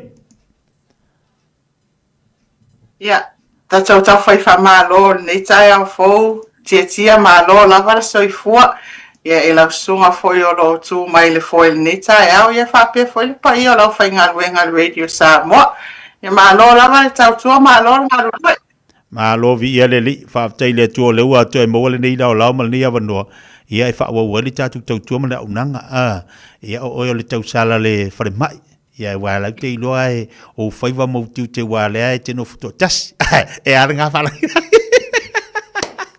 ai fa tai le li o lo fa au la o tu ma unanga te le vai ngau te lo Tania o lo o mafai o na tau longo ma so sani mo le tatu wa te no ele ngata le te lo fa mai a o le so sani foi le ia so o mo le vai aso e longo ina pea e tau musu pea e vala au pea e tau alanga pea la o tau tu o le atunu o le fisiri o le mafuang o le vai alofa so sani la ngale fo tatu ti ne vai te pesi fa mai e o fa manatu la mo tatu atunu Tania e tau pea ona tata no mata fa so yai o le o tatu o te mi fo ilo le swing o le tau anga i tau malulu tau mafanfana a le la vai fa alongo ina le tulanga o ile malulu e ini so ilato e umare le fulu ele o ye uma le tau malulu ele fulu a e olo le tau te mi fesu ya ingole tau a fia lo ngas e mau lo le fulu le o tiro nei tane se fa tu sa tala le fa moli no walo na fe avelo o teri va fo mai mala songa fua o mai tau ina le to a tele e tane le fitu wa leva na kiu i le laina i o tara le tumo le tunu to a tele o nei fa nau no te va fo mai mai sa noanga o ani pui ai le tatu wantunu mai le ngase le fulu ai mai se le to telo i lato e poto se no fanga to tele ya faftai tia au tele i tamu fai Italia tu foi la fafsili mo lava na ofi fata lo fatu lava ile fafonga anga mai tapo inga foi so tato watunu o ma wa matato pokala men ni Taeao ya ai mese lava foi i na yo tato matutua ia o tapo ia peo tato faiva fata no fatu le pa ia male Malu Samoa ia ile pa ia lo fainga luenga le tua ia tamali in fale o polo faltom tausi ia o le malosi no ai mese foi na yo tato fana ia ai o tu sai malau sau no anga tia ia pe sa lele lava sau no anga ia o le to tele tangata e saule taimi o malulu ele mai ya pe o fesu ya ingole tau ya le ala yona mawale to tele foi le fulu ya ai o le fafesili ya e fatawa ma fa manato tu pea ya tato au nanga ala fionga ya ngalmalmana ya mala fa ngal Pacifica Family House afa pea wa afia o i le fulu tatuana a ngai i no foanga la tele ya pe on ta o fo etitia ya tatuana fa isau a punifonga ia a tale foi se tulo ia tale ile lima ia ina ia ta ofi ele pipisi a tulfa mai ia ma tatu ana ia vave na vai le fo mai so anga inu le vai ia mai inu fala au fatson wina ina ia ta fai titi ai ia male mea lava le ole ki lava ole fai le o lava ile fesu ia inga le tau ai mai se foi nei o tātou mātua matutua. Tātua nā ia kawa leo lātou ulu se tulou ia o le ua foi. Ia mato tini e tamu whai ia whai te mi uma ono le lave langona le malulu foi. Ia mai se lava il fesuia inga o le tau mai le tau malulu. Ia i le tau mawhanawhana. Ia manu lava la mawala wa no tia se tau mawhai e toi lava ni nai whamanatu. Ia ma le tau longo foi. Ia awa pero tātou no nofo ai i se soifuanga malolo ina lei. Ia o le leo tā o le fulu o lo una ia pea ma wha malosia pea na tātou tangata. Ia e whai e tātou tui pui tui o le fulu. Ia ai mai se foi a vera wha mamawha ni Taeao. Ia tātou whanau e lalo i fo le lua tau sanga. Lua sifu wha masina. Le o le taimi tā ua lava lea. Ia e tatau na matona whai ei ma awane i misi se tui pui o no le taimi lea o le whato a whanau. Ia o lo mata ona whausia ina lo na tino. Ia whai ona tui pui. Ina ia fisosoani tātou tui pui ia ma vai la au. Ia le whausia ina o lo na immune system. Ia po lo na po le au tau whanatura o lo na tino. Ia tautua nāne o tātou tina o le whamanatu. O nawa ia tusi o mana tu whaatu fo i whaatu langa ina ai tui pui o le whanau mai lava i le whaatu a whanau mai. Ia se ia atoa le 5 tausanga. Ia tautua nā awane i misi. Ma ia whaia le tui le taimi te tau na whai ai. O le whautuanga mona i tātou mātua ia ngai mai Samoa. Ia tina tā pāse kopi o pepa tui o siau tama. Mai le whale mai. Ia ona e malanga mai le maoi ina i mwhaia na whamauina tui o uma na whaia. Ia matui foi e mana o mia o na whai. Ia a whapea wa ngalo. Ia awa le whaia lea maalo whanga foi lea le whai ai tui o tamai ti anga i pe lau fō mai. Fesili i tamai ta i tau si mai. Ia e wha mauti noa ai po wātu i nei mana o mia. Ia o le vaenga nai tato vaenga o le tui. Ia o le wha manatu lava. Mo e whaia pea, mo nai o tātou a inga le ngata mo tātou mai ia restala. Ia ai mo le loa foi o nai si o tātou atunu o loo e mpapa au nei New Zealand. Whataua appointments ia e anga ia i fo mai whapitoa. O awanoa ia le mwhaio e le whainga o fia na maua. Ia a maua mai loa la le taimi ma le aso e te tau na whai ai. Ia tautua nā, ia whai whatatau mai ai, ia whiau ma tiute. Ia ave e le wha mua. Le anga o awanoa e whainga tāte leo na maua e umi na whaatali taimi wa ai ai. Ia a le umi fo i ona e nofo. Ia a me se mo tātou e iai mai tū mau. Ia o le umi na e nofo e le whaia se ngaluenga i lau appointment leo maua mai. Ia o nā lava e alu lava ia le mai. Whataua la a whapewha whai a wale ai lava se awanoa e mwhai o nā ngai le fō mai whapitoa. Wawe na longo lau fō mai o la tōna whai toi whai e se whetu na inga foi. Ina ia ma whai o na toi whai se taimi le appointment. Ai tā awhi pēr lo ingoa i lunga le lisi. Ia o le whamanatu nai tatou appointments nā mo tatou fō mai whapitoa po tatou specialist. A whapea foi uaf maua le appointment ma confirm ai le se ta avale. Ia mo matou mai ia e restala. Wawe na longo mai ia e mawhai o na watu lau whainga luenga e mo moli oi, a company oi i lau fo e siaki po se taotonga, ia o le ngaluenga na matou sosoani atuai.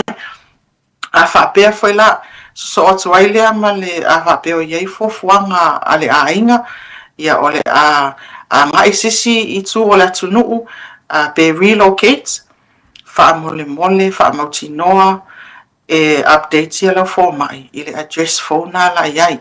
A wā a whai o siaki fō mai ai maua mai results, e te tau ona tu ina sao atu lava ia te oi. Ma vave o na maua oi pe a whapea o iei se mea o mana o mia vave i oi fō mai.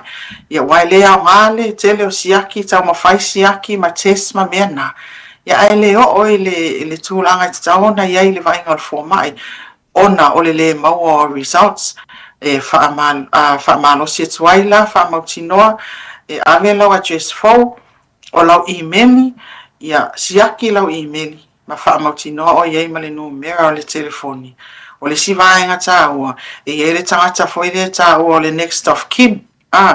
Ia po le si tangata fo ile fesotaʻi ai pe a le maua oe fa'amautinoa ia o tu'u foi a latou details i le foma'i a le maua oe mawhai ona fesotaʻi ai i le tagata na o lou aiga ia a tiatia le'i umi atu nei lava ona sa faia matou siaki ia o siaki ina o mata se tulou po o fofoga ia mo tatou vaega ia maua le maisuka ia sa faia ai la mo nai matou ma'i ia restala ia ai mo nai matou matua foi mapaaga ia na matou feiloaʻi matou community events e la sa faia ai le siaki na mo mata o le ʻaumaiʻisuka ia o tatau na maua mai ia results na le taimine le la te fautuaina atu ai latou ia sa feagai ma siaki ia fa'amolemole siaki lau emeli e mautinoa lava na ua uma ona emeli atu lau results e iai ia tatou mai a whapea silsila atu whao mai whapitoa mata o nai lelei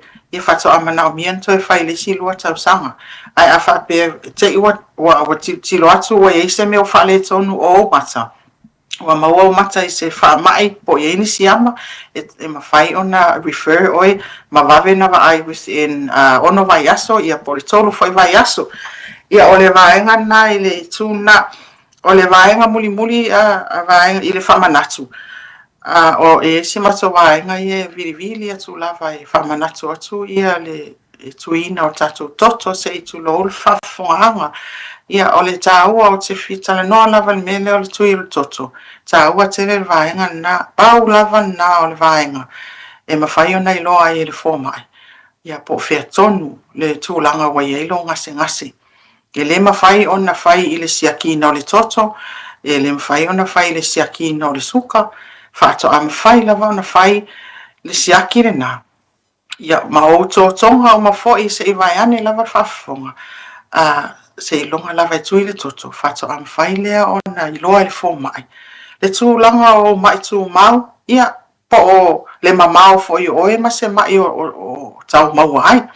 E whaamalosi atu ai lava la, tonu masina masiaki le toto ia o foi le sona feitai pe a vini so atu tata officer ia o me tau ala ve tau fa manatu atu ia ina ia lava le taimi ma lava ta pena i tato ia e fai ia tato siaki wa le anga le mau muli fo ia wa te le fa le ton ia o le vaenga muli a la po kalame ni Taeao te fia e ele vaenga le amatou tia o ta whaingo ino le whana ora ia o le au nanga phone na matou so le vaenga i e whea ngai ma sa ilinga o se fesosoani mo tatou i le soifuanga lau tele po tatou social issues ia e isi matou vaenga le o fesosoani e mwhaina fesosoani atu i le sueina o se fale ia o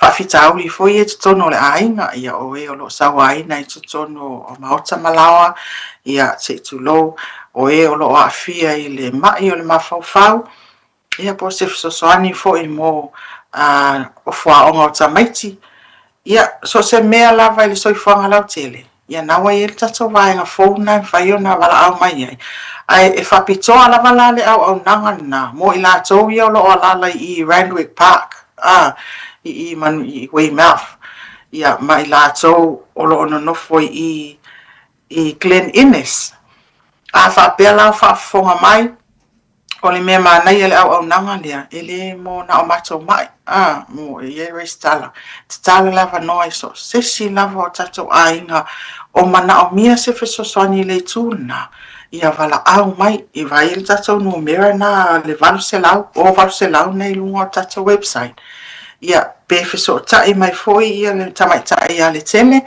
a fesili mo le tele ia o ia na ne mwhai on na whai se appointment whaatal noa ia o te whautua toi lawa tatou tunu whaonga tatou o nanga ia awa le matamuli ia e whaonga le ia wanoa ia o mwhai on tatou maua e sa i le se fesosoani ia wa pe o le pauna o le tata mwhainga nei Taeao tia ia ai tarusia ia o ngā foi le whaafonga anga le atunu ia na fia whamanato toile ia vai whangaloa ia ma le Pacifica Family House Group i nei Taeao whaftai alo whaftai tere lava tania ua manino le whaafonga le tātua atunu le telo vaenga o lo o mawhai ono so sani ia e mesi fo le taunongo longo o le whamanatu pele mo tātou e mesi le tātou atunu a toa mana i ta mama le tina ia malolo le tātou atunu le ngati a tātou ni New Zealand ai fo isa atunu o laulangi o le olo mawhai ono o ti ele tātou tautua e whaasoa i vaenga le leia walsoi fua malolo ino o tātou tangata o a ia isi vaenga o le tātou tautua o whea olo ia isi au nanga a tātou na tue whamanatu mai lava tani a mana nganga whaaloro ina i mawhai ono so sani fo ila mo i lātou e nono fo lata la tane i tātou whale mai ia whamanamori. Whaftai tia ia o tātou o nanga ia o lo mwhai ona whai i no whangai tolu o i nei i Panmure 136 Queens Road ia o ina i Papatoetoe tātou whale mai phone na 32 King Street ia mai na i Weymouth i le 5 Waimahia Avenue ai o aso lua taitasi o vai aso taitasi ia ele au nanga na mo le whainga o tātou tui pui i nai le e whakasapua sei mangele 36 Winthrop Way a mana o mia whairu tui ia ngai atu i nai aso lua taitasi ia whaftai Malo whaftai tania whaftai tere lawa mo le tautua mana unanga whai lawa oe mafunga bol moli fo le whionga ngal mana vai whangaloa na seri ia ma le tātou pokalame pe ona iai ia whaftai le taurungolongo ia le i whale tautulunga le a tātou toi whiloa i vai aso fau le lofa ma le anga leo le tua ai whaftai mo le tautua le tātou atinu manu ia te lei a tiu te mangaluanga ni aso. Whaftai tele tia whaftai mo le matau awanoa ia manuia tele foi nei aso i si o tātou atunu ia ma whea ma tiu te o whea ngai ai saustai me iluma tātou toi wheloai ia vi ai le lofa le tua e soifua mai e manuia. Soifua mai manuia. Le lei o le tautua palaunanga le singo yantani a pe o le whaafunga iai o le tātou tautua masani lea le tātou whare mai e taurongolongo pea mo le mamalo le tātou antunu. Lea vai yaso ma le vai yaso.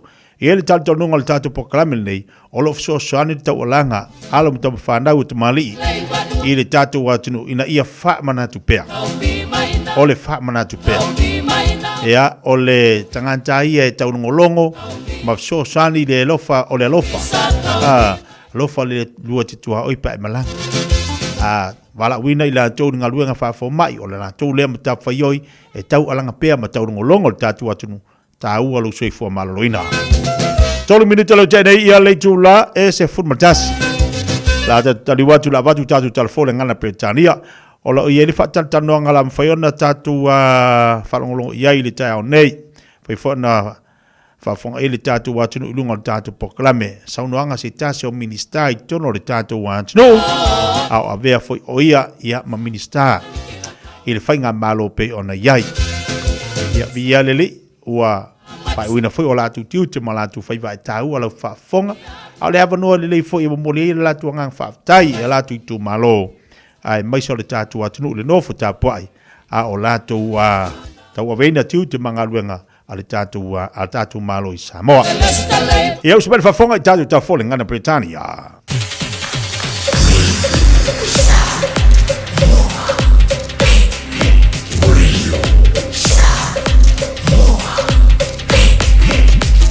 Tasi limoi watu, amo.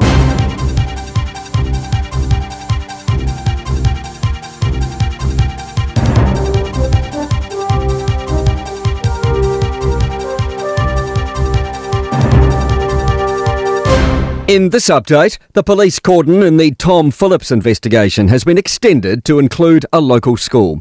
The man was shot dead by an officer on Monday morning. His children have been recovered unharmed. Piripiri School says it's decided to close for the day following advice from the Ministry of Education.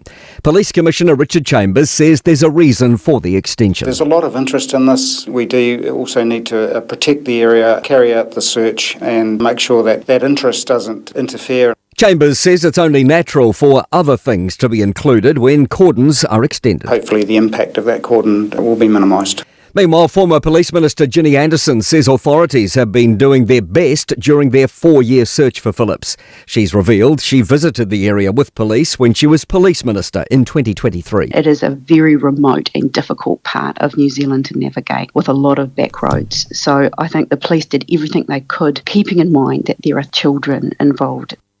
An investigation's been launched after the death of a woman in Paraparaumu, north of Wellington last night. Police were called to Chums Road just before 10 p.m. after reports of an assault. Despite efforts of emergency services, the woman died at the scene. A 48-year-old man known to the woman has been charged with assault and breach of a protection order and is set to appear in the Wellington District Court today. New Zealand First Minister Shane Jones wants his party to consider renationalising the gentailers as part of a massive energy market shake-up. Jones has drafted a memo to party leader Winston Peters on the state of the market in New Zealand and potential fixes. The paper, seen by our newsroom, warns if nothing changes, the economy would see a managed decline of the gas sector and higher prices for industrial users. He says the country's at a crossroads in terms of securing a future in which gas continues to play a part. That's news. In sport, Paris Lokatui switching from netball to rugby. The 23-year-old helped the Tactics to their maiden ANZ Premiership title this year. Lokatui's father, Lua, played rugby for Tonga, and her brother Cody debuted for Wellington last week. She says a 3-year stint in Christchurch enforced a desire to give the sport a go. I'm ready for things to not go my way, to work hard at something that I haven't really been a part of since school, and it's going to be a rocky road. Some footballing trivia has emerged from England's 5-0 trouncing of Serbia to top Group K of European World Cup qualifying. Noni Madueke is allegedly the first player with all 5 vowels of the alphabet in his name to score for England since Paul Gascoigne against Moldova in September 1997. That's sport. I'm Malcolm Jordan. Radio Samoa, tasilima ibatolu, amo. Radio Samoa, tasilima ibatolu, amo.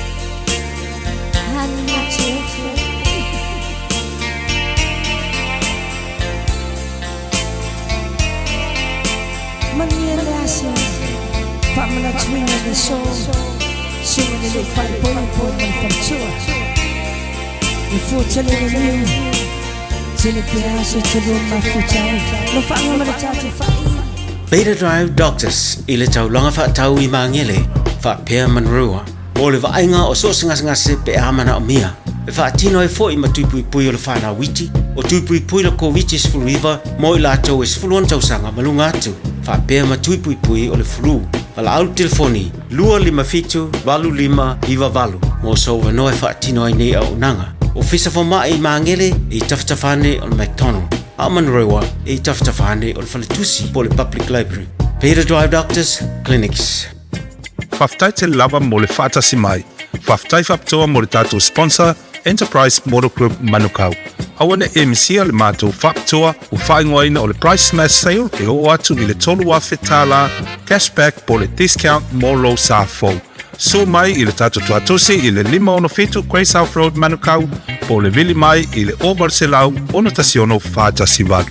Enterprise Motor Group Manukau, tau tua mo oe mo le 5 tau sama. O le manulula wa i tātou I New Zealand, o le maula vo le lua se lau tala I le sei le Digicel, e vave eina mawhanawhana I o e Samoa. E se fulu whailonga ta I lua se lau tala, e anga waa I tātou I New Zealand ma Australia, pe halafo se top up lus fulu lima tala pe siliatu, e whaunga ai le ClickX. E te anga waa fo I le sei pe a whaunga le ClickX, e lafo ai lau seleni I le MyCash a le Digicel I Samoa. O le awha yele sei Australia te tasi, ma o le nifa abitoa e amante le aso whao o kuso, ai mai e le aso lusful male ono se tema, e ia inga o le nifa abitoa, seki a Digicel.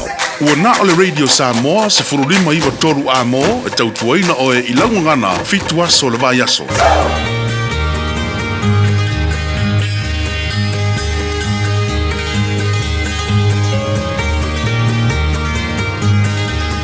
Meina fai taua a manu fere leima manu fetolof o le malia la le amio le lilo isumu mai a fai ne le taua vai atu ma lo ia manu fere lei ia na lu vole le lilo fa pe me na pa au ia walu liu pe na lu vola ia au mai o le tu ia manu fere lei pe fa ina a tau le pe au vai atu fa ina fo manu fere lei ia ona to sa vole o to liu isumu atu sa o to tau atu le tu ia manu fetolof e fai a fa penalo na olanga a malo le tu o manu fetolofi e o sa o fia isumu ai a malo le tu o manu fele lei o fia pea fa pena ia le ono na winga o le sitaimi o pea o le sitaimi o isumu o le sitaimi o pea o le sitaimi o isumu o le mea la e tele ina manuia yo ina walu iai a le mea e fa le manuia e o le fialu iai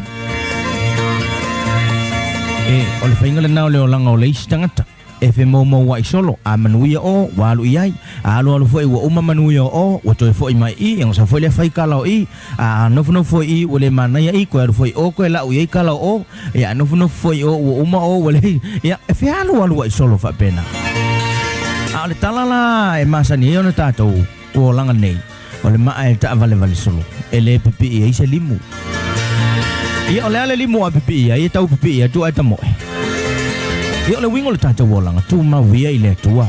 A wale fe mo wai a sau I le tua ma tua sau. A walu fo I le lalolangi ma kua fuli ia fai le lalolangi. Ai awa le fa le ngolua. Fa mele tu spa ia ma alili ma tua ma alili. A vevela ma tua vevela. Ai awa le fa le ngolua. Ala utalala ia o le Taeao. E ao ina e tu mau ia Yesu Kristo. Awa o ina olo ia I manuia. O sau nia le tua mo. Tu mau I le tua.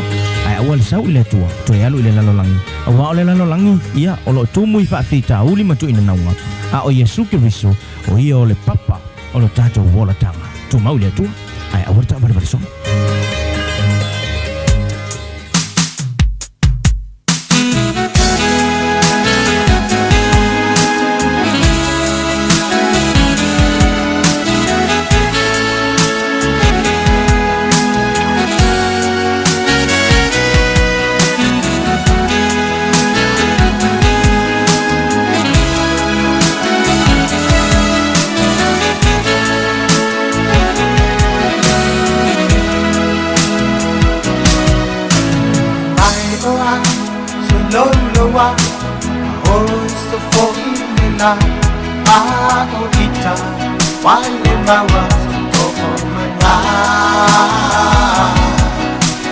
fai ngofi, fai ngata, lo fai de para, atua, sele motu, mafuta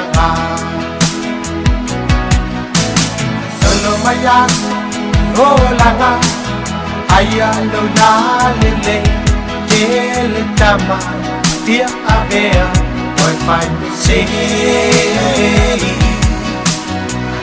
Tawai, aruba, tau na fasa umay, lalu oaso, te iane, ito ay. Kene mana ate na pagpulungan, oye se tasi wala faiyay. Awale fefe fai mai samba natu, ua e fuli tua mai au, katu inatu ai e alu. Te tangu punga o mana ona, ule pea o yo sauna tonga. Wa e yo alu nei mafatia, ise ua fai o e matia, o le gato fa Italia.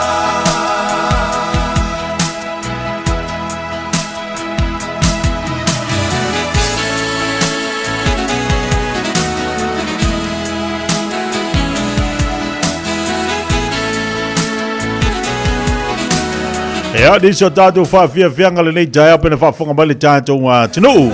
Tai pela wati lewa luas fu tolu minute te nei ia leitu la fumatasi. Yo e malo le pale malo fu mafuta mai le tātou tinu le nei fo yaso.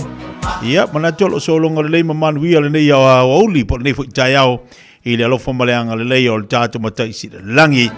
Ai usimen whafonga o le sanuanga le nei le awhionga le sui pāle mia. Ia pe ona i fo ile tautua malunanga i tono le tātou malo. Ia ile ni pai inga o mai atu pai inga se fuma le fitu. So nuanga whaaftai le sui palemia. Ia i antuala tua i vau Josefo Bonifacio. Whaaftai ailo na i tu malo. Ia le ngata fo ilea i olana tautua i te tono le tātou tinu. Ta ua i o saunuanga. O lantu saunuanga muli muli. E mo moli antua ilo lantu loto whaaftai. Ia, malona tu loto Fiafia. Ina ua mai a fo le whai ngā whiriwhiringa le tātou wa tinu. Pe ona ile nei pai inga se funu malewalu. Leo a tāpena ia le tātou wa tinu. Ia, mole nei no wha inga. E le tali tonunga le whaafunga mai o le tū malo. O nganga e maunga numo le tasi. Ia, o le saunuanga le nei o le tū sui a whai pule. Lea sa no wha ia le no wha. O le tātou tū malo i le pai inga se funu malewhito. Ia le sunga, le whionga i le sui polemia. Le whionga ia tuala tua i vao Josefo Bonifacio au si mai ale whafonga. E mua lava ona o vai sausauina o paia sausaugatā Samoa. Ma o whaatulou le paia maurunga o sio tātou atunu o iona tūlanga whaalupe. A o ala le mafua alii i lau whaasausaunga ma lau whaafonga anga Samoa. I au malae fia. Mota malawa, o le ngata i sa monei, a o so se atunu o lo o tō e ma papa au ai. Ai o te lei a saina le tai mautufia le vai na momo i ai le tu i atua i mulinu, ma sepo la taimo, o te muai to tō le taamu te vao, ma tapui le tapu tu po, ma o whaapoi poi le lia, whaalo fisao tupu na il malai o vavau, le anga e whainga tāu pa ia mo Malu Samoa o le au mala. O pa ia whale tala lei, pa ia whale malo, ma pa ia whale atunu. O le au le toi o iai, a wai ta oto a o siala o. E le ai foi se tautai e toi whagota sa ngole iai a wao Samoa, o le atunu tofi, o le la au foi wa mahea tofi tofa. A le asa sopo nei le manuvale le dia seu oli. E ala lea i se whaafetai i whaalea wao. Ma le whaale lava o no mwhai e le silisili ese o na ia tai bailo o tau so i fua manuia ma so mātou wola whatau waa. o tātou mawai le nei aso whaopopo i le wholaunga manuia Samoa. O te wai whaatulo watu i le fiola o fionga i le au mamalu o le malo Samoa, a fioa o tau a fionga i sui o le fono o sui tofia. Le a fionga i le paalemia, tausi, a lii matamaitai mi star o le kapene ta tausi, a fiola o fionga i le whaamasino sili. Susu le vasenga o whaamasino ma le mamalu o le ofisa o whaamasinonga o le whaamasinonga maurunga Samoa. A fio le plestene ma le sui plestene ma alii matamaitai whaamasino o le whaamasinonga malu o whanua maswafa Samoa. Susu sunga i whaafearenga taulangi o lo la tau usuina le ipuvai o le ola wa se manuia o Samoa mo a Taeao. A fifio taitai o vaenga whaiuma ai maise le taitai filiflia le sunga la audi le mali atoa ma le vaenga whai o le whaatutua i le tua Samoa tasi.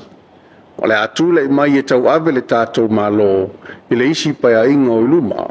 Whapea sui manu malo o le a whaatauto ina e a vea ma sui usufono o le pale mene e pei o na iai fuafuanga mo le vai asufou.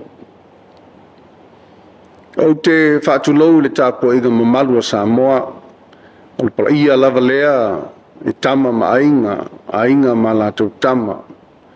Tu mua ma pule i tu au ma la taua. Ainga i le tai ma le vaa o fonti. Tutuila ma manua i le afio lana a fionga i le kovana sili o Amerika Samoa, le kovana lutena ma le whainga malo. Le paia lava lea o sua ma le vai whanua. Fofo mai tulangi sa ole ma sa le au mua ma le lau niu na sailua. Le afio i le la au na motasi. Fatui le motu. Nofo matua ma le au vao to ma upu le manu tele. O upa ia na Samoa. Ai ole a whakatonu le malama ma vilitonu le ifia maina e tu sai ma le mafuanga o lou tau ma whaiatu. Wala ngase leo e peo na silifia le taunu unga o iai nei le whainga filifilinga. Sa alo tu iai le atunu bo le isi pa e inga fau whaapale mene. Mua o le viinga o le atua e tu mau, ai ao na mua na si le whaafitai, o no lana wala uina o au nei, o se au na whaatau waa. Ma sio a inga le tufinga o le sui pale mia o le tātou malo, i le paia inga se furufitu o le pale mene o mawai nei. Ai meise o lona fesoso ani mai i teimi o whainga tā, a o whea ngai ai le sui ma le tau aveina o le tofi.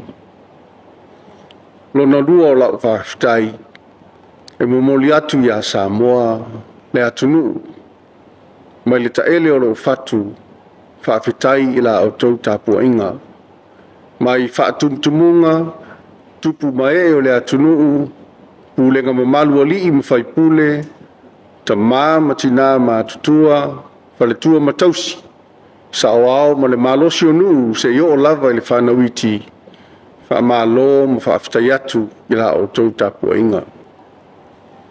Le pa ia e au whainga luenga te tofi le atua i so se whata whaitau langa. Talitonu o la au tau tatalo e Malu ai Samoa. Whaafitai mo lo tau sao taua a wā Samoa ma sona manuia. Lau fionga i le au mamalu le malo tui maleli whano wa le toa soa lau vi le lua ma lau masiofo. Mo mori atu lau whaafitai mo lau tāpua iga mamalu. Ao al whaiva le nei sui tō whinga wha le malo sa tō fiai. Whaafitai le wha malo si au. Ia wha manuia le atua i lau fionga ma lau masiofo. Lau fionga le tamaitai pālemia, lau fionga fia me, whaapea lii ma tamaitai ministar ka peneta. Whaafitai mo le mawhitanga ngalue. Le mawarunga le whaasoa, ai meise o la tātou ngā luenga whai whaatasi, sa tātou tutu whaatasi ai i nei tausanga o mawai, i to tonu o le pulenga whaatonu o Samoa. Whaafitai mo le tau alolofa ia Samoa. E ui na sou le wholaunga o no whainga lava wha upwhai o malo, ai sa tātou mau le pito maia, ina ia malu le malo Samoa awa o na tangata. O te fia whawhitaia le au whainga ruenga le malo i pulenga a matanga ruenga te itasi ma whaalapu tonga tuma oti i la au tau langolango le tātou whainga malo. Whapitoa sa u whawhitai i le tamaita i pule ma le pulenga o le matanga ruenga o tiute ma tupe maua ngolo o tau ngā rurue puno wai wa si ti ai tupe maua si o tātou malo ai meise o lo tau langolango i la o tau minister. Ka pia le tamaita i pule le ofisa o tau si mawaenga Samoa ma le ofisa o le so tu Sicily a le tātou malo i lo o tau lango mai i la tātou ngā ruenga sa tātou ngā rue ai. Sio utu malo ngā ngai maunga tasi. Wale a fio li e lua, a fio ma pu fe pula i mto i e vau, a fio fo i e ainga sa pe sta mo sori. Ala la tai lo mamalu sa le aula, lo fale tufunga ma lau fa tufunganga o oe o le pule. A fio le pa i o le ainga sa tuala, le nu o swafa sa ma le ulu mamunga. Le pa i le fa langi ya tuala ma lau fale sfulu. A fio sa la ma lau fale valu, ma o lua ma pu. Hala la tai le mamalu ya o lua o matua fitalai, te vanga ma vai fale, la o lua fale o poru ai meise le nofa atua inga ya te oe sa le murianga. A fio ainga sa la o no, le toa fio li swafa o ai to le foa ma sa lima. Mamalu le toa fai nofa tu ainga ma le mamalu le fale a ana. Mo moli atu le nganga le whaftai mo le nei awa noa wha auro. Na o maua e vea ia au basui o si o tātou tū malo i le Palimenia Samoa. Ma o ngalu e ai le malo e tau tua Samoa ma si o tai tū malo. O la au tau pule lea, la au tau whaatou whala inga ma malu na tātou maua ai malo. Ele ngalo la au tau whaalo alo. Ai tawia ina o te talo pea i le atua i a lilingi ifo whaamunianga i sio utu malo o waso na lumanai manuia. Ia whaftai fo i sio wainga i sio tolua ia sarona ma siau whanau whapea fo i o uso mtua whafine na malanga mai e lango ina le whaamoe moe. E ui ina ua le manuia ai sa langona lava le mawhanwhana o no lo o tau lango mai. Mo le tātou sui whai pule o tau filifilia, lau sunga wa awao salo lo fipo, whamalo le tau. O te iloa wa lewa, o wa lava tā pena foi oe e le atua i lau wala wina. Sa ngai ane ai o le tai, e wha wau le tā ngā ruenga, o lo wha atinu nei, i manisi bea le lei o la e whaia mo si tai tū malo. Ma ia e wha moe i le mana o le sisili ese. E feso soani a te oe, o te whaamanui atu i lau no fua inga. Ia whaamanui mai le tua ia Samoa, tu mauro tātou whaatua tua i le tua Samoa, na ia tātou maua pēr whaamunianga mai a te ia. Whaatua mau Samoa i lona file mu, se io i le whaavavau, soifua ma ia manuia. With the election result.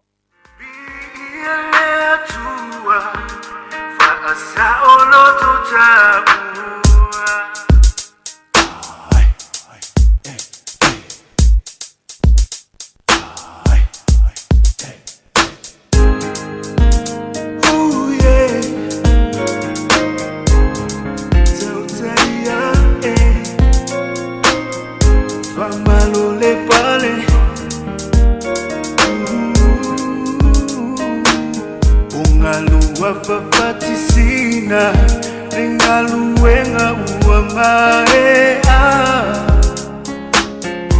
uasetongela ngatila faapulo ile tualima lingongo ole tuasibi ualele mawalunga ilunga biile tua Asa oloto tabua Ungalua fafatisina Nengaluenga uama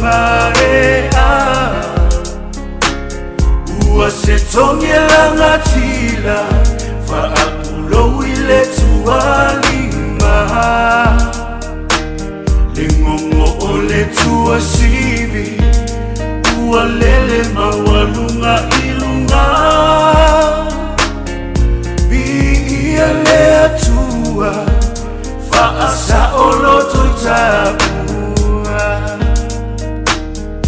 Lo utofi o esa uia la upele Siva fata upati leo tele Soia o sevi inga lea umabi Ia lea tua faiva venga Lo tautinga Lo ola ilenga luenga La utautua Fa'afetai tau si fea kainga Malole ko Malole kau Ooh yeah Tau teia Fa-malole pale Malole kau Ise falute ua solo Ya fenoa lo Malo Mo'onga ole loto Ya faita wa maona so Vetua ole alofa Ua susulu malama lama Yesu ole ola Eto dialecto famanino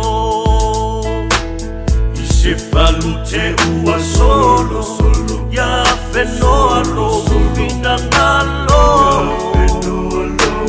Mo'onga ole loto Ya faita ua maona so Pesua ole alofa Ua susulu malama lama Yesu ole ola Beto tialeto famanino Lo utofi oe saui ala upele Isiva fata upati leo tele Soia osevi inga lea uma Ia lea tua faiva venga Lo utautinga Lo ola ilenga luenga La utautua Fa afeta itau si fea ngainga Lo utofi oe saui ala upe Siva fa atau pati leo tele Soia o sevi inga lea uma Ia lea tua faiva venga Lo tautinga Lo ola ilenga lue Ya, tau taiae, o le pese whamai atua le saunuanga mātungo fie. La whianga le sui pāle mea, la whianga ia tuala tua Ivao Josefo Bonifacio. I le paenga se fulma le fitu pe ona iei le tātou malo, ya, ua wha malo whai o whaiva. Rona whanga moli o se leo e momoli ai le nganga wha tailo le tu malo, ai maisa le tāpua inga a inga. Tāpua inga wō mai masani. Ia ai maisa lana wha marianga momoli atu. I le ua tāpena fo i lana fo le tu malo o nganga i maunga numar tasi. Pe ona ili saunanga mātango fie le nei fo i awa uli. Te mele wati leo ato e se fulma leiva minita i tāle o le tu la e se fulma le lua. I eina i tātu whalinga u tanu mai i lunga le tātu pakarame nei aso. Mai au na watu lea o le tātu pakarame nei mo oi. Le Cheesecake Shop. Lau whare keke wha moli e loto. Maua so se flavor, mo so se wha moe moe. Tanga i ane loa i le upenga ta whailangi. The cheesecakeshop.co.nz. Mo se la e la tane, wha pia se keke e te whiriwhiri ai. The Cheesecake Shop, happiness peg here. O wha nei, o le casa pets and appliances, o lo o whanga solo. Wa mua, mawale se kinu foa, o le fabric. no fo tolu ma no fo sinko lua e lua mai i le iwa tala i le vaiaso moenga queen size mai le fitu tala i le vaiaso o le iPhone se fulma le tolu mai le fulma lima tala i le vaiaso maua tatu smart TV lima fulma lima inisi i le se fulma lima tala e te peina le vaiaso afia ne lo le fafitu fa grades of road ina i o tahuhu po le tolu fitu wiva grades of road ina i Henderson Mala wana le telefoni over se lau lua lima whamalu o omi le lua mo o tahu po le tasi mo Henderson.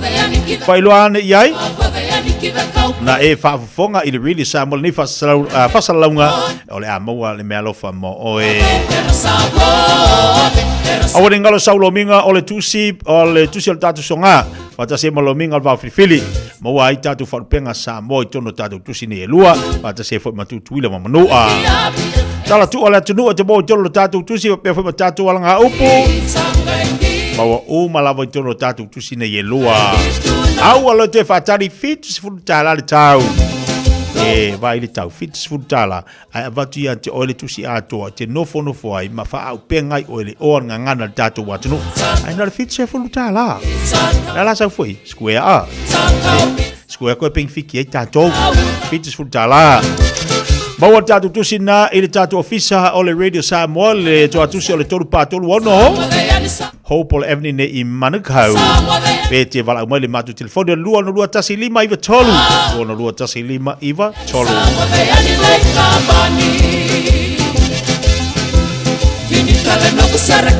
Aulana o tatu wharingalo tonu mai lunga tatu pokalame nei vaenga o le Taeao E na o tali umali te male wati to se fulma le fitu minute O na tanga leo leitu la se fulma lua Sipai whafonga I tatu pokalame le leimo oe Ua mawhai o na aura tula polo kalame le leimo o ia so taitasi o na o le langolango malo si le whale maliu a se alo le atunuu o ese tatupu Funeral Directors i Manukau City.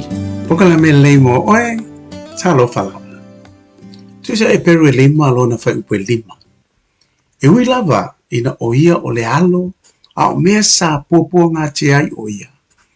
Na haoa o ina ai o ia usi tai. Tuise e peru o Yesu na haoa uina. Ia usi tai i ona pōpua ngā tia umma. O le upo i le ngangana e lini o le usi tai o le obedient. O le hopa kohe. E moa mai upo e lua o le hopo o lalo. A kuo o le whaalongo. Loro winga whatino o le pito i lalo po o le vaenga mau lalo. E whaalongo ai. O le ustai o Yesu na o wina i a ustai. Ai sea, o Yesu e iai le poto uma i le lalo langi ma le langi. Ai o le winga le au mai e le e peru. O le ata e tusia mai. Ona o le ngaluenga ma le anganga ma le mawhawhau ke riso. Nā alu ese mai i lona nofo ali.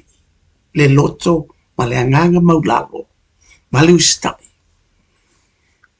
Lona nofo ali tupu ma le mamalu nā alu ese mai. Ina ia iai le lalo langi yang sala. Pei ona soifua mai le whanu manu. Soifua mai i le ainga maulalo. Nofo ma milo fatasi ma tangata anga sala. Ino sia maulangia, ta wemu iai tangata. Te e ona lava tangata yutaya. Whamata e whaingo fia i tupu. Mali i o le nei lalo langi. Ona lato ese mai o lato nofo ali. Mo lato tūlanga maurulonga. Ina ia whataitai masawa vali whatasi.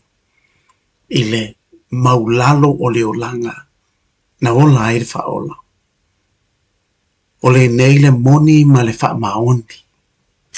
O le usta i o Yesu ke riso i ona pua ngā te uma. Pai lofa i ate oe. Ma ina ia wha a toa ina ai ma a be Yesu ma tupunga o le wha oltanga. O le ola e wha vau a mene Yesu. Ia usta i loa tātou o se ta'i ai Yesu o amanatua e le lei mo ai.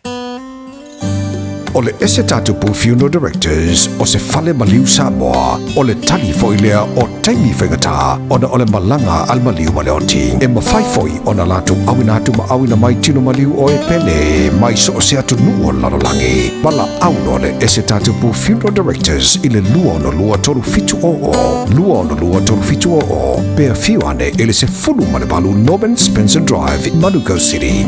O le wha toa uma o tātou tui pui pui ar COVID te tau ona whai. O se au wala i tau sia lelei ai tātou, o tātou tua a mātutua, mai e pele i ai tātou. E pipisi le COVID le vau tangata, lea e ono a whai na ai tātou uma i a wala ese.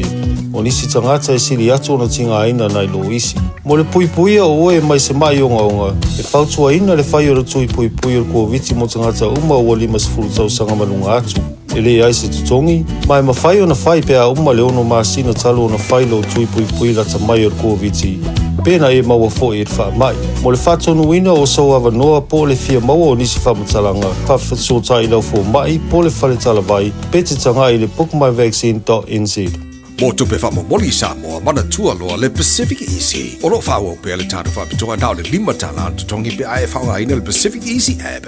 E whatino ai au tupe whamomoli mai lau telefoni wheme ai. O lo awa no fo le tātu direct transfer ti posi mai e lau tupe le tātu account. Ma whamari eina whesiri lunga o telefoni. Ma whatino la foina o lau tupe ai inga whapitoa. Mo le tongi no pidio le vai, mo li, teo ngā tupe so se whale tupe Samoa. Pe to tongi no ngā tupe e le nupi wha Samoa House Corporation. Mo le Samoa Land. Ma so se au tanga Samoa, o lopa whai na whatino uma i le tātu au nanga o le Easy Pay. Mana tua o whasoponia so se vahenga ni usila i o tātu lala, o lo awanofo i o tātu ofise tolu i o Tara o Tāhuhu mamangele. Me whaunga le Pacific Easy app po le direct transfer, me whasawa i lo taimi. Ai sidi o na whasawa i nau tupe ua taunga tale benisini. Mo nisi o whamtalanga bala au le o varu se lau o tasi ono. Po numera masani au kilani o le lua fitu ono fitu iwa fitu wha. Ma le lua fitu ono fitu iwa valu wha. Pacific Easy o la baanga mo tupe whamomoli Samoa. O fia maua sau ta vale po sau piki apu. Ai tongi ta iwa yaso, lua va yaso, pe ta imasina. O le sleek cars o le a maua ai le fisosoani. Ua ta pena le au whaingaruenga a le sleek cars mo oe malo a inga. Aua e te popole i se mea e tasi. Te tala fitu aso, mai le sifulu i le Taeao, angai le afo le ono le a Fiafi. Tele la lai au kilani i saute, vili mai loa i le o lua tasi faa, fitu lua selau. Po le o lua o, faa lima tasi lima tasi.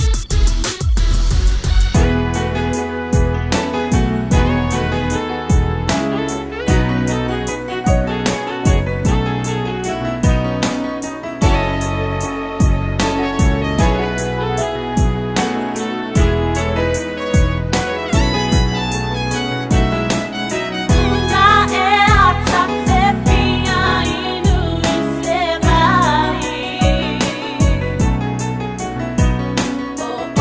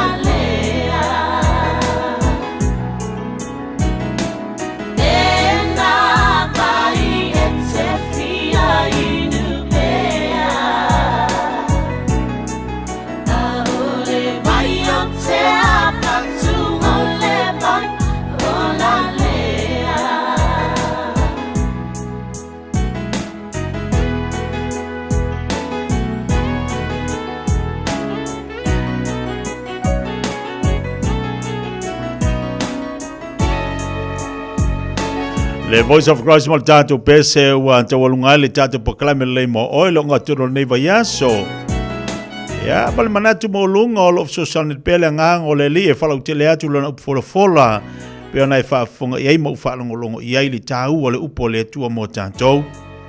Whaafitai le au le li o lo tāpeneina nei proclaim e tāu mo whaingoina o le lei mo oe. O le upo ai le atua le lei mo oe le lei mo tātou uma. O a whawhi tau ma whainga tau le olanga le ia se si mea tātou te tua iai. Tātou te tilo le awhionga le tua tue whaatonu tono i o tātou wala. Tue tapasai le tātou wholaupa. A tue mole whawaponga le pokalame i le aso a Taeao. Tami masani. Ia le lunga le pokalame le Fiafia mai le pokalame le mo oe. O le mo tātou fsota inga malsunga i atung sia o le tātou whatawala le meka kās. O ngā tono le vai asa e se le pisi o stongi, talo vai a stongi. Ia le lei, awane i e pole o le la atau vai atu le tāpo kalame, ia ma le tautua le tātou o meka kas. O meka kas la, e te mawala i le lua se lau Kevin T. Strive na i manukau. Afsanga i tonu lava ma le McDonald ma le tātou pamule na i le mopili. Ia ta luatu lava i lunga i eila el pito i lunga, li tu wanga vale pe aluanga i o i malreua. Sau manreua te sau manukau i le tu tamataula. Mawala i le tautua nanga le sunga tong sia o le meka kans. Pe te wala au telefone lua fitu lima valu tasi lua. Lua fitu lima valu tasi lua. Ale telefone tong sia te mo le olua tasi fa fitu ono lima fatasi. Talo le lima uma le tangi le telefone tong sia. Uma te tangi le tele. Ai a te ale lima i tu antu le si le tau le ono le vaveao. Ia ngā whaongaro le stongi ko inga kakangi whalu ngongolo. Kamalanga i ngongolo e kūr whakawhaka. E longo fiala stongi wa il tanga to vili atu wa ngongolo na telefoni. Ia ngongolo ko i malonga whaka. Vai le mawhau stongi lai. Ko kere stongi e whakakangi le po. Ia uanga ise leo. Ai vili la stongi. Te vili a kuat kemingi kakangi ia kakangi masangi. Ia e kālo le lima umar kakangi le ngā. Tu atu le lima anga ia tu le ono le vaveao. Kangi ngongolo la kakangi e whaonga stongi. Kama winga le pi e kūr whakawhaka e wangopi keke pe se mawhui e kama. Ila le whainga stongi le mea. Pasangi uma yama la o pepeles. La kama la o fonga mua whaonga la kakangi. Pe e kūr ngole vai. Kūr ngole vai pe e keke le var ko inga. Angare ela wori inga o keri luanga iska kangi whapenga. Leo te tolu minuta talo le tula se fulba le lua te walunga te se tautua mo le tātou a tino o. Ile nei whai aso lulu whaaftai te le Samoa o a tino pele. E mai se le tapo inga nei o tamam tida matu e maota malau. Sunga i whaafenga inga e le mwhai lawa na tua le nganga whaaftai. Ia maloloa le tātou a inga le nei aso. Se tautua masa unanga te tia o le tau tamari i lau whaafonga. Ia whaamangalo le se le vai le tau auna. Malu te le ina fuafanga le nei aso. Awari ngalo i ale tātou sumpa le whai whale a Fiafia nā nei le tāo le tūla. E ono le Fiafia nā nei le tātou whale masani. E le fu amata na tau mawhana mai.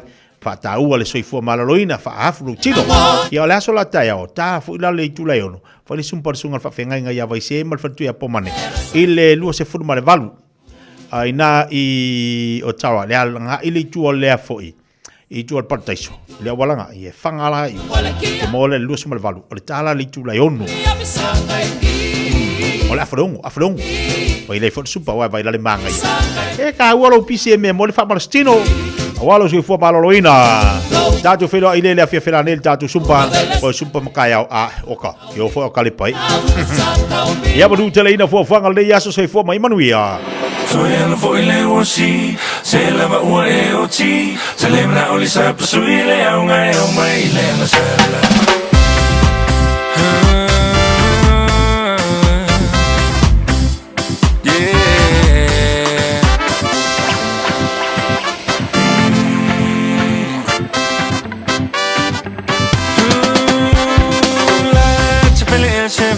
Mole fa chali mai e bo a e na te unga fai fa avale so ona vali la mo mutu ai le vali male fa e che le vali le na o me vali le ta se fe so ya no foi le wosi se la va o e o ti se le na o li sa sui le o me le na sala so ya no foi le wosi se la va o e o ti se Leave it out, listen, pursue it, oh my, let me say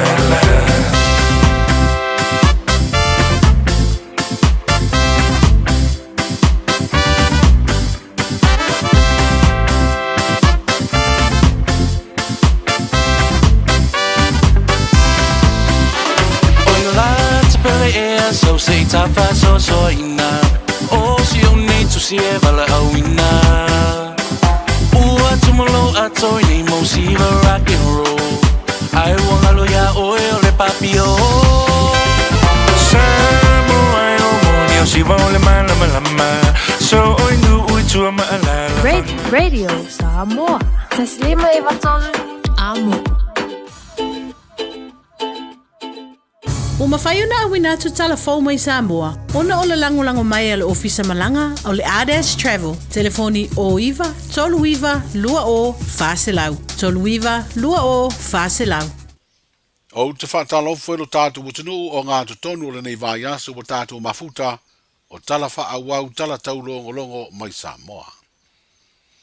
Wa mamori te wha amalo le te mai te ipāle mi o le malo tausi, le fionga fia mena o mi mata awha le sasunga le lauri le mali atoa, le ua tea polata i Valfosi Schmidt, le te itai o le vainga wha upu whai o le wha atua i le tua Samoa o tasi ua manu malo, i le whainga pālota le tinu. Ai o le pāle mia whiriwhiria fo i lea o le whainga malo fau. I lona ave ai ma te itai o le whainga malo o whiriwhiria e Samoa.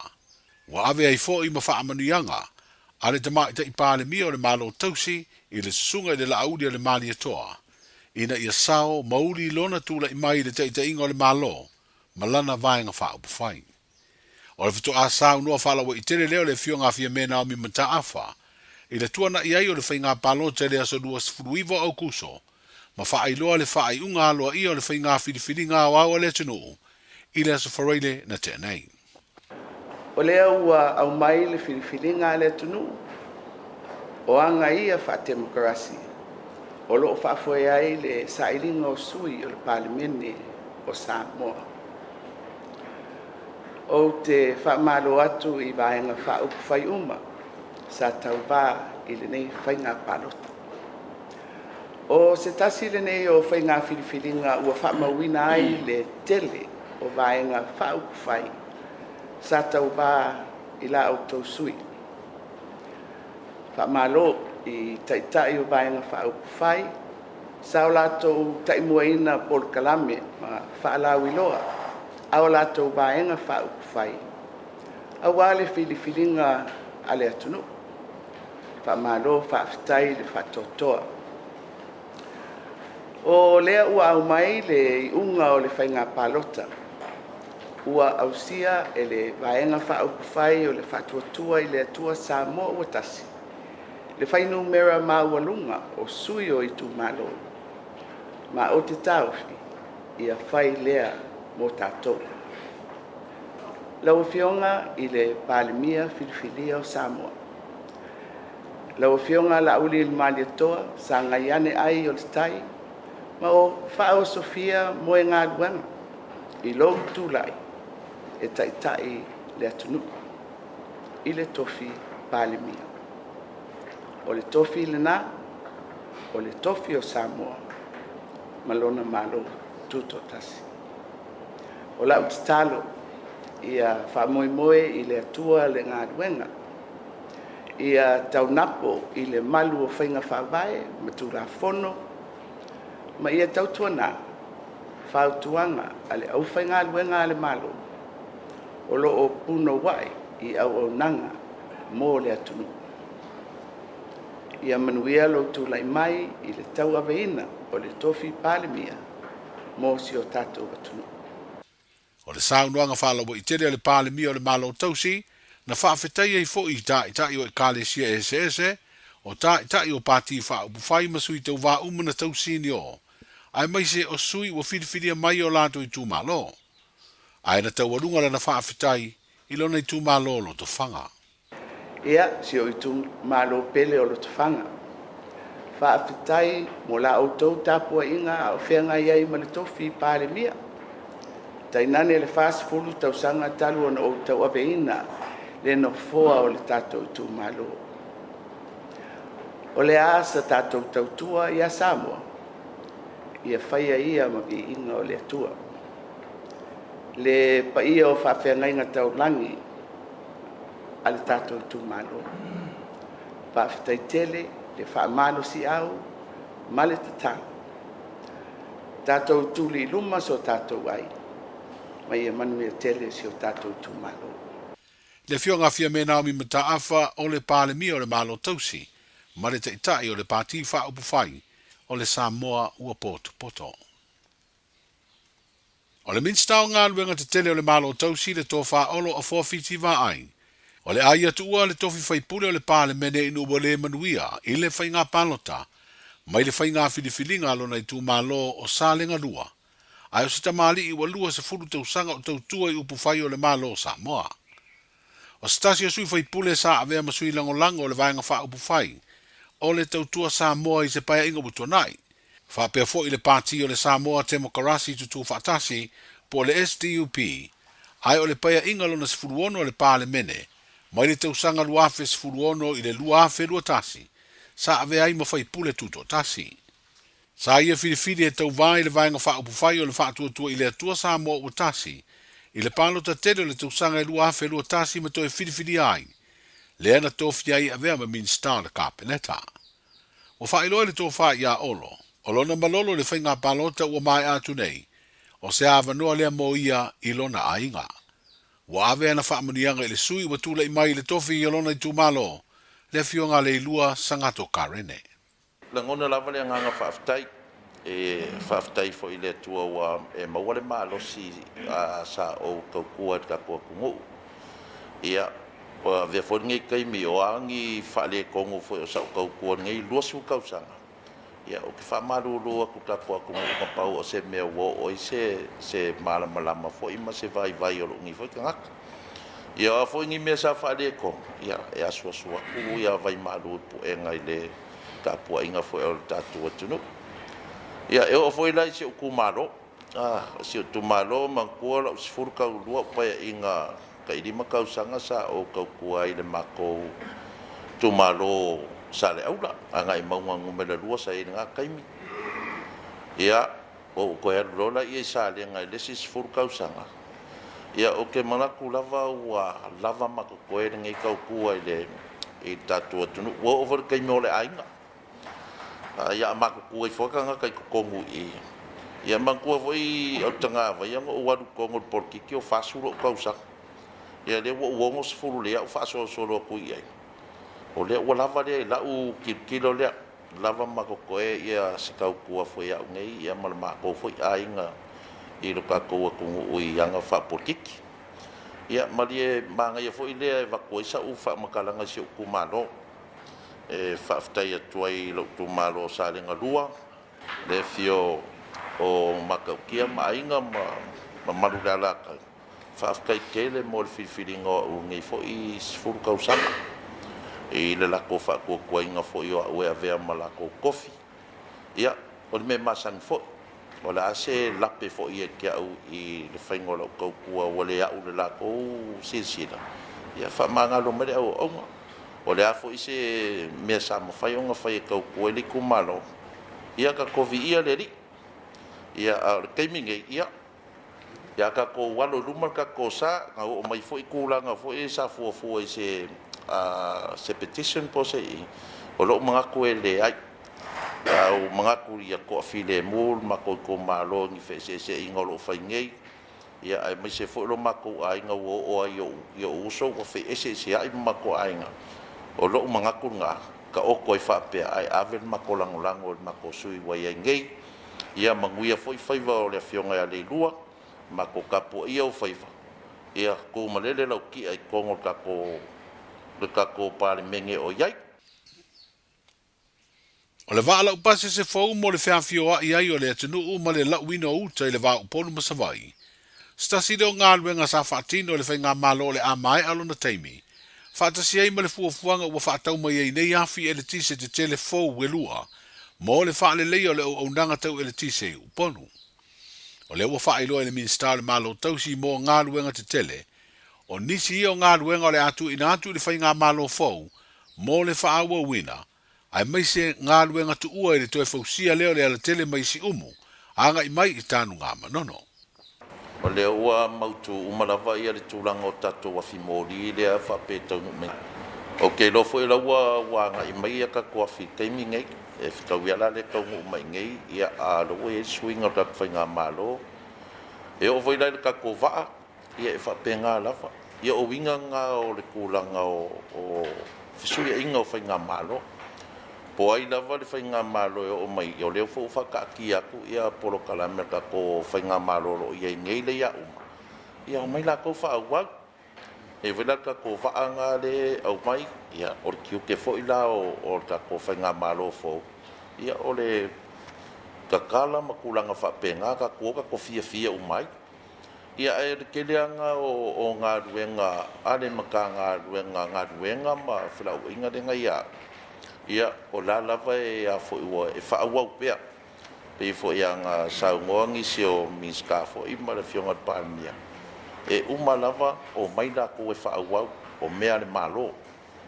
E re whapewanga ngā ienga i mea fo i esa o makaungu umai le whainga malo fo le chapipi. Ia ngā iei lava ngai au whiku unga inga fo i le ia ki ngā e ave whamua mua.